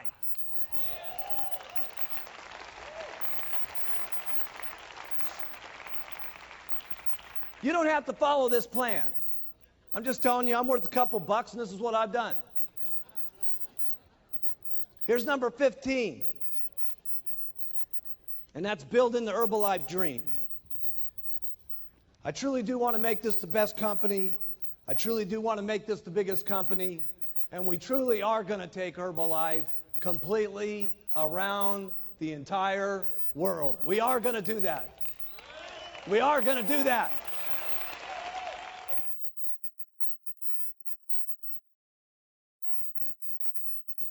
We have one mission here in Herbalife, if you haven't recognized it.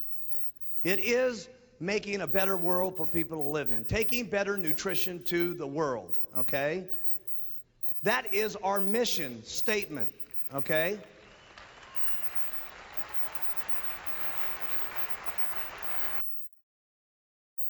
The way we do our business is becoming extremely, not only a great way to do business, but it's what I call the average person's best chance of ever being able to start their own business. Where else are you going to go to start your own business and be your own boss? Even if you were going to start a beauty salon, it would take you $25,000 or $100,000, and most of the time, write this down, 98%, this is the figures, 98% of most businesses go out of business the first year. So you got your money, the chances are it's going to go out of business, and who's going to support you? We take all that out of the risk for you at Herbalife. $100 to get your distributor kit or less or more, whatever area that you're in, and you get product, you get to look good, you get to feel good, okay? You get the marketing plan of the century. We handle most of your inventory needs for you. We write all your checks to your salespeople. We manage the whole deal for you on exciting you and exciting your organization. Okay, and all you got to do is go out and talk to people about the products and talk to people about the opportunity, and Herbalife manages the rest. That's all you got to do. That's called the average person's best chance of ever being able to make it. And it's one of the reasons we got so many people making it in Herbalife, because we got the greatest products in the world. We got the greatest marketing plan in the world, okay? We got the greatest opportunity of the century with worldwide marketing. We got better leadership than any company out there. We got more enthusiastic, young, good-looking distributors of any company in the world. And that's what you want, a business that anybody can do. And the more simple what you say is to say, more people will say it and more people will do it, okay? And so it's important to keep, there's nothing that I don't do that's extremely simple. And I can make it more complicated. I know more about the stuff than what I just said, but I'm not going to say that because, number one, it's going to take me longer to say it, so I'm going to make less money per hour. Plus, the people that I get in, it's going to be more complicated to say. And what I want is a business for everybody to say it, no matter where they're from, or what country they live in, or what language they speak, or what kind of background they have, or what kind of color of skin that they've got, or what kind of religious beliefs they've got, that everybody can do it. And the most unbelievable thing today in Herbalife is we got everybody, okay? We didn't have that back in the beginning of the company. It's amazing what's happening today in our business. We have people that used to be school teachers, okay? School teachers that make $500 a month in our company. Some of them make $250,000, and I got one of them that made $3.5 million last year, living in her beautiful mansion in Hawaii. It's unbelievable, okay? I got a truck driver, okay, I was with the other day in Texas, okay, and we got truck drivers that make $500 a month in Herbalife, and we got them that make $100,000 a year in Herbalife, and the one I was with the other day, she was showing me her pictures of her 480-acre ranch, okay, that she's got, and by the way, when I first met her, she not only looked like a truck driver, she acted like a truck driver, okay, and we had to tell her to dress, okay, like not a dress, like a truck driver, and shave her legs and everything like that, you know, and and get out of her fatigues and stuff like that. And last year, she made $1,700,000, okay? $1,700,000. Okay? We got housewives in our company, housewives, okay? And some of our housewives are making $500, and some of them are making $250,000. And I got a housewife that speaks Japanese that made $4 million last year. Isn't that unbelievable?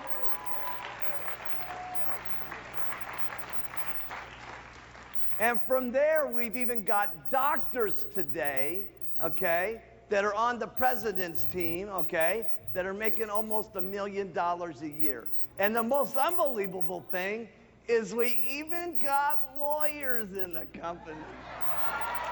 That's amazing. And we got some lawyers that make $500 a month, and we got lawyers that make $100,000 a year, and we have one last year that made over $4 million, okay, as a lawyer, okay? And if you can get lawyers doing it, it's really unbelievable, okay? And so everybody, okay, everybody's doing it. The product is so amazing, and the testimonials are so amazing that we just really don't have to say all that much. Get them on it, get the money, and let them have the results, and the results do what? Speak for themselves, because as they go walking down the street, everybody's going to notice what's going on, and then they just say stuff that's simple like you, and they start making money, and everything is fun, and it's simple, and it seems like magic, okay? And that's what's really important. See, as long as you keep it flexible and it stays within the concept, that's important, because then you're able to get anybody. And that means when I say talk about this philosophy, I'm very serious about it. okay? Because anything that you do outside of the norm, okay, other than using, wearing, and talking, you're going to make a serious mistake. Making anything other than the issue of those three things, and you're going to make a mistake. It's keeping yourself excited, okay, is what's the most important. And when you're getting that weight down, you get excited, and you get more confident, and you get more courage, okay? And that confidence and that courage and that feeling that you love about the products is what transmits to people, okay? It's not always so much what you say about the products that's important. It's how you feel about what you say about these products that's so important. And people read that. Don't you think that they can't? It's what's in your eyes. It's how in your voice. It's in your heart, okay? That is what people believe in. There is no company that's going on a worldwide basis the way that we are and allowing their distributors to earn cash on every one of those companies on a worldwide basis. There is nobody else doing that. And we need to understand that there's some difficulties with that. There's some problems with that. And also, the bigger the problem, the bigger the paycheck. Having faith in the company. Have faith in yourself. Have faith in the products. Have faith in us, because we're going to do the most unbelievable things you've ever seen in business history, okay? And the way I kind of see Herbalife someday in the future, okay, is kind of like, if you could imagine coffee and tea, okay, hundreds and hundreds of years ago, okay? Nobody really thought coffee was going to be that big a deal and stuff like that. But today, what's the deal, okay? Even if you don't drink coffee, you have to have coffee in your house. And the reason you have to have coffee in your house is you want to be a good host, so that when people come over and say, well, what would you like to drink? They would say, well, I'd like to have some coffee. And it's kind of the way I see Herbalife. We're not that big yet, but someday when we get huge, you have to have Herbalife in your house. And there's no joke about that we're going to do 5 billion. We're going to do it. 5 billion, 5 billion, 5 billion, 5 billion. 5 billion.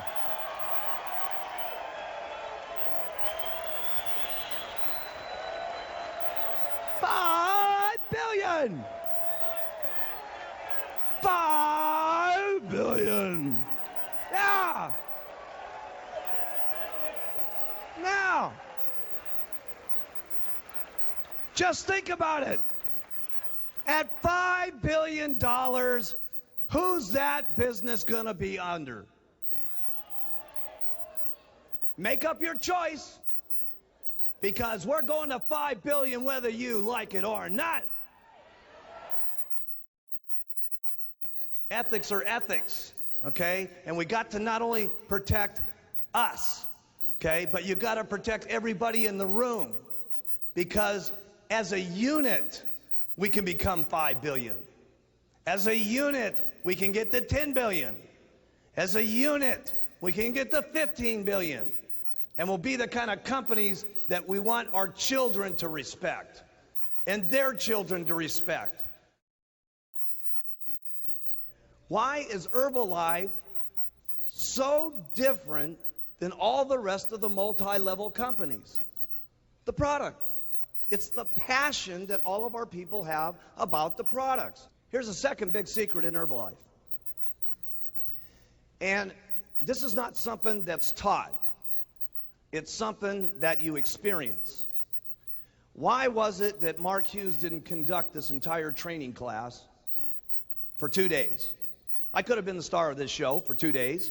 I got it in me, by the way, to talk for 2 straight days about Herbalife. Got it in me. Don't know if my voice has got it in me, but okay, I could talk for 2 days, 3 days, 5 days, 25 days about Herbalife. So why did I not get up here and talk for 2 straight days to you guys and become the star of the show? Because let me tell you one of the secrets in Herbalife. It's a big secret, big secret. It's the different stories in Herbalife that affect people. See, it's not one story. See, why would I just not get up here and try to put the giant Herbalife whammy on every one of you, okay? I can put the whammy on all of you.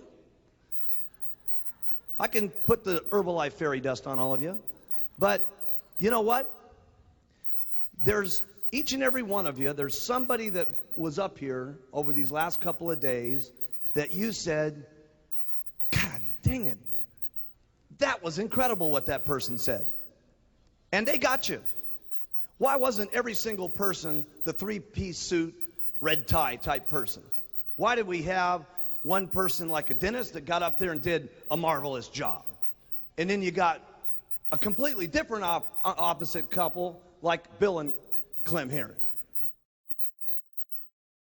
I'm telling you, there's only a few things that I've done consistently over the years in Herbalife. I've used the products, write that down. I wore my button. We sell the product.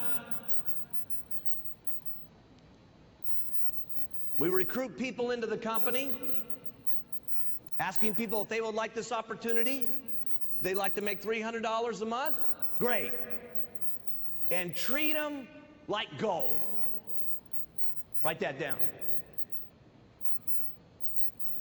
See, some people are just looking for the guy who's going to make millions. No, we only need a few people to make millions.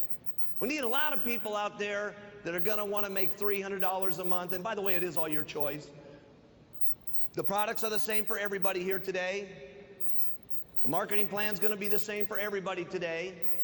We don't make a different one for the boys than we do the girls. Okay?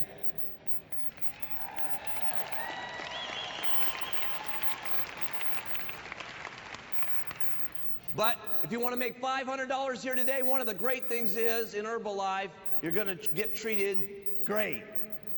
Because see, your sponsor, like different companies, most companies, when you're climbing up the ladder and you're getting really good, your boss doesn't want you to get too good because you might take their job. Here in Herbalife, the great thing is you climb up the ladder and you get richer, your sponsor gets richer. And everybody's getting richer together. And so everybody's going, let's get rich, let's go. And what I concentrated on, and this is very important, write this one down. I concentrated most of my efforts on getting him to use the product. See, most people miss the first step. They go right to recruiting. No, that's not what this is about. This is about, number one, you getting excited about the product. And then how many people you get on the product that get excited that sell the product, that get excited that sell the product, that get excited that sell the product. See, that's what it's about. But you can't miss, use the product. So Eric got on it, started giving me referrals, and from there, it's made history, okay? That line of business, when you look from Eric Nimmer down through infinity today, it's unbelievable, okay, is doing around $20 million a month. That's unbelievable.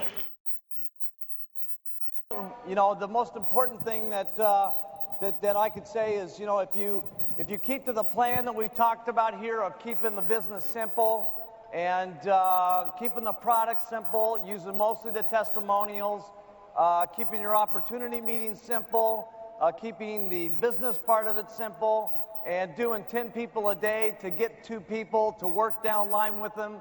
Help your people, just don't leave them alone, send them off to the meetings. Those are the most important thing.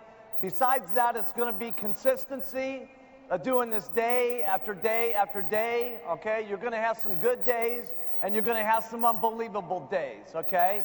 And going through the bad days are just as important as going through the good days, okay? It makes you a stronger person. It makes you more of a better person to get through the times that are rough in your life. Not just with Herbalife, but your own personal life. So what's the secret? It's nothing against Dennis. That's nothing bragging about Bill and Clem. It's nothing about John Tartle.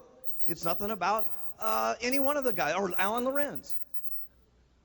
It's a secret. It's a secret called using everybody to your advantage to get everybody in. For them to say, hey, if that person can do it, I can do it. Now that is a serious secret, whether you know it or not. Some of you are in your little areas and you're trying to build your business completely around yourself. And you're doing everything yourself. You're doing the meetings yourself. You're doing the marketing plans yourself. You're doing your product trainings yourself. You're doing every single thing you can possibly yourself. And the reason is because you're a little better at it than your people. Hey, well, listen, I think I'm a little bit better than some of my people too.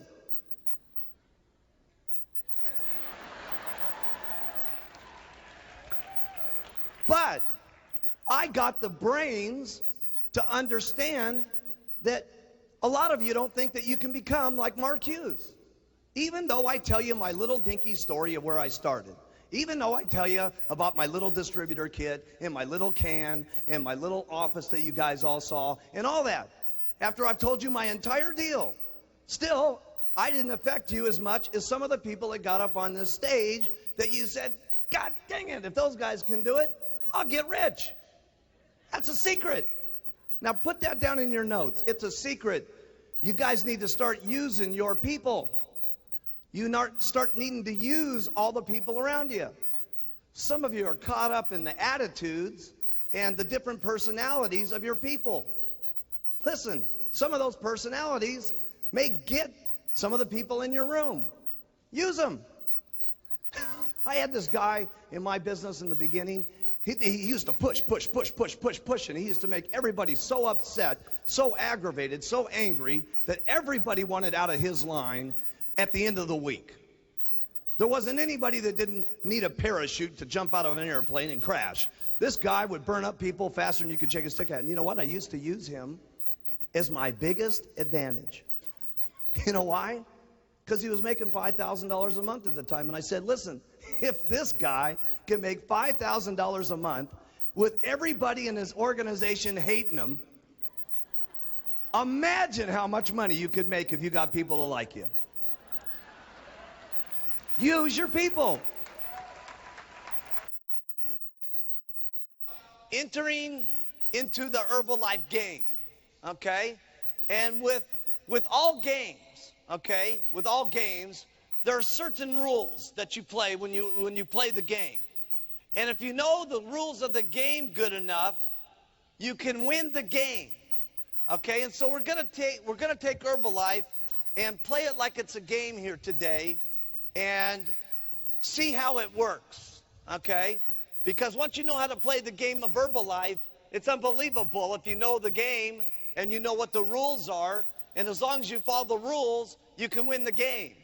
And in Herbalife, as long as you follow the game, you can go anywhere that you want to because it's your own financial decision on how much you want to work and play the game.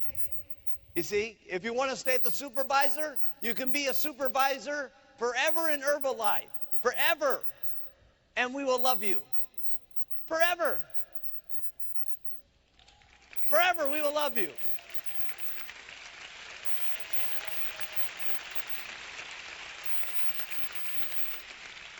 If you want to be a world team member, okay, and you want to be a world team member forever, we will love you forever.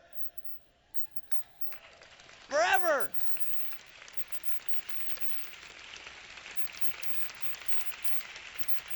And if you want to be a Get Team member, you can be a Get Team member and we will love you forever.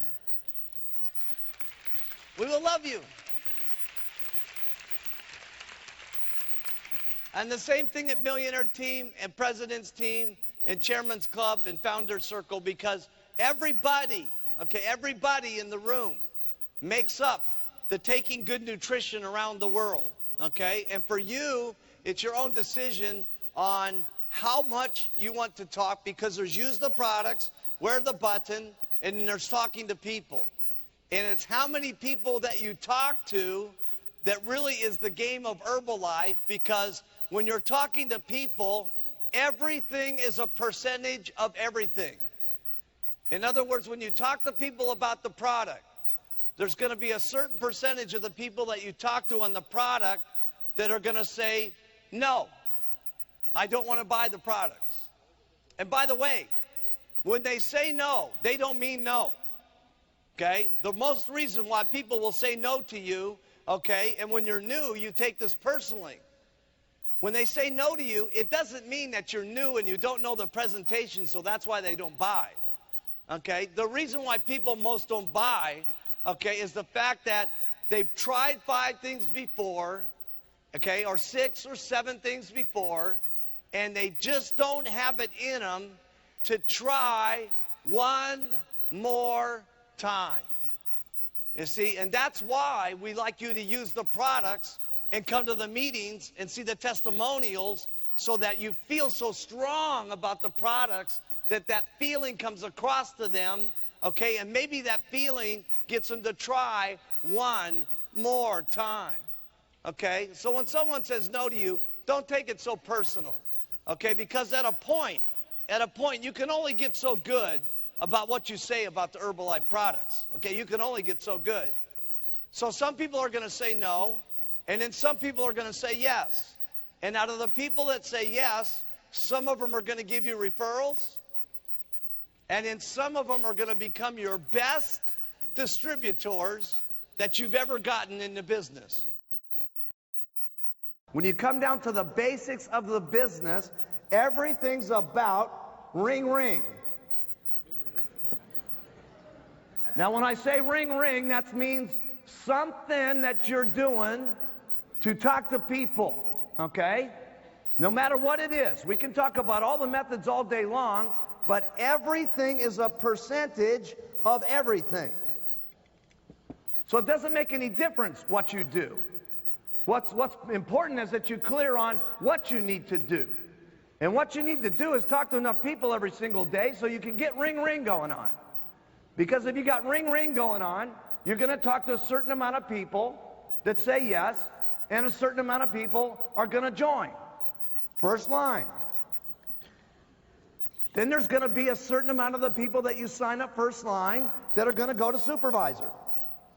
And there's going to be a certain amount of people that go to supervisor, get with the deal and say, I'm going to get on to the world team. And a certain amount of the people that get the world team are going to go to the get team. And a certain amount of the people that get the get team are going to get the millionaire team. And a certain amount of the percentage of the people that get the millionaire team are going to go president's team. And all you got to do is keep doing this ring, ring, sponsor, sponsor, supervisor, supervisor. This will get you your 5 legs eventually to get the chairman's club. And that's all it is. Your percentages always increase when you got momentum going on. If you're only out here and you're sponsoring 1 or 2 people a month or 6 or 7 people a year, listen, the percentages of people going, wow, this is incredible, wow, this is unbelievable, let's get in, it's hot, let's go to the get team, are small. But when you're out here doing it all the time and you start getting momentum and it looks like everything's happening and your check's going every month, okay, people say it's going, it's happening, it's clear, I need to sign up, I need to get in now, I need to go to get team. So your percentages, write this down, increase when you have momentum. Write that down. That means it's actually easier when you're working harder. I'm telling you, this is an hour conversation with this guy in the back of the room in Japan, trying to figure it out. He's making $1 million. What's the secret? What's the secret? What's the secret? Do it again.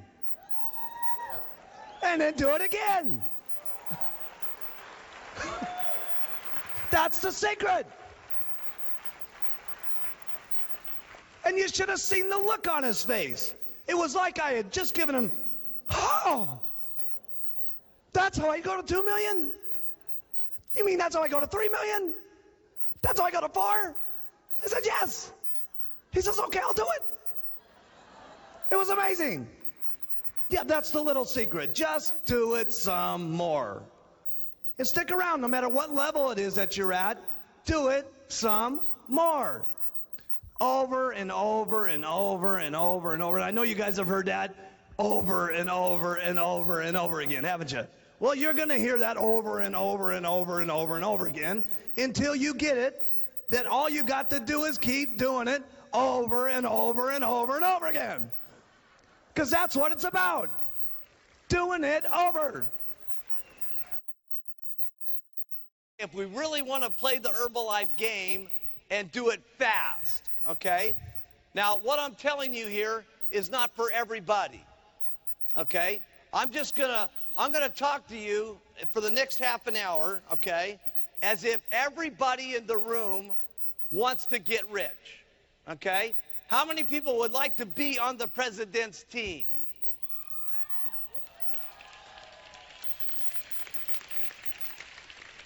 Got two hands up. Yeah. Everybody. Okay? Now, I'm going to teach you how to get on the president's team. Okay? And there's only a couple of secrets about getting there. Okay? And you're all going to learn this all. This next half an hour is the most important half an hour of all the time that we spent with you. Okay? Now, I know we've been here for a long time, and I know sitting this way for a lot of you, this is new. Okay, but now's not the time to tune out, okay? Now's the time to tune in and listen, because this is the most important half an hour of playing the game of the Herbalife, okay? And so now we're going to enter the game of getting into the president's team, okay? And the first rule here is talking to 10 people a day about the business. 10 people a day about the business that you invite to take a look at the business. You're going out and you're talking to 10 people a day that you're inviting them down to take a look at the business a day. Now, where you invite them to is irrelevant. You can invite them to your home, great. You can invite them to your local church. If your local church will let you use the church, great. You could use the local office if you have an office, or you could use what most of you probably are doing, the local hotels and so on and so forth. And how many are now going to Tuesday, Thursday, and Saturday concept? Okay? To opportunity meetings Tuesday, Thursday, Saturday. Okay? Oh, good. Almost everybody in the room. Great. So you're talking to 10 people a day about the business to come down to the opportunity meeting to take a look. Okay? Now, let's say that we're going to give you 2 days off a month, okay? Because we're 2 days a week off per month. Per week, I'm sorry, because we're a good company. So that would be, if we gave you 2 days off per week, okay, times the 4 weeks, that would be 22 days that you would be doing this, 10-day, talking to 10 people a day. That's 220 people that you would have talked to during the month. Now, how many of you out here, if you talk to 10 people to come to the meetings, okay, no, let's even make it better than that. How many of you, if you talk to 5 people to come to the meeting, would get at least 1 to show up? You talk to 5 people, 1 show up. Good, everybody, okay? So that means if you had talked to 220 people during the month, that means that 50 people would have come down to the opportunity meeting. Now let's see this. How many of you, if you had 5 people at the opportunity meeting, would get at least 1 to sign up out of the 5?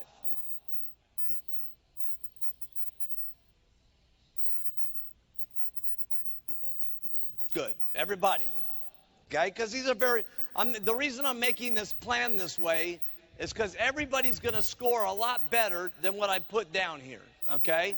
Because what I want you to do is do the job, and then after you do the job, I've told you how much money you make, and you make more than what I tell you. That way you're happy with what I told you, okay? So that means you would have signed up 10 distributors a month. Now, when you're first getting started, your odds will probably be better with your family and your friends and the people that you work with and so on, okay?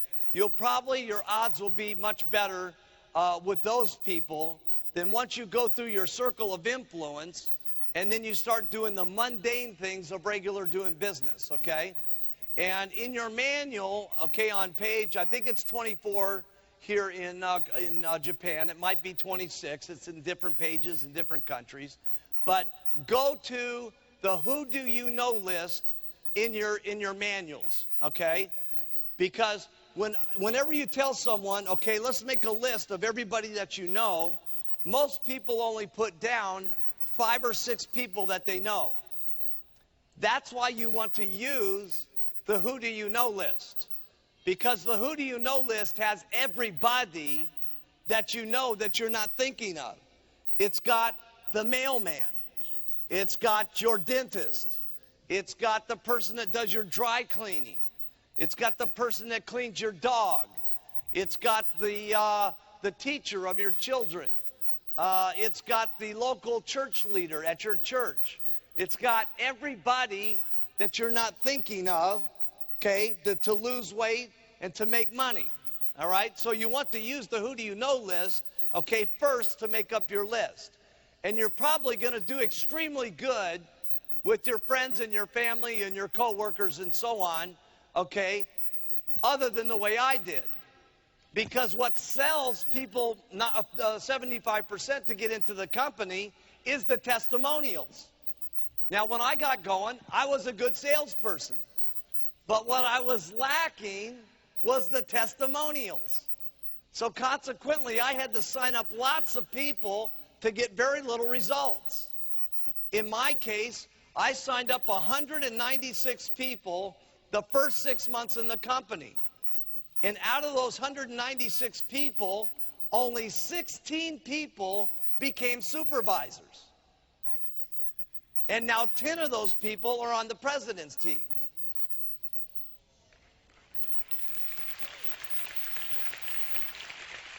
So, the reason why I like to have the plan that says talk to 10 people a day, okay, is because once you get past your family and your relatives and your neighbors and so on, I have found, and now this may not be true for you, but I have found that when you're wearing your button and you're just going out and talking to people, giving them their business card, and you're eating dinner and you get in conversation with the person next to you, or whatever it is that you're doing to make conversation, to open the door, to talk about Herbalife, to invite them down to the meeting, your odds are a little bit different than when you're talking to friendly people such as your family and your friends and your relatives. So the reason why I like 10 is because everything becomes a percentage of everything. Now, right now, the worldwide average for the company is every 10 applications that come in, 2 supervisors get gotten. That's the worldwide average. Now, I want to really key in on these 2 supervisors, okay? And this is the real crux of the training class. We're gonna go into high gear here now. And this is the most special part of the day that I'm training you on. I trained you first, the product was the most important. I trained you second, that it was the simplicity of what I do. I trained you third, the follow-up was very important. Now I'm going to teach you the game of how you get distributors, and then what you do with distributors, and then how to promote them to come to the events. This is the last couple of things that are the most important. When you're talking to 10 people a day, and it gives you the 220 people to talk to, and now 50 people are coming down and taking a look, and you get 10 people first line that you talk to, you're going to probably end up with 2 supervisors. But long story short, if you end up with 50 customers, minimum, you're going to end up with 6 supervisors from your customers.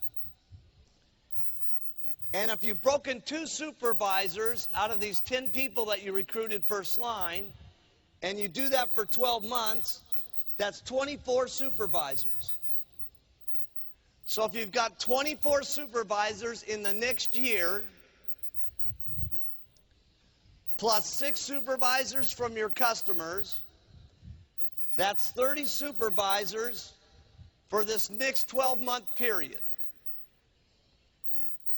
Now, if you do that, you're going to make a minimum of $50,000. Minimum. That's U.S., so that would be 50,000. That would be $5 million that you would make this year, minimum. We're all going to make more money than that, and we're going to do a spot check on that in a second.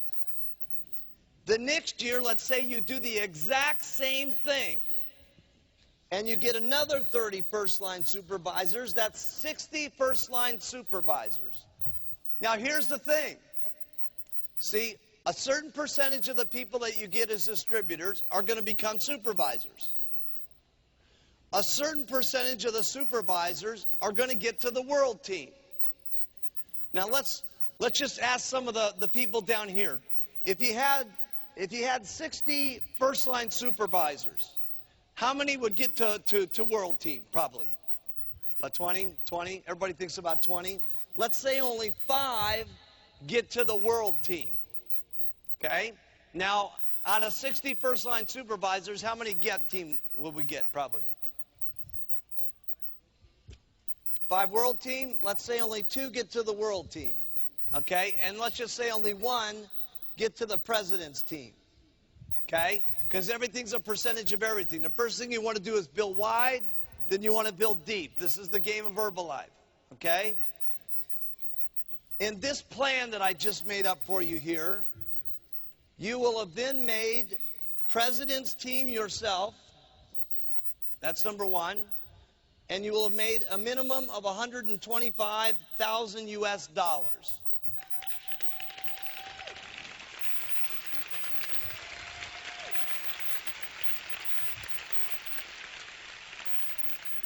So let's get with it. This is a concept, all right? Because lots of people, they put the pitch on someone. First of all, when you're going out, you put the best presentation that you've ever made in your entire life on the person, okay? You do the best at inviting them, and when you're doing your meetings, you do the best meetings that you've ever had, ever in the history of the company. And the reason that you do your best every time is you never know who's going to be your next world team or get team or millionaire team or president's team member. Because sometimes we as individuals, we prejudge people with the way that they look. They might be dressed nicely, their hair might be combed perfectly, they may speak very nicely, but that doesn't necessarily mean that they will be good or bad. The best person that's dressed, the best person with the hair, the best person with the talk might be your best person. They might almost be the worst person. You don't know. Because when you come to Herbalife, you start at 0. Okay? But it also means that they could be the worst dressed person that's got the ugliest hairdo with the worst looking clothes and that doesn't do everything quite right, that maybe is so appreciative of what they have here with these bottles and these opportunities that they do the most talking. And it's the people who do the most talking that get the biggest checks. Because the more people you talk to, the more people that you're going to get in. And the more people that you get in, the more people you're going to have at supervisor. And the more people that you have at supervisor, the more chances you have of getting people at the world team, the get team, the mill and prez. So it's he who talks the most or she who talks the most gets the most. 10 people a month. I did 20 a month when I got started. I led the pack. But 10 people every single month, first line. And here's the best thing that you need to get going. If you guys will concentrate, okay, if this is you, okay, if you'll concentrate on getting your first level and your second level and your third level, and then you go down deep to your 4th, 5th, and 6th, and get these guys all making 2,500 in volume points, okay? So everybody got this? Okay? Here's what happens, okay? If this guy does 2,500, 5% of that, write it down in your notes, is 125 bucks. Your second guy, if there's doing 2,500, that's another 125 bucks. Now, this is very important what I'm teaching you. You do this, you're going to get seriously rich. This is the basics. Your third guy over here, if he's doing 2,500, that's another 125 bucks. That means you up here, you're getting $375. And if you've concentrated on your fourth, your fifth, and your sixth, and you got these guys doing their 2,500, here's what's going to happen. Your first guy's going to get 375. Your second level's going to get 375. Your third level's going to get 375. So you're guaranteed that this is working. The worst thing that can happen now is they all drop out and these three guys come up and you're still making the same $375 you were before. Now that will make you rich.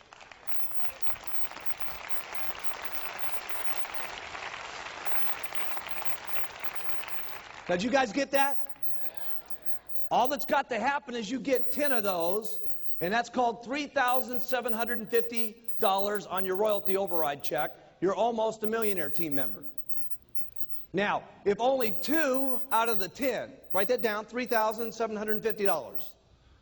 If only 2 out of the 10 become millionaire team members, that's going to be another $6,000 that you're going to be earning in royalties minimum. They're at $4,000. You usually get 75% of what they do. So that's $6,000. So that's almost $100,000 a year right there on your 3 levels. So if you had 10 first lines and only 2 of them get the millionaire team, okay, that's $200,000 a year in income by just doing that. So what do you concentrate on? Getting 10 first line every single month, okay? And then concentrate on going down line so you can make this happening with 2,500, okay? And it all happens. But it happens with the beginning of getting those first lines. Here's something else I keep in mind when I'm recruiting. I don't prejudge anybody whatsoever. Anybody. I have an attitude about recruiting.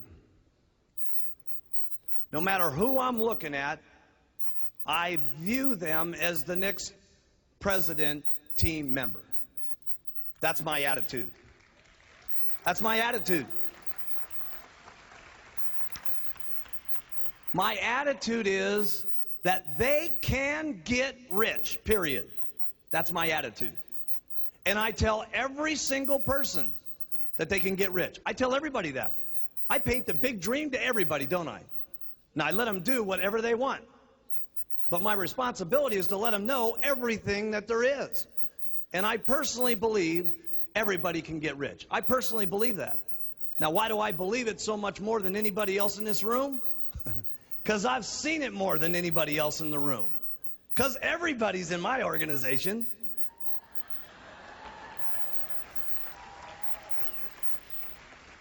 So I'm clear. Every kind of person I see can get rich.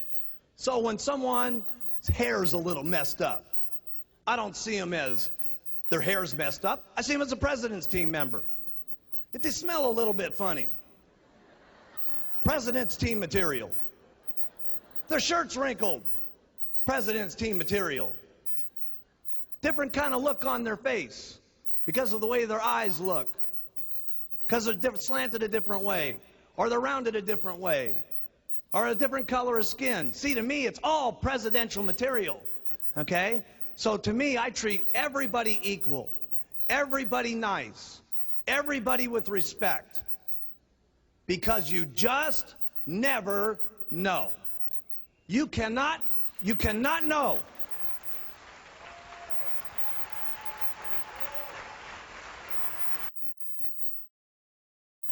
Now here's the next thing when you're out there recruiting. You got to believe that they're going to get rich. Just like the product. You know how you guys are with the product? Your attitude is when you put someone on the product that you know that they're going to lose weight no matter what. Isn't that right? As long as they use it. as long as it's 2 shakes a day, tablets 3 times a day, okay, you know what's going to take place.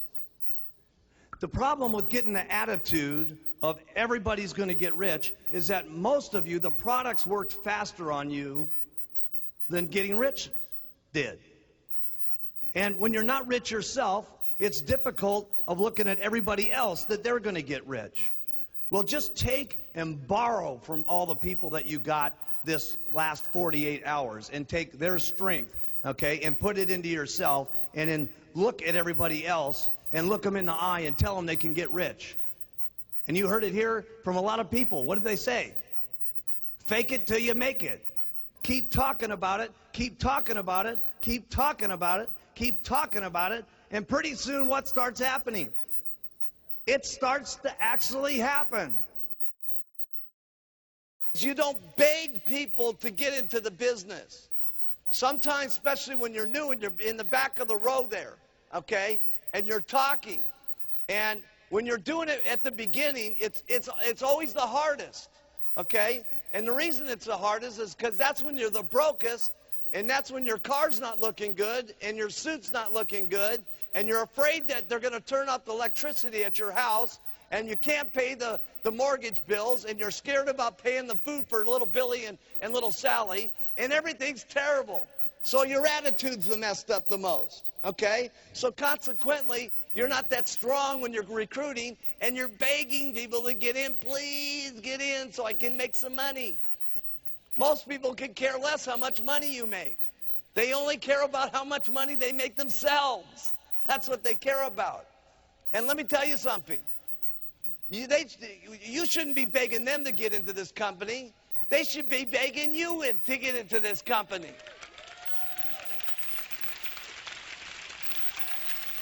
This is Herbalife.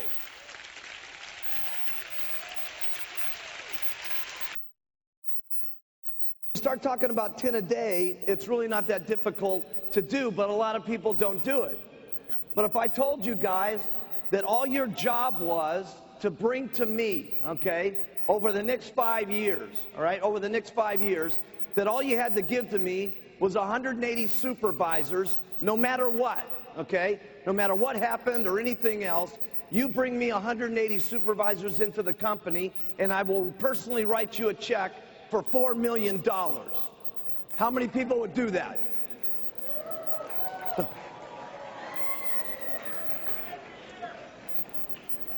Now see, I will write the money. All you got to do is bring them in. See, the hard part is employing yourself enough. Okay, see, when you guys had your regular jobs, they told you what to do. All right?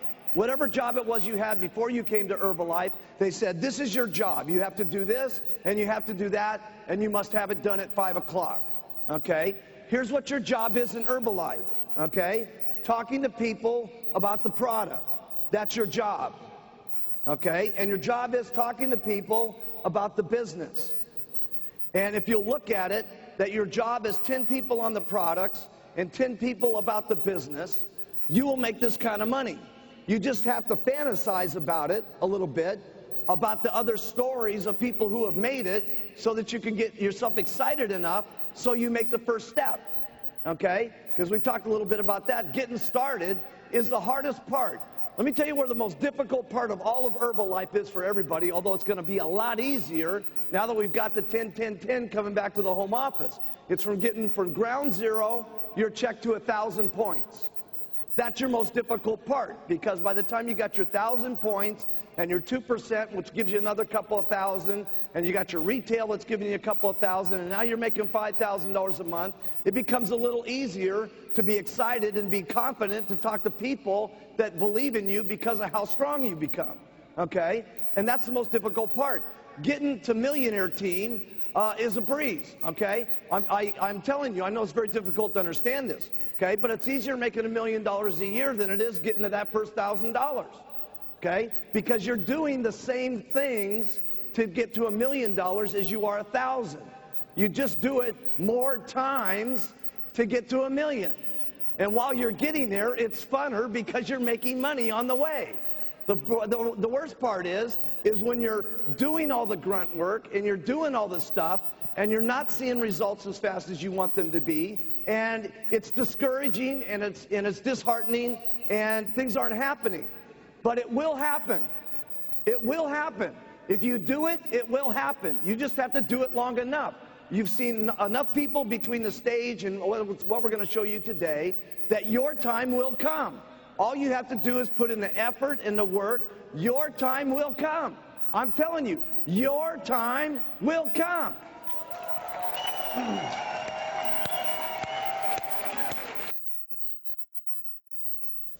The game of Herbalife is just, it really is a game, okay? Because all you're doing here is you're trying to sponsor enough people a month. This is just a plan, okay? You can make it smaller, you can make it bigger. But your goal is to try to sponsor 2 hot people a month. And then here's what I want to do with these people. I want them to go to the Who Do You Know list and make up 100 people of all the people that they know. That's what I want to have happen. That doesn't happen, then my second choice is the button. They don't want to do the button, flyers is the next one because it's the cheapest. Next thing after that could be an advertisement. But my worst thing is to have them do an ad, because an ad's going to cost some money, and we don't want people investing in money and so on until they've made some money. So my best thing is to get them to their friends, okay? But here's what you do once you've got a hot person. What you do is you go down to the second person, and you have, let's say that this is Jerry.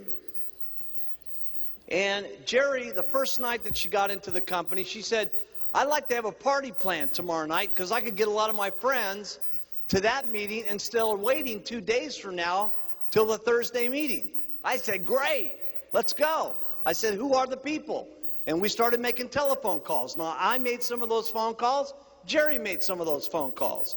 So when we got over here to Debbie, who's the house that we were at, that we were going to make the deal and stuff like that, we had 7 people at the house party, okay? And I told Jerry, now, Jerry, you got to do the product section, and I'm going to do the marketing plan section. Now, from this meeting, I can't remember her name, but she was like the World Sit-Up Championship. Sue, I think it is. Okay? And when we went to Sue's place, she had another place that she had that we could do a meeting. I said, now, Jerry, when we get over to Sue's house, I want you to have Debbie do the product part, and you do the marketing plan part, and I'll just tell my story at the end. Okay? And then we go down here to someone, I can't remember just right at the moment, but somebody in Sue's organization. Let's call this Doug Stunts for just the example. Okay? I'm trying to do this all in the qualifying month, by the way. I want to go as deep as humanly possible in the qualifying month, and I'll show you why here in a second. Now we get down here to Doug's house, and I tell Jerry, I said, Sue, you do the products. Debbie, you do the marketing plan. Jerry, you tell your testimonial. Okay? And it could be anything at that point. Jerry's thing was, I got a couple of customers, and I already got 3 distributors, and I've been in the business only 2 days. Okay? You use what you got. And then I was there to tell them what happened to me. Okay? Because I was already 2 months in the business, got my checkup, and so on. But my goal here is, this is the first line, this is the second line, this is the third line, this is the fourth line, this is the 5th line. I'm trying to get this thing going down to 6 generations deep. Now, if I can get it farther than that, I try to get it farther than that. If I can't get to 6 levels, it's not a disaster. But my goal is to sponsor people, okay, to make it simple. Okay, write this down. I want to sponsor as many people as I can until I get 2 hot people. Hot people are defined as who? People that say, I want to do this. Okay? As soon as they say that, go now. The first thing I always tell people is, let's go after your friends and your relatives. Okay? What I do is I move and groove with the way that people want to do it. So if they say no, then I say, well, listen, why don't we use the button? They say, I don't want to use the button. Great. They said, well, let's use some of these business cards and go out and just start talking to people and tell them to come down to our meetings. They say, that sounds like something I'll do. And I say, great. Okay? Now, whenever I get them to say great, whether it's their friends, if they say, listen, let's go talk to your friends, they say, I'll do that. Great. Okay? Then the next thing I do is I show them what to do. And then you make them try it. And the first couple of times that they try it, they always mess it up a little bit. So here's what you do. When they mess it up, say, listen, you did great. I'm telling you, you're just so good, it's just unbelievable. But I'm telling you, if you just do this and you do that, I'm going to show you how to do it one more time. Okay, and you watch how that works a little bit better, because when I do it this way and I do it that way, that's why I get this result. So then you come back and you show them how to do it again. Now you say, you see how I did that? Now try it again yourself. Then they mess it up one little piece of it. You say, that was great. Man, I tell you, I just can't believe how good you're doing at this. Most people, it takes a lot longer. You're just unbelievable. Okay? Then you show them again. Then you get them to try it again. Then you show them again, and then you get them to try it again. Then after they've tried it enough time, pretty soon they know how to do it on their own. Now that's what's important. Now this is extremely important, that they know how to do it on their own. Not only for them, okay, because this builds their respect and their self-esteem about how they know how to do this company and how they know how to do this business. If you live with them forever and do everything for them, they never get it themselves. And if they don't get it themselves, they won't build the character and the self-respect and the self-esteem that they need to do it on their own. Now, there's another reason why you need to have them do it on their own. Because if they know how to do it on their own, you don't have to work with them much anymore. You maybe have to do a call a month. You may have to do a little bit of tour every once in a while and visit a few of their meetings and stuff like that. Okay, but once they know how to do it on their own, now you can do the most important thing that you need to do to follow the Herbalife game, which is to sponsor another 10 people so you can get another 2 hot people to work with, so that you can do the whole process again. Because it's only through this process that you can build it wide enough so you've got enough chances to get people on the world team, and to get people to the GET team, and to get people to the millionaire team, and eventually to the president's team. Because in our business, unlike other businesses, this doesn't work where you're in a company where as you build up the ladder, everybody's scared to death because they may lose your job because you're getting so good. In Herbalife, it's great. The better your people do, the better you do. Isn't this great? They get rich, you get rich. Isn't that great?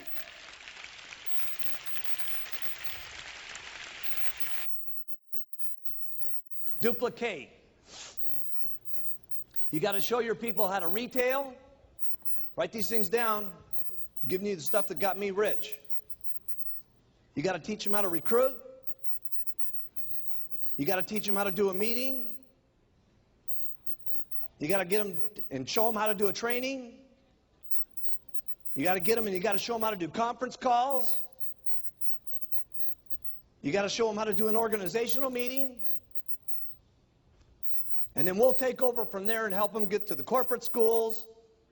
And then I'll make sure that they know how to do the chairman's classes, the extravaganzas, and the summit. And I'll do that for you.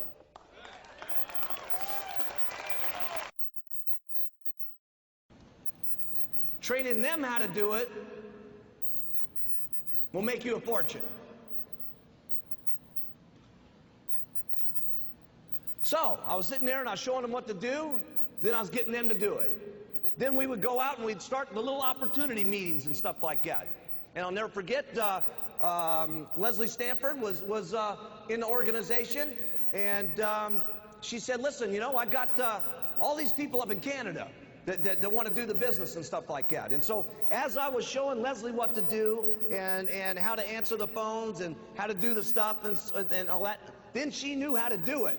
Okay? Now you've duplicated yourself. And she went up there to Canada. She started showing people what to do and getting them to do it.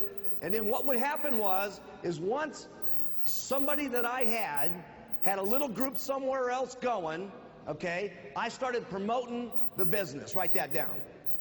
And I gave them a little goal to go for. Some people ask, well, how did you build it around the world? I'm telling you right now.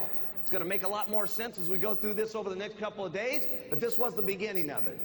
Leslie said, well, listen, you know, I need you to help me out and come up here and do some meetings for me and stuff like that and do one of the training classes. I said, great. I said, what we're going to need you to do is get 100 people and do $20,000 worth of business, and I'll be up there to do one of your Saturday training classes. Now, why did I want her to do 20,000? Okay, one reason is so it could get me 5%, which would pay me $1,000, which would pay for my airplane ticket to get me up there. Remember, I was broke.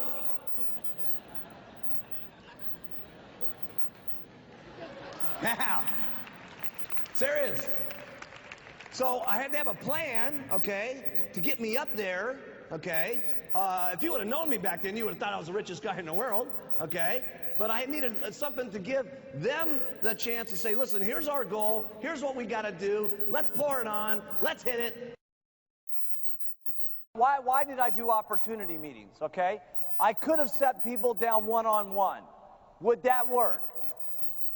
Of course, okay? One of the great things about Herbalife is anything will work, okay? The question is how fast it works, how quick it works for you, and more importantly, how quickly it works for the people that you get in, okay? And so I was always interested in fast, okay?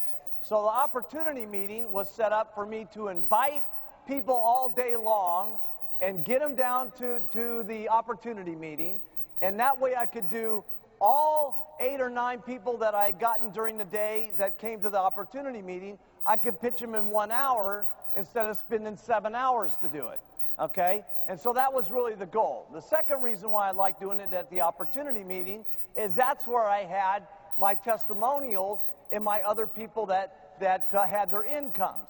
Not that my testimonial wasn't impressive enough and my income wasn't impressive enough, but see, I'm not enough, and I know that. You see, what you want to have in an opportunity meeting is as many people as humanly possible talking, okay? And that's why I'm not doing all this meeting completely by myself. That's why we have other people talk about doing the retail. That's why we have other people doing the recruiting. That's why we're going to bring up the Get team. That's why we're going to bring up the Millionaire team, because the more people that you can hear from and the more different backgrounds you hear and the more different circumstances and where they were and where they came from and what their first month's income was and what it is now, the more eyes that you can see, the more somebody, okay, and there's going to be somebody today that you're going to see that you're going to say, hey, if that person can do it, I can do it. And that's the most important thing that can happen to you in Herbalife. And you never know when that's going to be. It's probably going to be here today. But if it doesn't happen here today, it could be the next STS that you go to. You just never know, okay? But here's the elements of what makes the opportunity meeting exciting, okay? Because a lot of times people get very confused and start thinking that the opportunity meeting is only good if you have someone that's great at doing opportunity meetings, okay? Now, is it great if someone's great and entertaining up on the stage doing an opportunity meeting? Of course, okay? But can someone who's not very good be great on the stage also, as long as they're making some money? Absolutely, okay? And so we're going to show you how that works here, because this will make your next, Saturday? This will make your next Tuesday night meeting more exciting. All the person that's supposed to do that comes up here, let's say we're just going to do a real quick opportunity meeting right now, okay? All we're going to do is we're going to tell the Mark Hughes story, and then I'm going to talk about the products, and then I'm going to do testimonials. And remember that this is going to take me 25% of my talking, and 75% of the meeting is going to be given by the audience, okay? Because the audience is the biggest one who actually does the meeting, not the person on the stage. The person up on the stage is just there to set up enough information so he can get the testimonials up on the stage, because the testimonials is what really sells the products. On the marketing plan, I've heard people that say it's an incredible marketing plan, it's just unbelievable, you make 40%, you get royalties, 72% on the retail, just unbelievable, let's have all the testimonials, come on up. Okay, and I've heard people even do less than that. It's unbelievable the money that we make, and let's just have everybody stand up and come up. Okay, and I've also seen people that do a lot of circles and squares and so on. It really doesn't make any difference which one you do, because long story short, they're not going to understand it anyway when you do your very first meeting, by the way. They're not going to understand it until they get around and, you know, filling out their very first paperwork and putting the percentages to it and having to get out their checkbook. Okay? So in the marketing plan, say a little, say a lot, but just make sure it's 25% here, 75% is on the testimonials. And after that, you stop talking. Okay, because one of the things I've seen with people is, you know, they feel like they got to just keep going on and on and on, right? And then after the meeting's over, then that's really bad. As the supervisor, they try to do a whole meeting all over again. You know what I mean? It's time to stop at a certain point. We just got to tell the products, marketing, testimonials, marketing plan, testimonials. Do you want to do this or not? Okay. Then the next day, get lots more people in. Okay. Got to make it quick, okay? Because what your goal is to talk to as many people as you can so you can get your 2 hot people to start working downline. You got to get up and do meetings. Every single person in the room, you guys got to learn how to do meetings. If you're not doing meetings, you got to know how to do meetings. Period. Okay? That means you guys. Every one of you guys in the back, all you girls in the back, you got to get up and do meetings. Do the products, do the marketing plan, do the close, the whole thing. You got to know how to do it all, okay? If you want to get up here and get like me, you want to get like the Chairman's Club members down here, you want to get like the President's team members, okay? They all know how to do meetings, okay? And so you got to know how to do the meetings. We're not going to go through what's happening in the meetings. You guys know what to do, okay? Here's what you do to do a meeting. Do one. You know what? Do one. Okay? And then if you don't do it so good, do another one. And if you don't do it so good, do another one. Trust me, you'll get good at it if you do it enough times. You won't keep getting up there and being a flop, trust me. You'll do it better and better and better. You got to learn how to do trainings. If you don't know how to do a training, easy. Go to one of the trainings, listen, learn, and then do one. Listen, learn, and then do one. See, you don't really got it in your mind until you're doing one. Okay? You're listening to it, you're absorbing it, okay? But it's going in one ear and out the other until you got to get up there and actually say the stuff. When you say it, you're going to know it. So you got to take responsibility for yourself first and get excited about what's happening to you, and that will excite other people. Because you have to match your pitch. If you're saying something and you are not matching the pitch, okay, then it's no wonder people don't believe so much. And again, I'm not trying to say it's got to be all at once. Here's the most important thing. Write this down. You got to make some progress, okay? Little by little by little by little so that you can keep yourself excited. I'm not any big speaker like Jim Rohn. I don't know how to talk to you about personal growth. Here's all I know. It's practice makes perfect. You listen, you learn, you try, you fail, you try, you fail, you try, you fail, you try till you get better, you try till you get perfect, and then you try again until you're better than that. And then the last one is you never get satisfied with how good you are. You're always better the next time. That's all I know about personal growth. There's not a meeting that we're going to do that's not going to be better than the next one. Isn't this the best summit you've ever been to? Huh? Huh?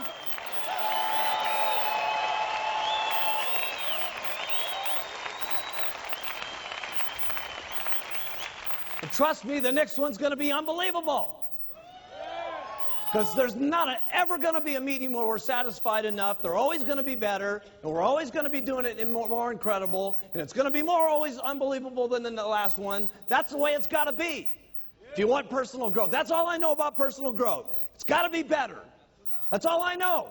Got to be better than the last one. If you want things to get better, keep improving yourself. And that means for all you guys. That means for all of you guys.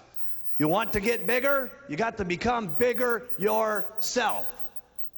So you don't just go group go, go group go. You keep going yourself. And let me tell you, it will go.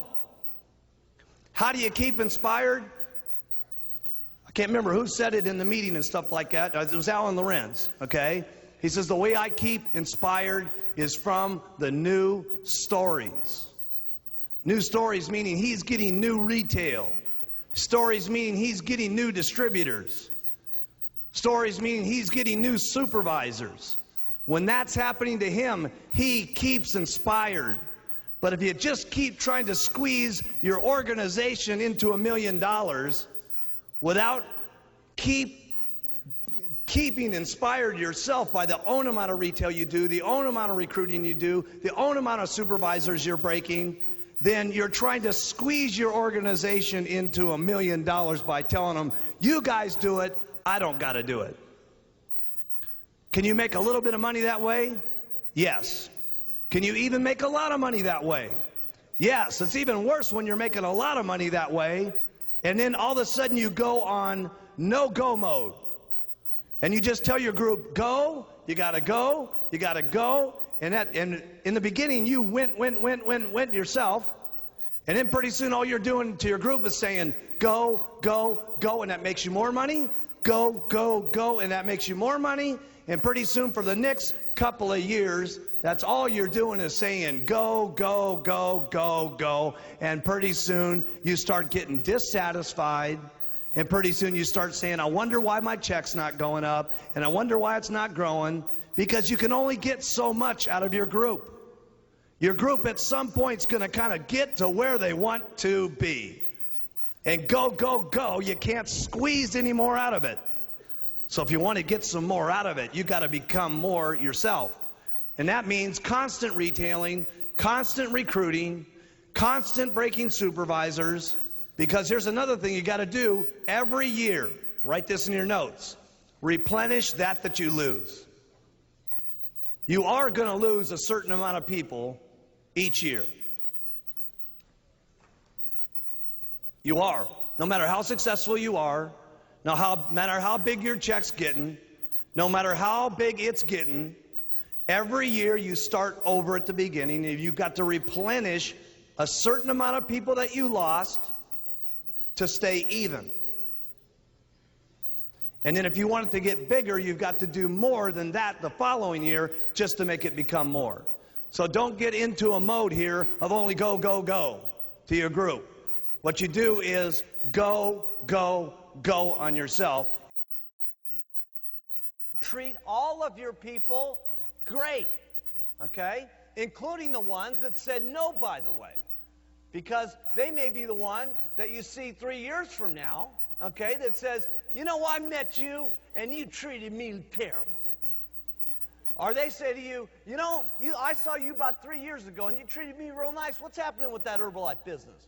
It's doing incredible, man. When I met you, I know I was only making about $2,000 a month, but now I'm making $450,000 a year, and it's just gotten unbelievable. And let me show it to you again, because it's gotten a lot better since then.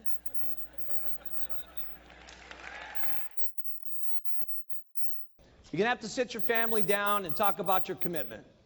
You're going to have to get the whole family bought in on the program, okay? And discuss it and agree. You're going to work this much. You're going to play this much. This is what it's going to mean if you do this. Okay, if I work this hard, here's what we might get. Okay, and keep your commitments.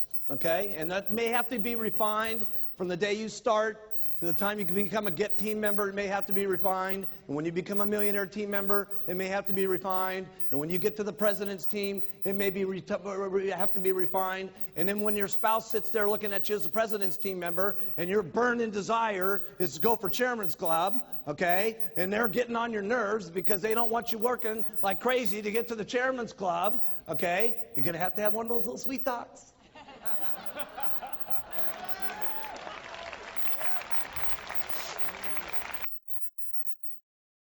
You do everything that you can to make yourself look more impressive to your group so you match the pitch. So here's what I did. The first thing I did was I bought some new clothes. Wasn't that great? Wasn't that the greatest place? But it was the greatest place I could get that would make me look the best so that what I was pitching would match what the clothes I was wearing. You got it? So for those of you brand new, I remember Jerry, we sent her down to the Goodwill store, and she bought her silk dress for $2 to make herself look better at the meetings that she was given. Okay? So it may have to start way down at the bottom. We didn't get this way by being what you're seeing here today. Okay? This thing started out with a little white jacket and those little black pants. Okay? Okay? And then from there, I got my first car. I'll never forget driving up in that El Dorado. Remember that? And then it made everybody sniff the seats. Seriously, I brought all my supervisors in and I said, sniff the seats, man. This leather is cool, baby. Then the next thing I did was I got a better apartment. A better apartment. Okay? Wasn't a house, it was an apartment. A better apartment. That's where I started. A better apartment. Then I got my very first condo. Never forget my very first condo. Smaller than my bathroom at Gray Hall. Seriously. Can you believe that? Wait till you see my bathroom. It's unbelievable. Okay? And then you may decide you want an office, and then you go for your very first house, and then maybe you go for your first mansion, and then maybe you're getting your holiday house. Attitude's great when everything's going great. Of course, it's easy to have a good attitude then. When you got to have a good attitude is when things are not going good. When things are going bad. Now, I can remember back in the beginning, I talk about Don Grinnell all the time. Don Grinnell was my best guy, okay? And, you know, first month, 6,000. Second month, 12,000. Third month, 18,000. I was counting on this guy to make things happen. Boom, he's out of the business. Okay, and along with it, what happened? All the people went with him. Okay, and what happened to my meetings? Went from 60 down to 20. Okay, how did you think I felt back at that time when we didn't have any literature, we didn't have any journals, we didn't have nothing going on? Okay, we had just a couple of bottles. Okay, and my only guy that I was counting on to really make things happen left. How do you think Mark Hughes really felt? Terrible. Put in your notes. I felt bad. Now, I've signed the guy up 3 times. And I felt bad all 3 times. I'm telling you, I'm going to get him a 4th time one of these days. He's going to be one of these days. I don't know how many times it's going to take us, but we're going to get him sometime. But anyway, I felt terrible about it. 1985 came along. The FDA hit us like an atomic bomb, okay? And it was a very lonely situation when this thing happened. I mean, if you could have just imagined what was going on behind the scenes with this thing, it was unbelievable because the attack wasn't just so much on the vitamin industry. It was an attack on Herbalife, okay, because we were the big ones. We were the big target. I mean, in that FDA Senate hearings, there was 400 companies in there, okay, and 399 of them got 2 hours, and I got 1 day in 6 hours. Okay, and the night before, I'll never forget this, we were up in the top room of the Hyatt house, okay, and the Hyatt looked directly across at the Senate building, and they had called us up and they said, listen, Mark Hughes is not allowed to have any of his lawyers in the room, and he's not allowed to have any of his doctors in the room. He needs to come there alone. And there I was, 27 years of age, with no medical degrees, with no lawyer degrees, with no answers that were supposed to be happening in the testimony. And I was going to be sitting here in front of these senators looking like an idiot 24 hours a day on national television. And I'm sitting there scared to death, you know, scared to death. And I'll never forget, and it was Paco Perez that reminded me of this. He was my very first employee. I got Paco in the company, and yeah. Where's Paco?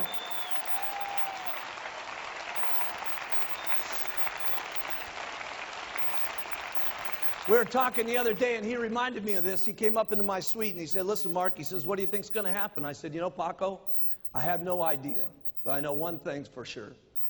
If we tank, tomorrow I'm going to open this thing up, and you're going to be the first guy I'm going to hire back in the company. And we're going to do it all over again.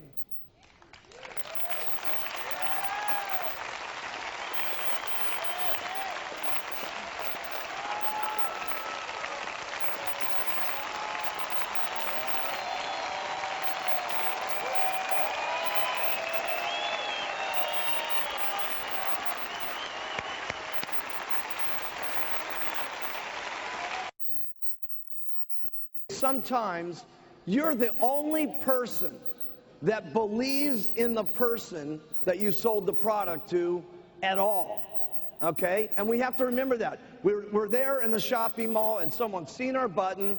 They bought all this product, okay? They're all jacked up about using it, okay? And they're very enthusiastic, all to go home to their negative relatives, okay? And now the negative relatives are beating them up about the fact that they're trying a new diet again, and they've done it 10 times before, and why did you do this, and you're going to fail, and blah, blah, blah, blah, blah.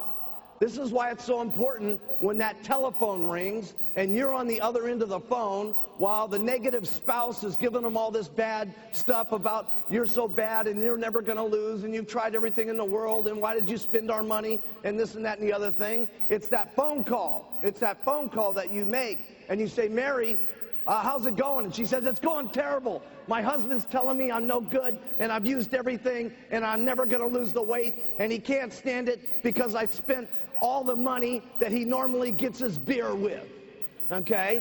And you say, now listen, Mary, get a grip, okay? I'm telling you something. Go in, I don't care what your lousy husband says, go into that cupboard and take that can out of there and open it up and get it in the glass and drink 2 shakes and take those tablets, and I'm telling you, you're going to lose weight. You're going to lose weight. You're going to lose weight. I'm telling you, you're going to lose weight.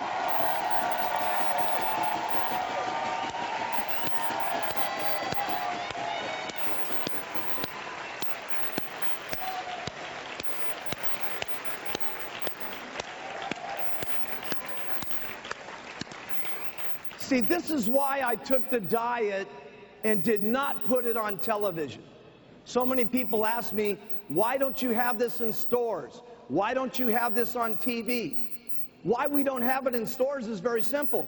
Go down and buy something in the store, okay? And remember something, most people on weight loss programs get off because people are picking on them or they've lost weight before and they're constantly losing their confidence, okay? Or maybe they're just going along for the week and things are starting to happen, but on Sunday night they got to go to a big thing with their family and they eat a bunch of cheesecake and stuff and they feel like they failed, so they quit, okay? And so why we don't sell it in stores? Because when you buy something at the store, does the store owner call you back up and say, how are you doing? You're going to make it? Go, go, go, go, go? No, that's not going to happen from the store. And it's not going to happen from the TV set. That's why we don't do it this way. You guys are the customers' cheering squad that keeps them on track until they get enough confidence that they make enough progress, that they believe in themselves, so that they finally start doing it for themselves and taking it every day. Because in the beginning, they may be just using it for you, okay? And you keep pushing them. But once they get enough confidence that they're losing weight, they finally start saying, I've really got a handle on myself. I'm going to take this stuff until I lose all my weight. And then they keep taking it, and they lose all their weight.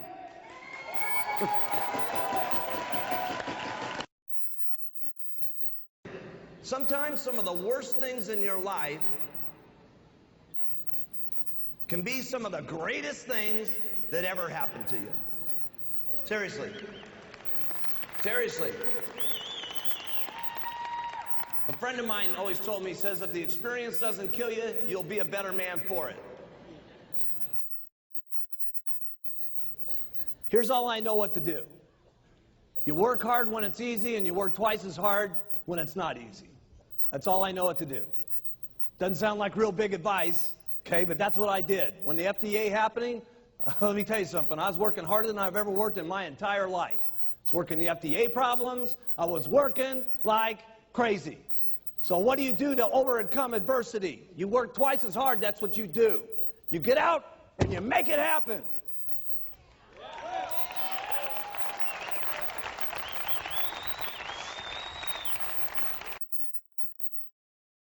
It's not who and what you are today that's important. It's what you can become in the future. That's amazing. Okay? And if you have the desire to want to learn, and you have the desire to want to grow, and if you have the desire to want to be and have a better life and to be a better person, you can do it.